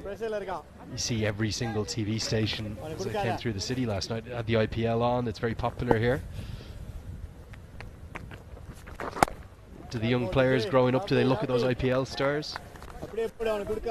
Absolutely, it's being followed so much now. All the channels that brings live telecast of cricket, people are glued to it. And not only the youngsters, it's even if you can see people above the age of 50, 60 watching cricket so closely nowadays. It's a good thing to see the interest going. I think 4 of the first 5 channels I turned on in my hotel room last night had the IPL on in some capacity. Different languages, and there's even the different fonts on the screen. I might get it wrong. I think it was some Hindi, maybe some Bengali as well. Broadcast all around the world. Some ludicrous games of cricket to start the tournament as well. I'm sure we're going to see some brilliant action like that here at this ACC Men's Premier Cup, as we see which of these sides is going to go and play against some of those Indian stars in September. End of the 15th over, as the umpires have a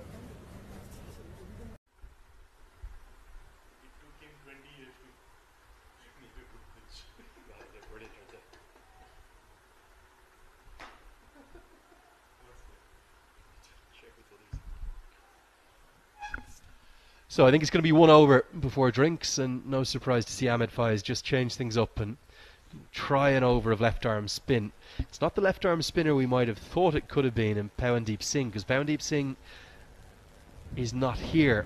He's got study commitments, so Virendeep Singh, his brother, also bowls left arm spin, not as maybe consistently.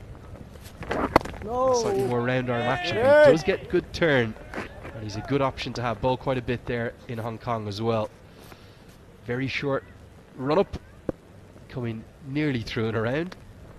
But can he prize out 1 for Malaysia before the drinks break? Yeah, starts off well, getting some bite off the wicket as well, as you can see. Virendeep with his knowledge that he got while batting, he's probably trying to use that that information on his bowling as well. Would be knowing the right speed to bowl in this wicket, which should be a bit slower. Does have a different action where he has a bit of pause as well. Yeah, comes quite round arm, wide of the crease.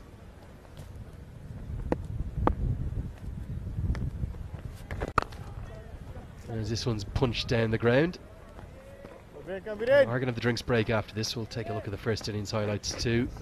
Excuse me, the first session's highlights in this second innings. 150 more required from here. has taken wickets, 25 T20I wickets to his name.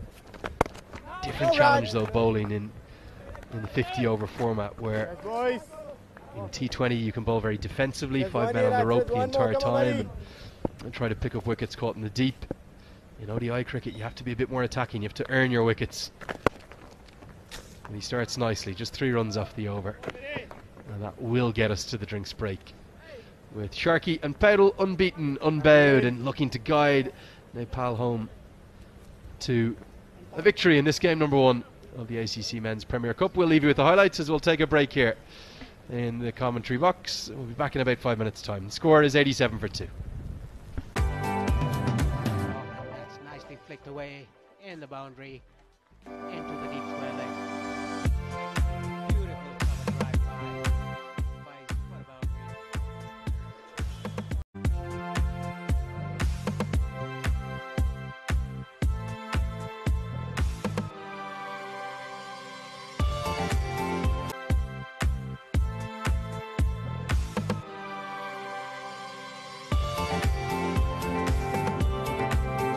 Of 38 before he picked out square leg, and Asif Sheikh fell early today, caught and bowled, chipping one back to the bowler. Andrew Leonard here, as I will be throughout this ACC Men's Premier Cup 2023, bring you every ball alongside my colleagues. We just heard from Shari Basakar, the former national team player. Alongside me now is Paresh Lahani. Paresh, my old friend, how are you? I'm good, Lenny. A very warm day today. It shows 31 degrees Celsius. It's a bit high for Kathmandu, but we're enjoying the action. It is warm, and I think that heat has zapped everyone. It's made the fans a little less energetic and rowdy than they would usually be. It's also given a little bit of concern for some of the batters in particular. You can see fatigue kicking in as Paudel holds his line. Only apologises. They'll get away for a comfortable single. Are Nepal fully in control of this chase, Paresh, right now?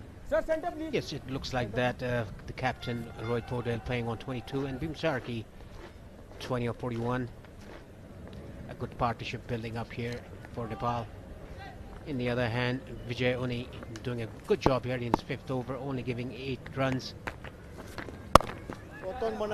Nicely punched that on the offside by Rohit Paudel, taking 2 runs. Good running between the wickets. They are very quick. That's great running, really, really good. He's lightning across the turf, is Rohit Kumar Paudel. And that looked like a cast iron single, didn't it? But he calls through Sharkey for the second and gets back comfortably enough.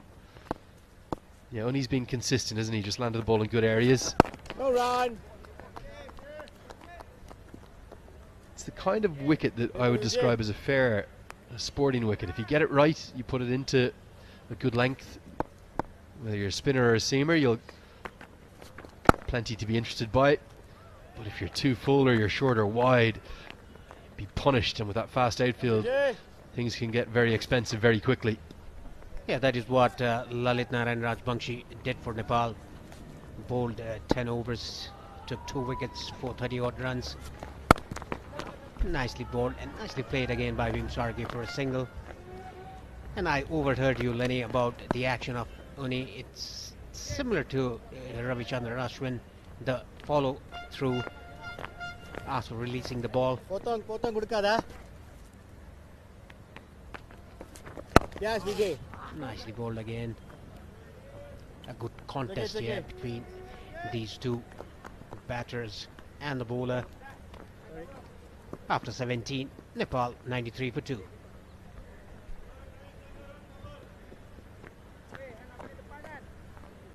Five bowlers used so far for Malaysia. Definitely the hottest I can remember it being here in Kathmandu.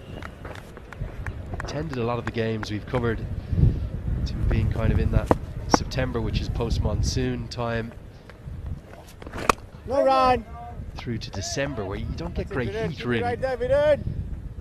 And even last March and the March before, I think might have actually been into April when we were here for the 2 tri-series that brought cricket back to Kathmandu after the pandemic. Again, it wasn't anywhere near this hot. I think it's been the lack of rain. It's combined also a lack of snow apparently up in the mountains to create those forest fires, which has made things an awful lot hotter than maybe fans and citizens in general would like. Is this as hot as you can remember it being really this time of year? Yes, it's just the start of summer now. It'll get hotter day by day.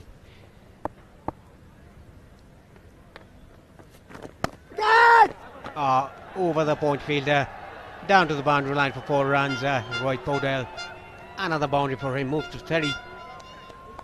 He's got a little bit lucky here. It's bounced on him, maybe more than he's expected because of that round arm action. He was expecting more sideways turn, but it got large on him. And he's ended up kind of playing with that bounce and getting it over the head of the backward point fielder, who was definitely interested for a moment or two. And runs away for 4 across that rapid outfield. Right on the money.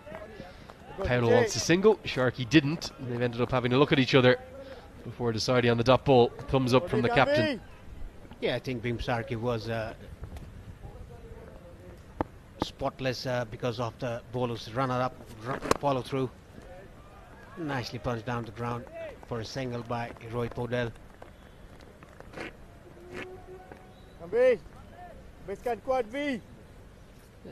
138 more needed of 32.1 overs. Protection out there, so it should just be the single. They won't be able to get back for a second. Just 1 run shy now, the 100 coming up. 18 ball, 99 for 2.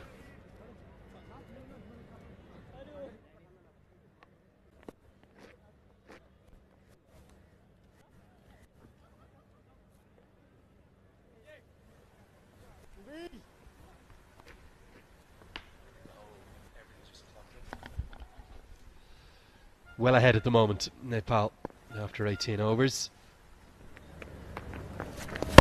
The comparative point.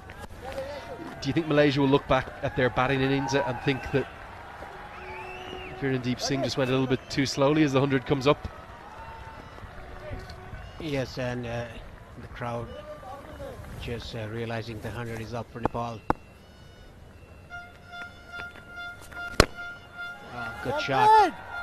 Oh, a very nice feeling there by Patrick Sham. Could stop the second, but surely stop 2 runs for his team. It shows how quick the outfield is, that as soon as it pierces anything in and around the inner ring, the man at mid-off there was right in the edge of the circle. He's done well to get something on it to cut off the boundary. Keep it to just 2 as this one's guided away straight to the man. Nepal looking very comfortable in this chase right now, and 2 class acts at the crease as they tend to enjoy the action from up. Atmosphere and camaraderie up in the crowd as always. Yes, always have been in the Nepal game, and you can see people behind the walls as well. No! Wanted a quick run, but Rohit Podell sent his partner back. After 19, Nepal. Maybe Saudi Arabia in training, talking to the Kuwaiti head coach, the Sri Lankan Pushpak Amara. I was there having a chat to him. He's quietly confident coming into this tournament of getting to a semi-final.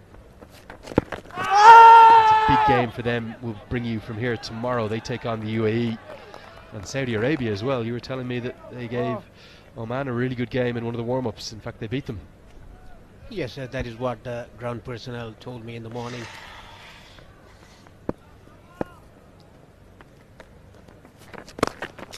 Nicely driven down the ground by Bhim Sarkey for a single.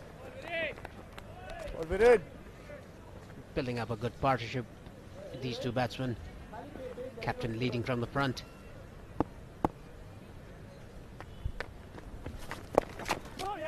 Helped around the corner. Just a single.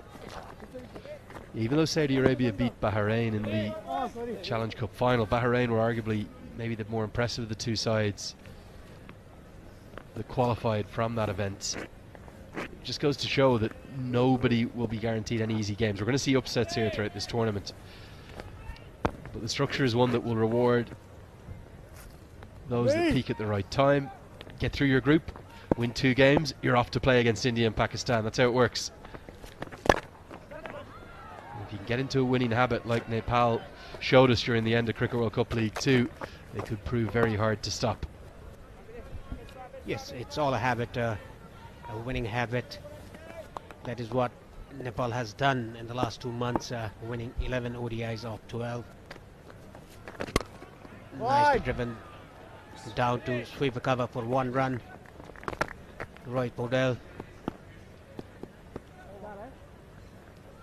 20 overs. Just cruising to 25 off 25 balls, 40 off 40 balls without looking in any way hassled or hurried or really taking any risk.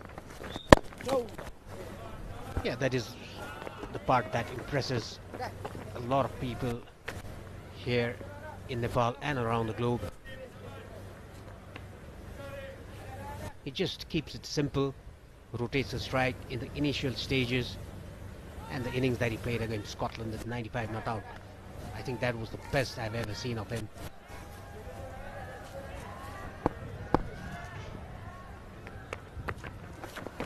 Do you think Pedal will want to maybe start to add some bigger scores to his repertoire in terms of 3 figures? Sometimes not easy from number 4. You could be coming to the crease at the 20th over. You don't have as much time necessarily as the openers do, but would that be the one thing you'd like to see him add to his game? Oh, misfield. There was a single. He attacked the ball. I think he got a bit of a bad bounce there. 2 runs taken by Bhim Sarki. Yeah, talking about getting into the 3-figure mark. Every batter wants to do that. Even the tail end finishes it off in the 3-figure mark. Yes, Vijay. Lovely, Vijay. Yeah, I'm being hypercritical here. You know, just thinking about has been times certainly earlier in his ODI career where he would have got lots of 30s and 40s, and when he got to 50 might not have gone on to the 3 figures too often, but he is a class act. And brilliant to watch as the Nelson has moved by. Away, come back, don't go missing on us. Yeah, nicely played again by Bhim Sarki. And the other match going on of the ACC Men's Premier Cup in Multani ground, Singapore were bundled out for 174. Hong Kong won 23 for 1 in 28 overs, cruising away towards the victory. Well, if Hong Kong closed out that victory, that'd be a statement victory, wouldn't it? Statement that, okay, they might not be in Cricket World Cup League 2, they might not have ODI status these days, but remember, it was them that qualified for the last Asia Cup. They got through that excellent qualifier there in Oman, upsetting the UAE, who went in as heavy favourites. And I thought Hong Kong on the whole acquitted themselves pretty well. I know it was in the shorter format, the T20 format in the UAE. They had certainly showed moments of why they can be such a good side, and they're showing it again in the 50 over version here starting today. Game day 1. Net run rate could be important in terms of getting to the semi-final 2. Oh dear. What looked like a regulation single, as the heat is starting to tell. This time it's Rizwan Haider. They call that the long barrier to make sure it's impenetrable, but the key to the technique is to have your knee together with your foot gone straight through. Yes, he went straight through between the legs and between his palms as well. Out. Very soft dismissal here for Rohit Podel, who was looking very good. I think the ball bounced a bit. Well, a disaster, just as we spoke about how Rohit Podel was looking imperious and chanceless and flawless. He's managed to find a way to give it out, a bit of a nothing shot. He was 42 off 42, and he's just helped it to backward point. Again, that slightly unorthodox action of Virendeep Singh does tend to take wickets. And a pretty simple catch held at backward point by the youngster, Mohammed Amir Azim. As Paddle's going to have to walk back. He's gone for 42. It's 119 for 3.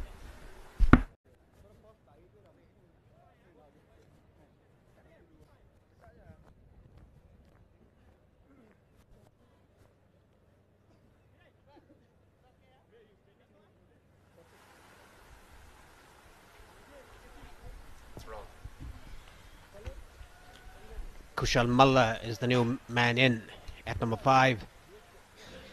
A good striker of the cricket ball. I think he's sent because there's a left arm orthodox bowling Virendeep Singh.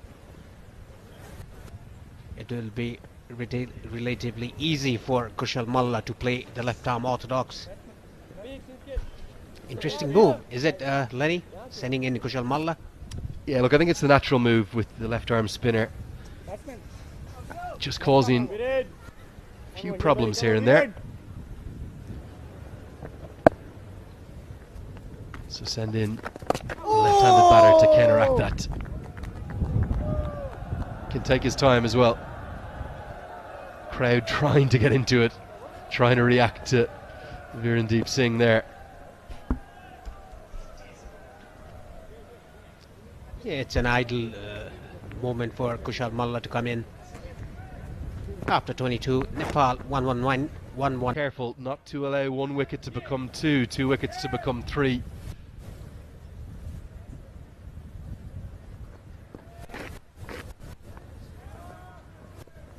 It's going to be trial by spin continuing. Get it. This time a change in bowler, going to be Khizr Hayat into the attack. Very economical in his action, but he's generally very consistent. Does get good revs on the ball, will generate turn. Yes, looks to be a good bowler there. Kushal Mullah on strike. He's going to face his second ball of the innings. Just new at the crease at number 5. And talk about Kushal Mullah, he's batted everywhere at number 3, at number 5, at number 7.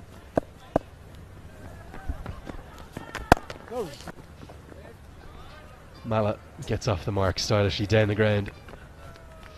Do you think Mala will have been spoken to by Monty Desai in particular about his initial approach to ODI innings or 50 over innings in this case, in terms of not going at it from ball 1? That's just going to angle down, miss the leg stump. He'll be given his leg buys, although Khizr Hayat was interested. Do you think Monty Desai would like him just to take a little bit more time, 5 or 10 balls at the top?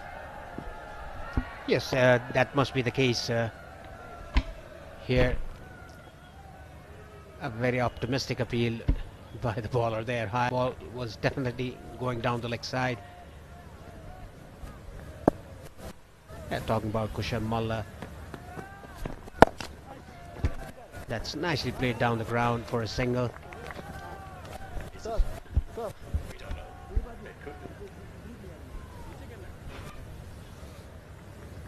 Yeah, you can see the work and the amount of cricket that's been played on this square here.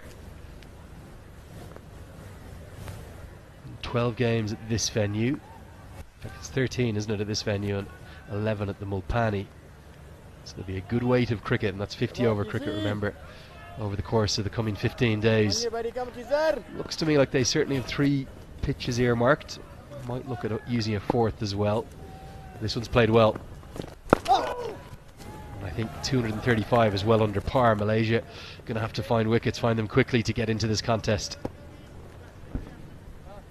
They were looking very good in the first innings. A good partnership between Virendeep Singh and the captain. Fires more than 100 run partnership. It looked like they would reach 300 runs. So a dot ball to close out that over. Time for a change in the commentary box. I'll bid you farewell. 23 bowled, 124 for 3. Makes it very difficult for us, yes. Because, you know, middle of the ball it blinks, we don't know what's happened.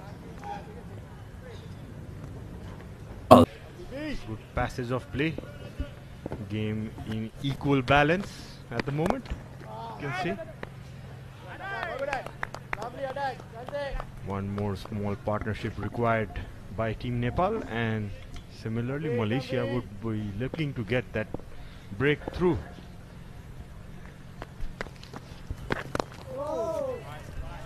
Nicely bowled by Virendeep Singh with a round arm action.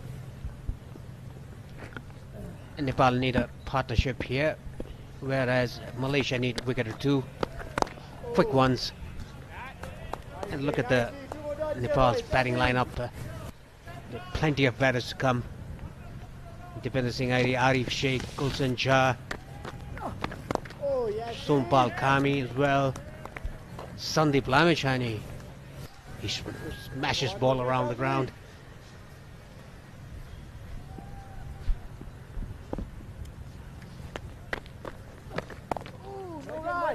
Virendeep finishes his fifth over. A dot ball. Nepal are 124 for 3.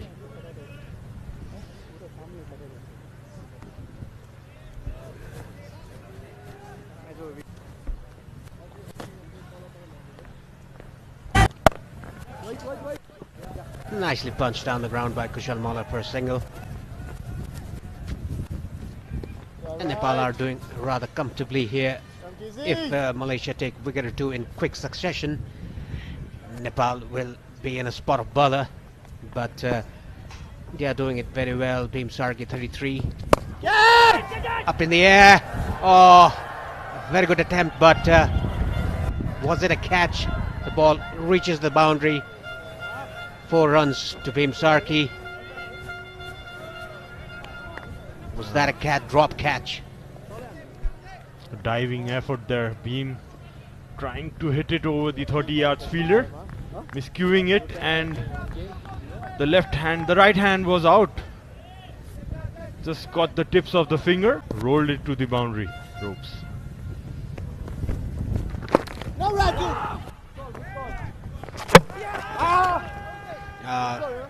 Overthrow, but single not taken. Yeah, talking about that catch. The attempt was good. The ball hitting the hand, hitting the fingers. We should call it as a drop chance. It's very hard for the fielders nowadays. If you hit the hand, you have to take it.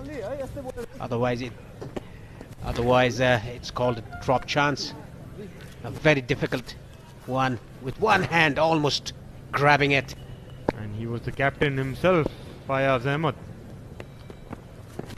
No run. Those are the catches which stick sometimes. Not to be. Single taken. Some comedy of errors by the fielders, the bowlers trying to throw the ball and slipping out of the hand. Injury concern there. One of the fielders.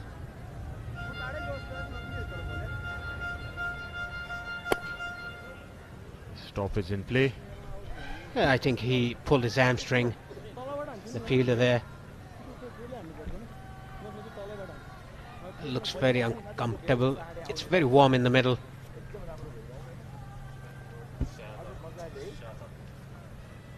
It's Ramli, the fielder. I think he pulled his calf. He's holding his calf. It's very warm out there. They need a lot of fluids.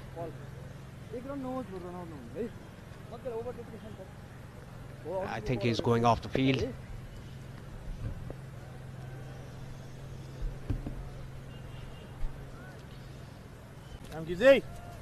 Six wickets in between them. And Lalit Narayan Rajbangshi taking 2.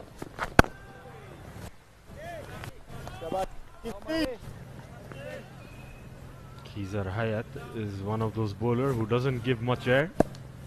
Balls flatter in the air. It'll be interesting to see if he gets any purchase out of this wicket, which would be tough for the speed he bowls in. And it's 25 overs done. Nepal are 130 for 3. Bhim Sargi on strike. Now Malaysia need a wicket or 2 in a very quick succession to get a game out of it. And look at the spectators there.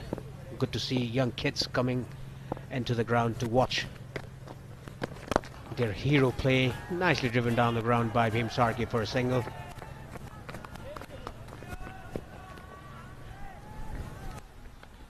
Beam moves on to 39 of 67. Decent strike rate. Nepal requiring just 105 runs more out of 24 overs, 24.5 overs. See the red flag flying. See people with different ages, colorful crowd. Malla just punches it off the back foot. Taking his time, Kushal Malla.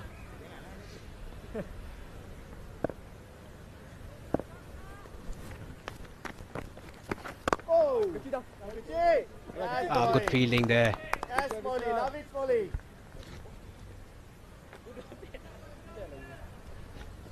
Good to see this approach by Malla. There is no hurry whatsoever, but his natural game being aggressive. He likes those left arm spin bowling. Tends to go after them. Talking about Kushal Malla's batting, it's not that he just favors the onside, but he drives it well. He drives it on the offside as well. Cover drives it. A good fielding again by Amir Azim. He looks liver in the field. Earlier we were talking about Kushal Malla when Lenny was mentioning about his talent and that he missed out in the middle for a couple of months or a year or so. That's cut very well for a boundary by Bhim Sarki. Slightly short and wide. Took full advantage of it, Bhim Sarki. Yes, that was very well cut by Bhim Sarki. Into the gap. Behind square, beating the fielder at sweeper cover. For 4 runs after 26, Nepal 136 for 3.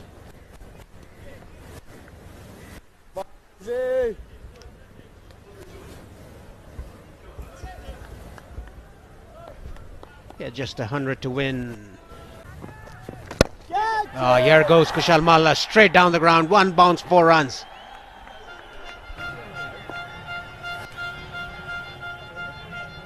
That's what Kushal Malla does best. It's down the ground, straight hit over the bowler's head. That must get him going. Yeah, sweet hit there by Kushal. Effortless. Goes again. And a better hit. 4 runs again. Back-to-back boundary. Kushal Malla gets the crowd going. Yeah, this was a bit fuller than the other one. This time he was right on the slot. Tried to play that on the offside, but couldn't beat the short extra. Talking about Kushal, he's been a changed player after he came back from the Junior Premier League in Pakistan for us. Look at that shot. Over covers. 6 runs it is. That's the Kushal Malla for you. That was played by sheer timing. Look at this shot. There's no follow through whatsoever. He just timed the ball so well. It went into the crowd. What a good shot. 4, 4 and a 6.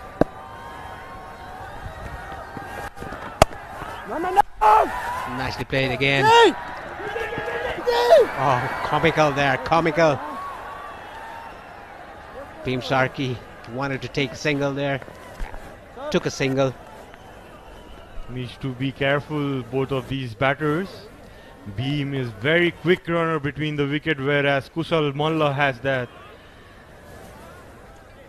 He's not one of those considered as very quick in between the wickets.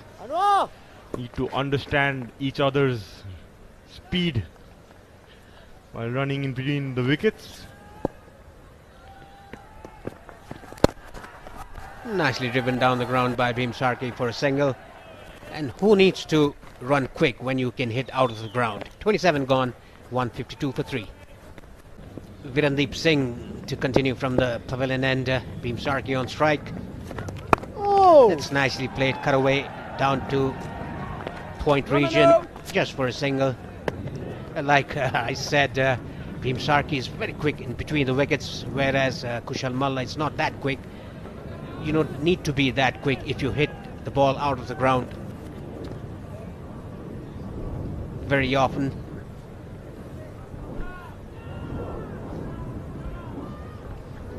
How effortless is Kushal Malla when he's hitting those boundaries, Paresh? What do you think is the reason behind that? That was hit straight to long off. One bounce to the fielder. Kushal Malla was 4 of 10 deliveries when he first came in. Now he's 20 of 16. Look at the improvement of his strike rate. Nicely driven down the ground by Bhim Sarki. Moves to 46 of 72. Now he's anchored the innings very well.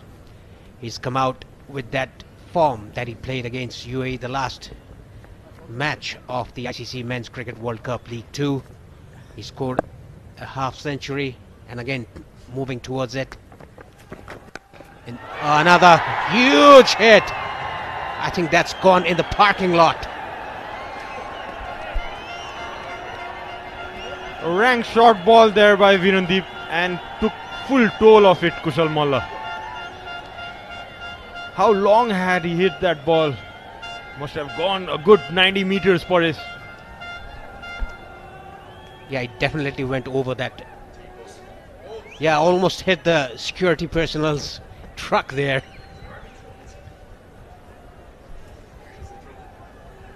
That's his area, Kushal Malla. Won't leave those balls. There you go again. Big swing of the bats.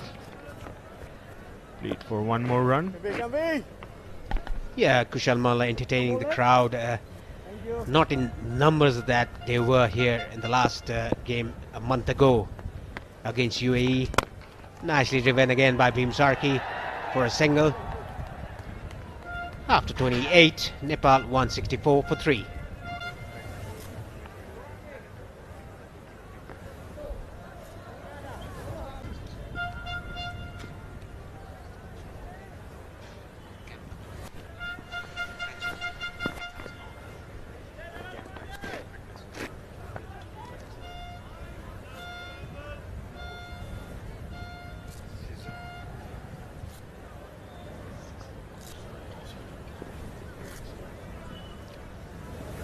Saizrul Azad is the new bowler for Malaysia from the Chobar end.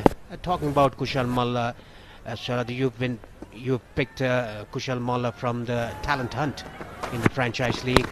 Oh, very good shot over the square leg field. Oh, nicely done by the fielder there. He stopped 4 runs for his team. A very good effort by the fielder down to deep square leg. Umpire is going to have a check. That is what Kushal Malla did in the earlier stage in the first innings.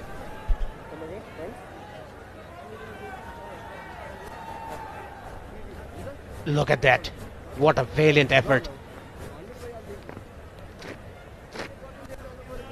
I think he's okay there. Seems to have done a very good job, the fielder there. Seemed to be Virandeep there, the deep square leg region.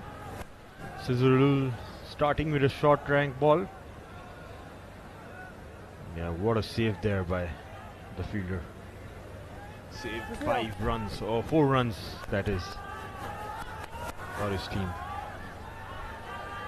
Yeah, I think that's clean. He's saved 4 runs for his team. He didn't catch it, but he just hit the ball inside the boundary. Look at that. Beautifully done. Well done, Virandeep. Presence of mind, what that is. Not easy to stop those boundaries when it's going over the ropes. You need a lot of hours and hours of practice to execute skewed that in the right way. Well done there by the fielder.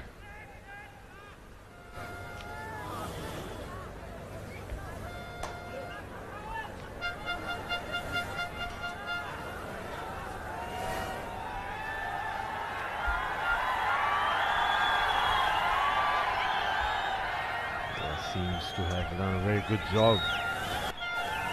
Fielder still waiting for the umpire's decision. Yeah, seemed to have thrown it back before his legs landed. Yeah, rightly so. 2 runs given. Yeah, I was talking about Kushal Malla coming into the scene from the talent hunt that you did in the Everest Premier League. Tell me about that, Sharad. Yeah, it was very easy for us to pick him actually. And Bhim Sarki moves on to 50 runs. A very well played innings by Bhim, has played so well in the wickets falling around him, but he has stayed put from one end. Yeah, Bhim Sarki back-to-back 50s in the international circuit here. Not in one-day international though. This is not considered to be one-day international. This is the List A game. But he scored 50 in the last match he played against UAE here in this particular ground. Sending him at number 3 has paid off for the team Nepal.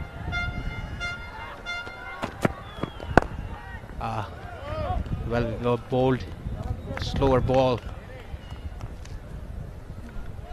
Yeah, very well builded innings by Bhim Sarki. Has come off 75 balls with a decent strike rate of 66, but he has done the job for his team till now. Now he has to stay till the end and finish it off for his team. Very good running between the wickets by Bhim Sarki. He's so quick. Overthrow. It's going to the boundary. Oh, very nice fielding there again. These Malaysian fielders are doing a very good job, apart from 1 or 2 misfields. Good ground cricket from both of these teams. Good running between the wickets, good fielding, diving stop. Yeah, you're talking about Kushal Malla and that talent hunt program we had in 2018 when he was picked up by Bhairava Gladiators. You can see a diving stop by Wafiq. Umpires checking in with the boundary ropes. Again, it seems the fielder has done a very good job stopping 2 runs for his team. I think it's fine. He's pushed the ball in before he touched the boundary line. The cushion, the advertising cushions there. Yeah, very good decision by the TV umpire.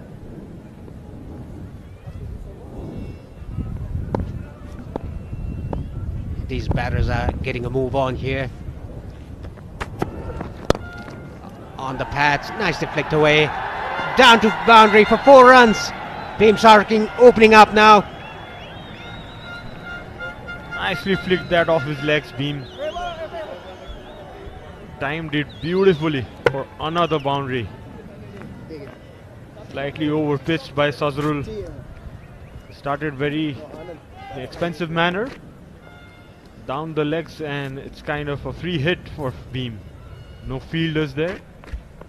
Yeah, Bhim Sarki is very well set, and that's a freebie for him. Flicked it nicely down to mid-wicket region for 4 runs. A very expensive over so far, 10 of 5 balls. Nicely driven down the ground again, but straight to the mid-off fielder. No run taken, 10 runs off this over. 29 gone, Nepal 173 for 3. Rizwan Haider is gonna come back into the attack from the pavilion end. He's bowled 5 overs, 26 for 1, his figures till now. Kushal Malla on strike. We can see there's a short fine, mid-wicket, the leg side, and deep square leg, and long on. Third man, sweeper cover is coming inside the circle, backward point, short extra, and a long off. Short fine goes back in the boundary at fine leg.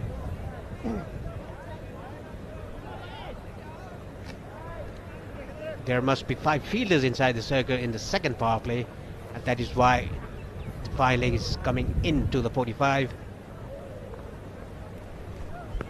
Look at Kushal Malla's strike rate. He's already scored 30 runs off 20 balls, going on a strike rate with 150.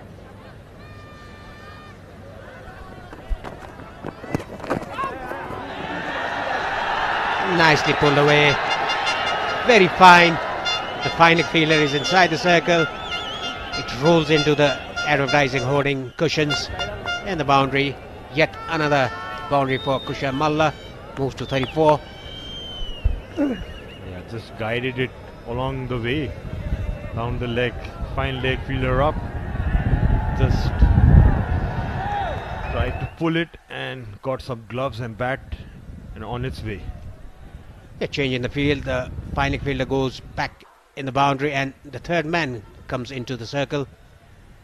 There are 4 fielders inside the circle in the offside and 1 fielder on the leg side, that is mid-wicket. Wanted to ask you one thing, Paresh, whom you have played with a lot, about Shakti Gautam. Goes down the ground. Massive. Another 6. It crosses the fence. Not as big as the earlier one, but nevertheless 6 runs for Kushal Malla. Yeah, the way Kushal's moving on now, this game is not going to be going on for a long time. Clean hit by Kushal. Bounces off the ACC Men's Premier League Cup board. Back to the ground again. And talking about Shakti, who was the mentor of Kushal Malla. But the interesting thing is, him being the mentor of Kushal, he bats no way like Shakti Gautam, you know. It's quite the opposite, isn't it, Paresh? Yes, it's quite opposite, but I think he was a mentor only in bowling, the left arm orthodox, not in batting, in my perspective. I hope if you're watching this, Shakti, mark Paresh's words, what's it saying about you. I'm sure he'll give you a mouthful after the game, Paresh. Yeah, even in batting, Shakti Gautam was a crisis man. When we lost early wickets, he used to go to the centre and just stable the ship. He was, of course, the crisis man for the Nepal side when he played. A legend of Nepal cricket, Shakti Gautam.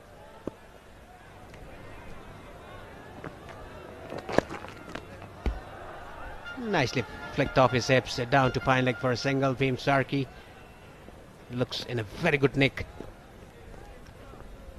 Talking about Shakti, some of the stories back in those days, if you remember Paresh, he was one of the most disciplined guys in the team.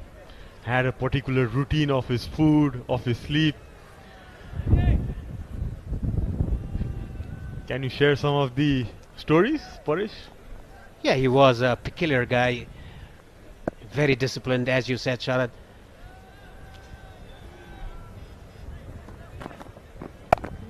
Nicely guided that into the gap. Beautiful fielding there, yet again, by Amir Azim. Talking about Shakti Gautam, he had a very running run-up when he bowled spin, and against Iran, I remember in 2004, he got a batsman bowled out, and the batsman refused to go out because the batsman was saying to the umpire that you cannot run and bowl a spin. Oh yes, I remember that game. That was the game, is it, where we got the game over inside 2 hours, isn't it?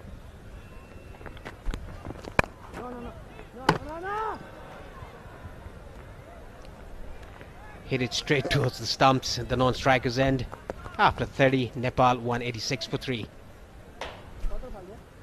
Nepal need 50 more runs of 20 overs, which should be an easy task. So there's a change in commentary again. Welcome back, Lenny. Thanks, Sharad. Yeah, good afternoon everyone. Dream start for Nepal. Absolute dream. There was a few nerves or something this morning. I couldn't quite put my finger on it. Maybe it's because I was off a long flight with a pretty poor night's sleep. I don't know what it was, but everything felt a bit weird this morning. Everyone finding their way into the tournament. And I thought Nepal were under par. Not taking away from how Ahmed Faiz and Virendeep Singh batted and got Malaysia into a very strong position to post a big total. But then something changed. Maybe that spark from Lamachani getting the wicket. This one's chipped into the leg side. It'll land safely for, should be a couple. And since then, really, with the exception of maybe the fall of Asif Sheikh, it's been pretty smooth going, isn't it, for the kind of latter 60% of this match, or latter 3/4 of the game. Nepal maybe just a bit nervous. And those expectations of the home fans, they can weigh on you sometimes, but they've come into their own and they're going to take what looks to me to be a massive victory. Hong Kong have got off to a brilliant start. They have given Singapore a real drubbing, winning with 102 balls remaining. Barbahaya showing us what everyone here in Nepal already knows, that he is a class act. Finished it with 6-6-6-1 off Akshay Puri, who's a talented, he's off Aritra Dutta. Puri was at the other end. And Dutta's 6 overs went for 61. Singapore beaten all ends up. So it looks like very big wins for Hong Kong and Nepal, two of the tournament's favourites, to get us underway here in the ACC Premier. Yeah, Hong Kong to a flying start as well. Seem to have a very strong side with Anshuman Rath back and some of the senior players back, getting a very easy win over Singapore. Will be one of the favorites for the tournament for sure. Yeah, and this is where the intrigue will start to kick in if the more fancied sides start strongly, which certainly day one is indicating that they might. Then it's starting to duke it out and see if you can guarantee top two who you're going to play in the semi-final.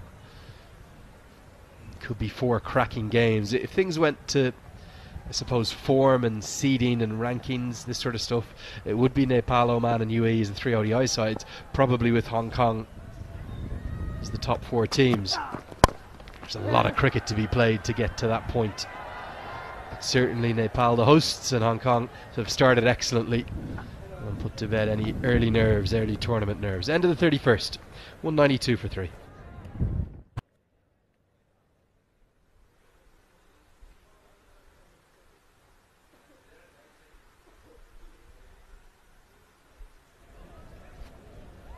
So change in bowling from the Chobar end. Vijay Unni comes back for his 8th over from the pavilion end. Had a decent spell. 22 runs of 7 overs, wicketless.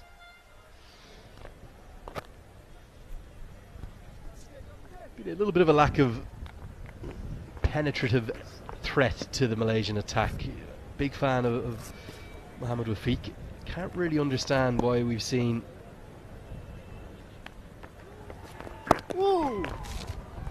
absolutely nothing really thus far of the young left arm spinner.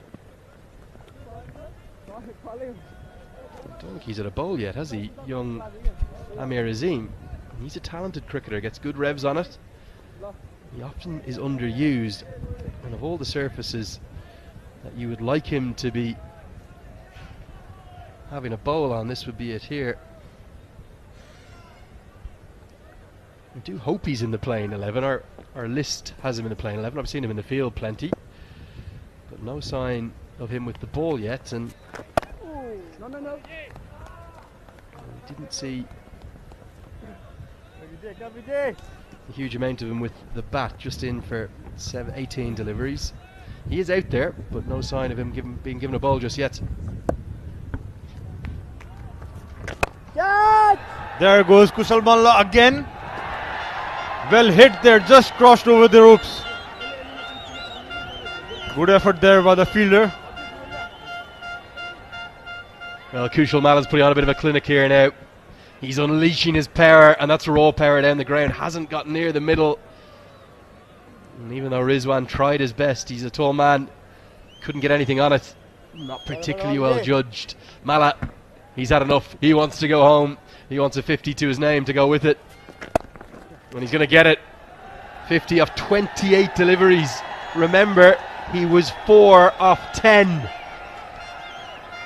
So his next 18 deliveries, he's hit 40. This young man, he has the world at his feet. His name, it's Kushal Malla. Yeah, what a start to this tournament for Kushal Malla and for his team.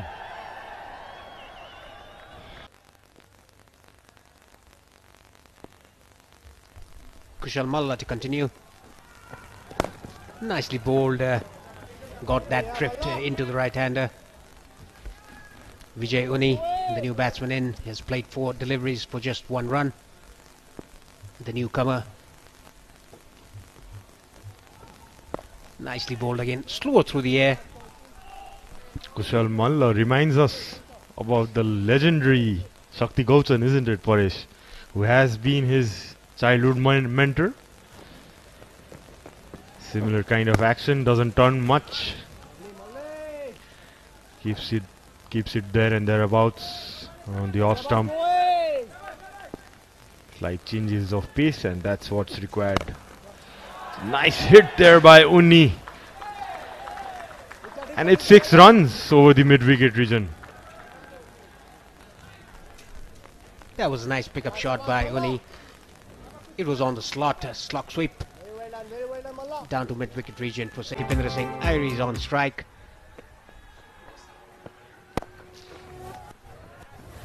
He would like to finish it off with a big blow. Dipendra Singh Irie, he can do that. He's much capable of doing so. Yeah, a new bowler in. Ramley coming in. And there he goes. Piercing the gap between the coveries and Dipendra Singh Irie. Nepal win by 6 wickets.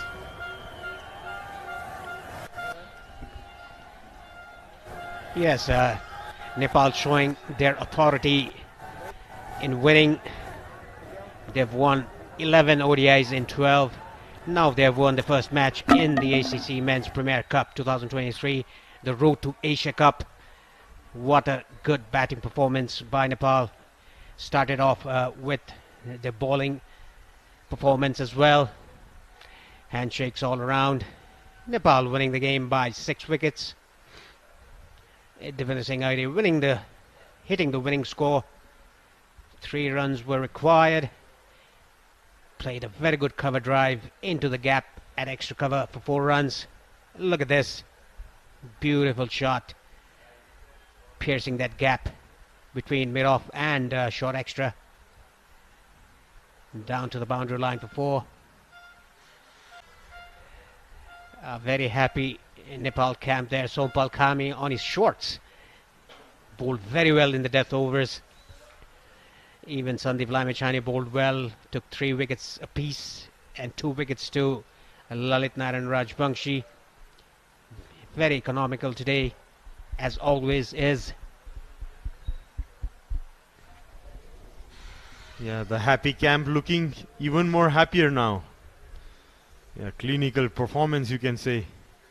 With the bat, ball and in the field, Nepal looked impressive in all 3 departments. Yeah, handshakes around.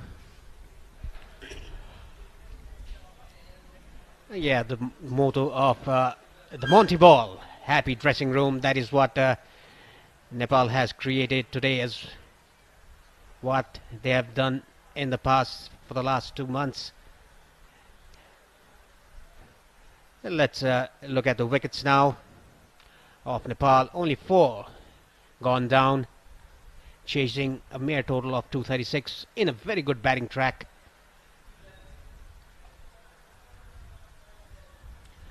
Well, we'll look at the batting highlights first.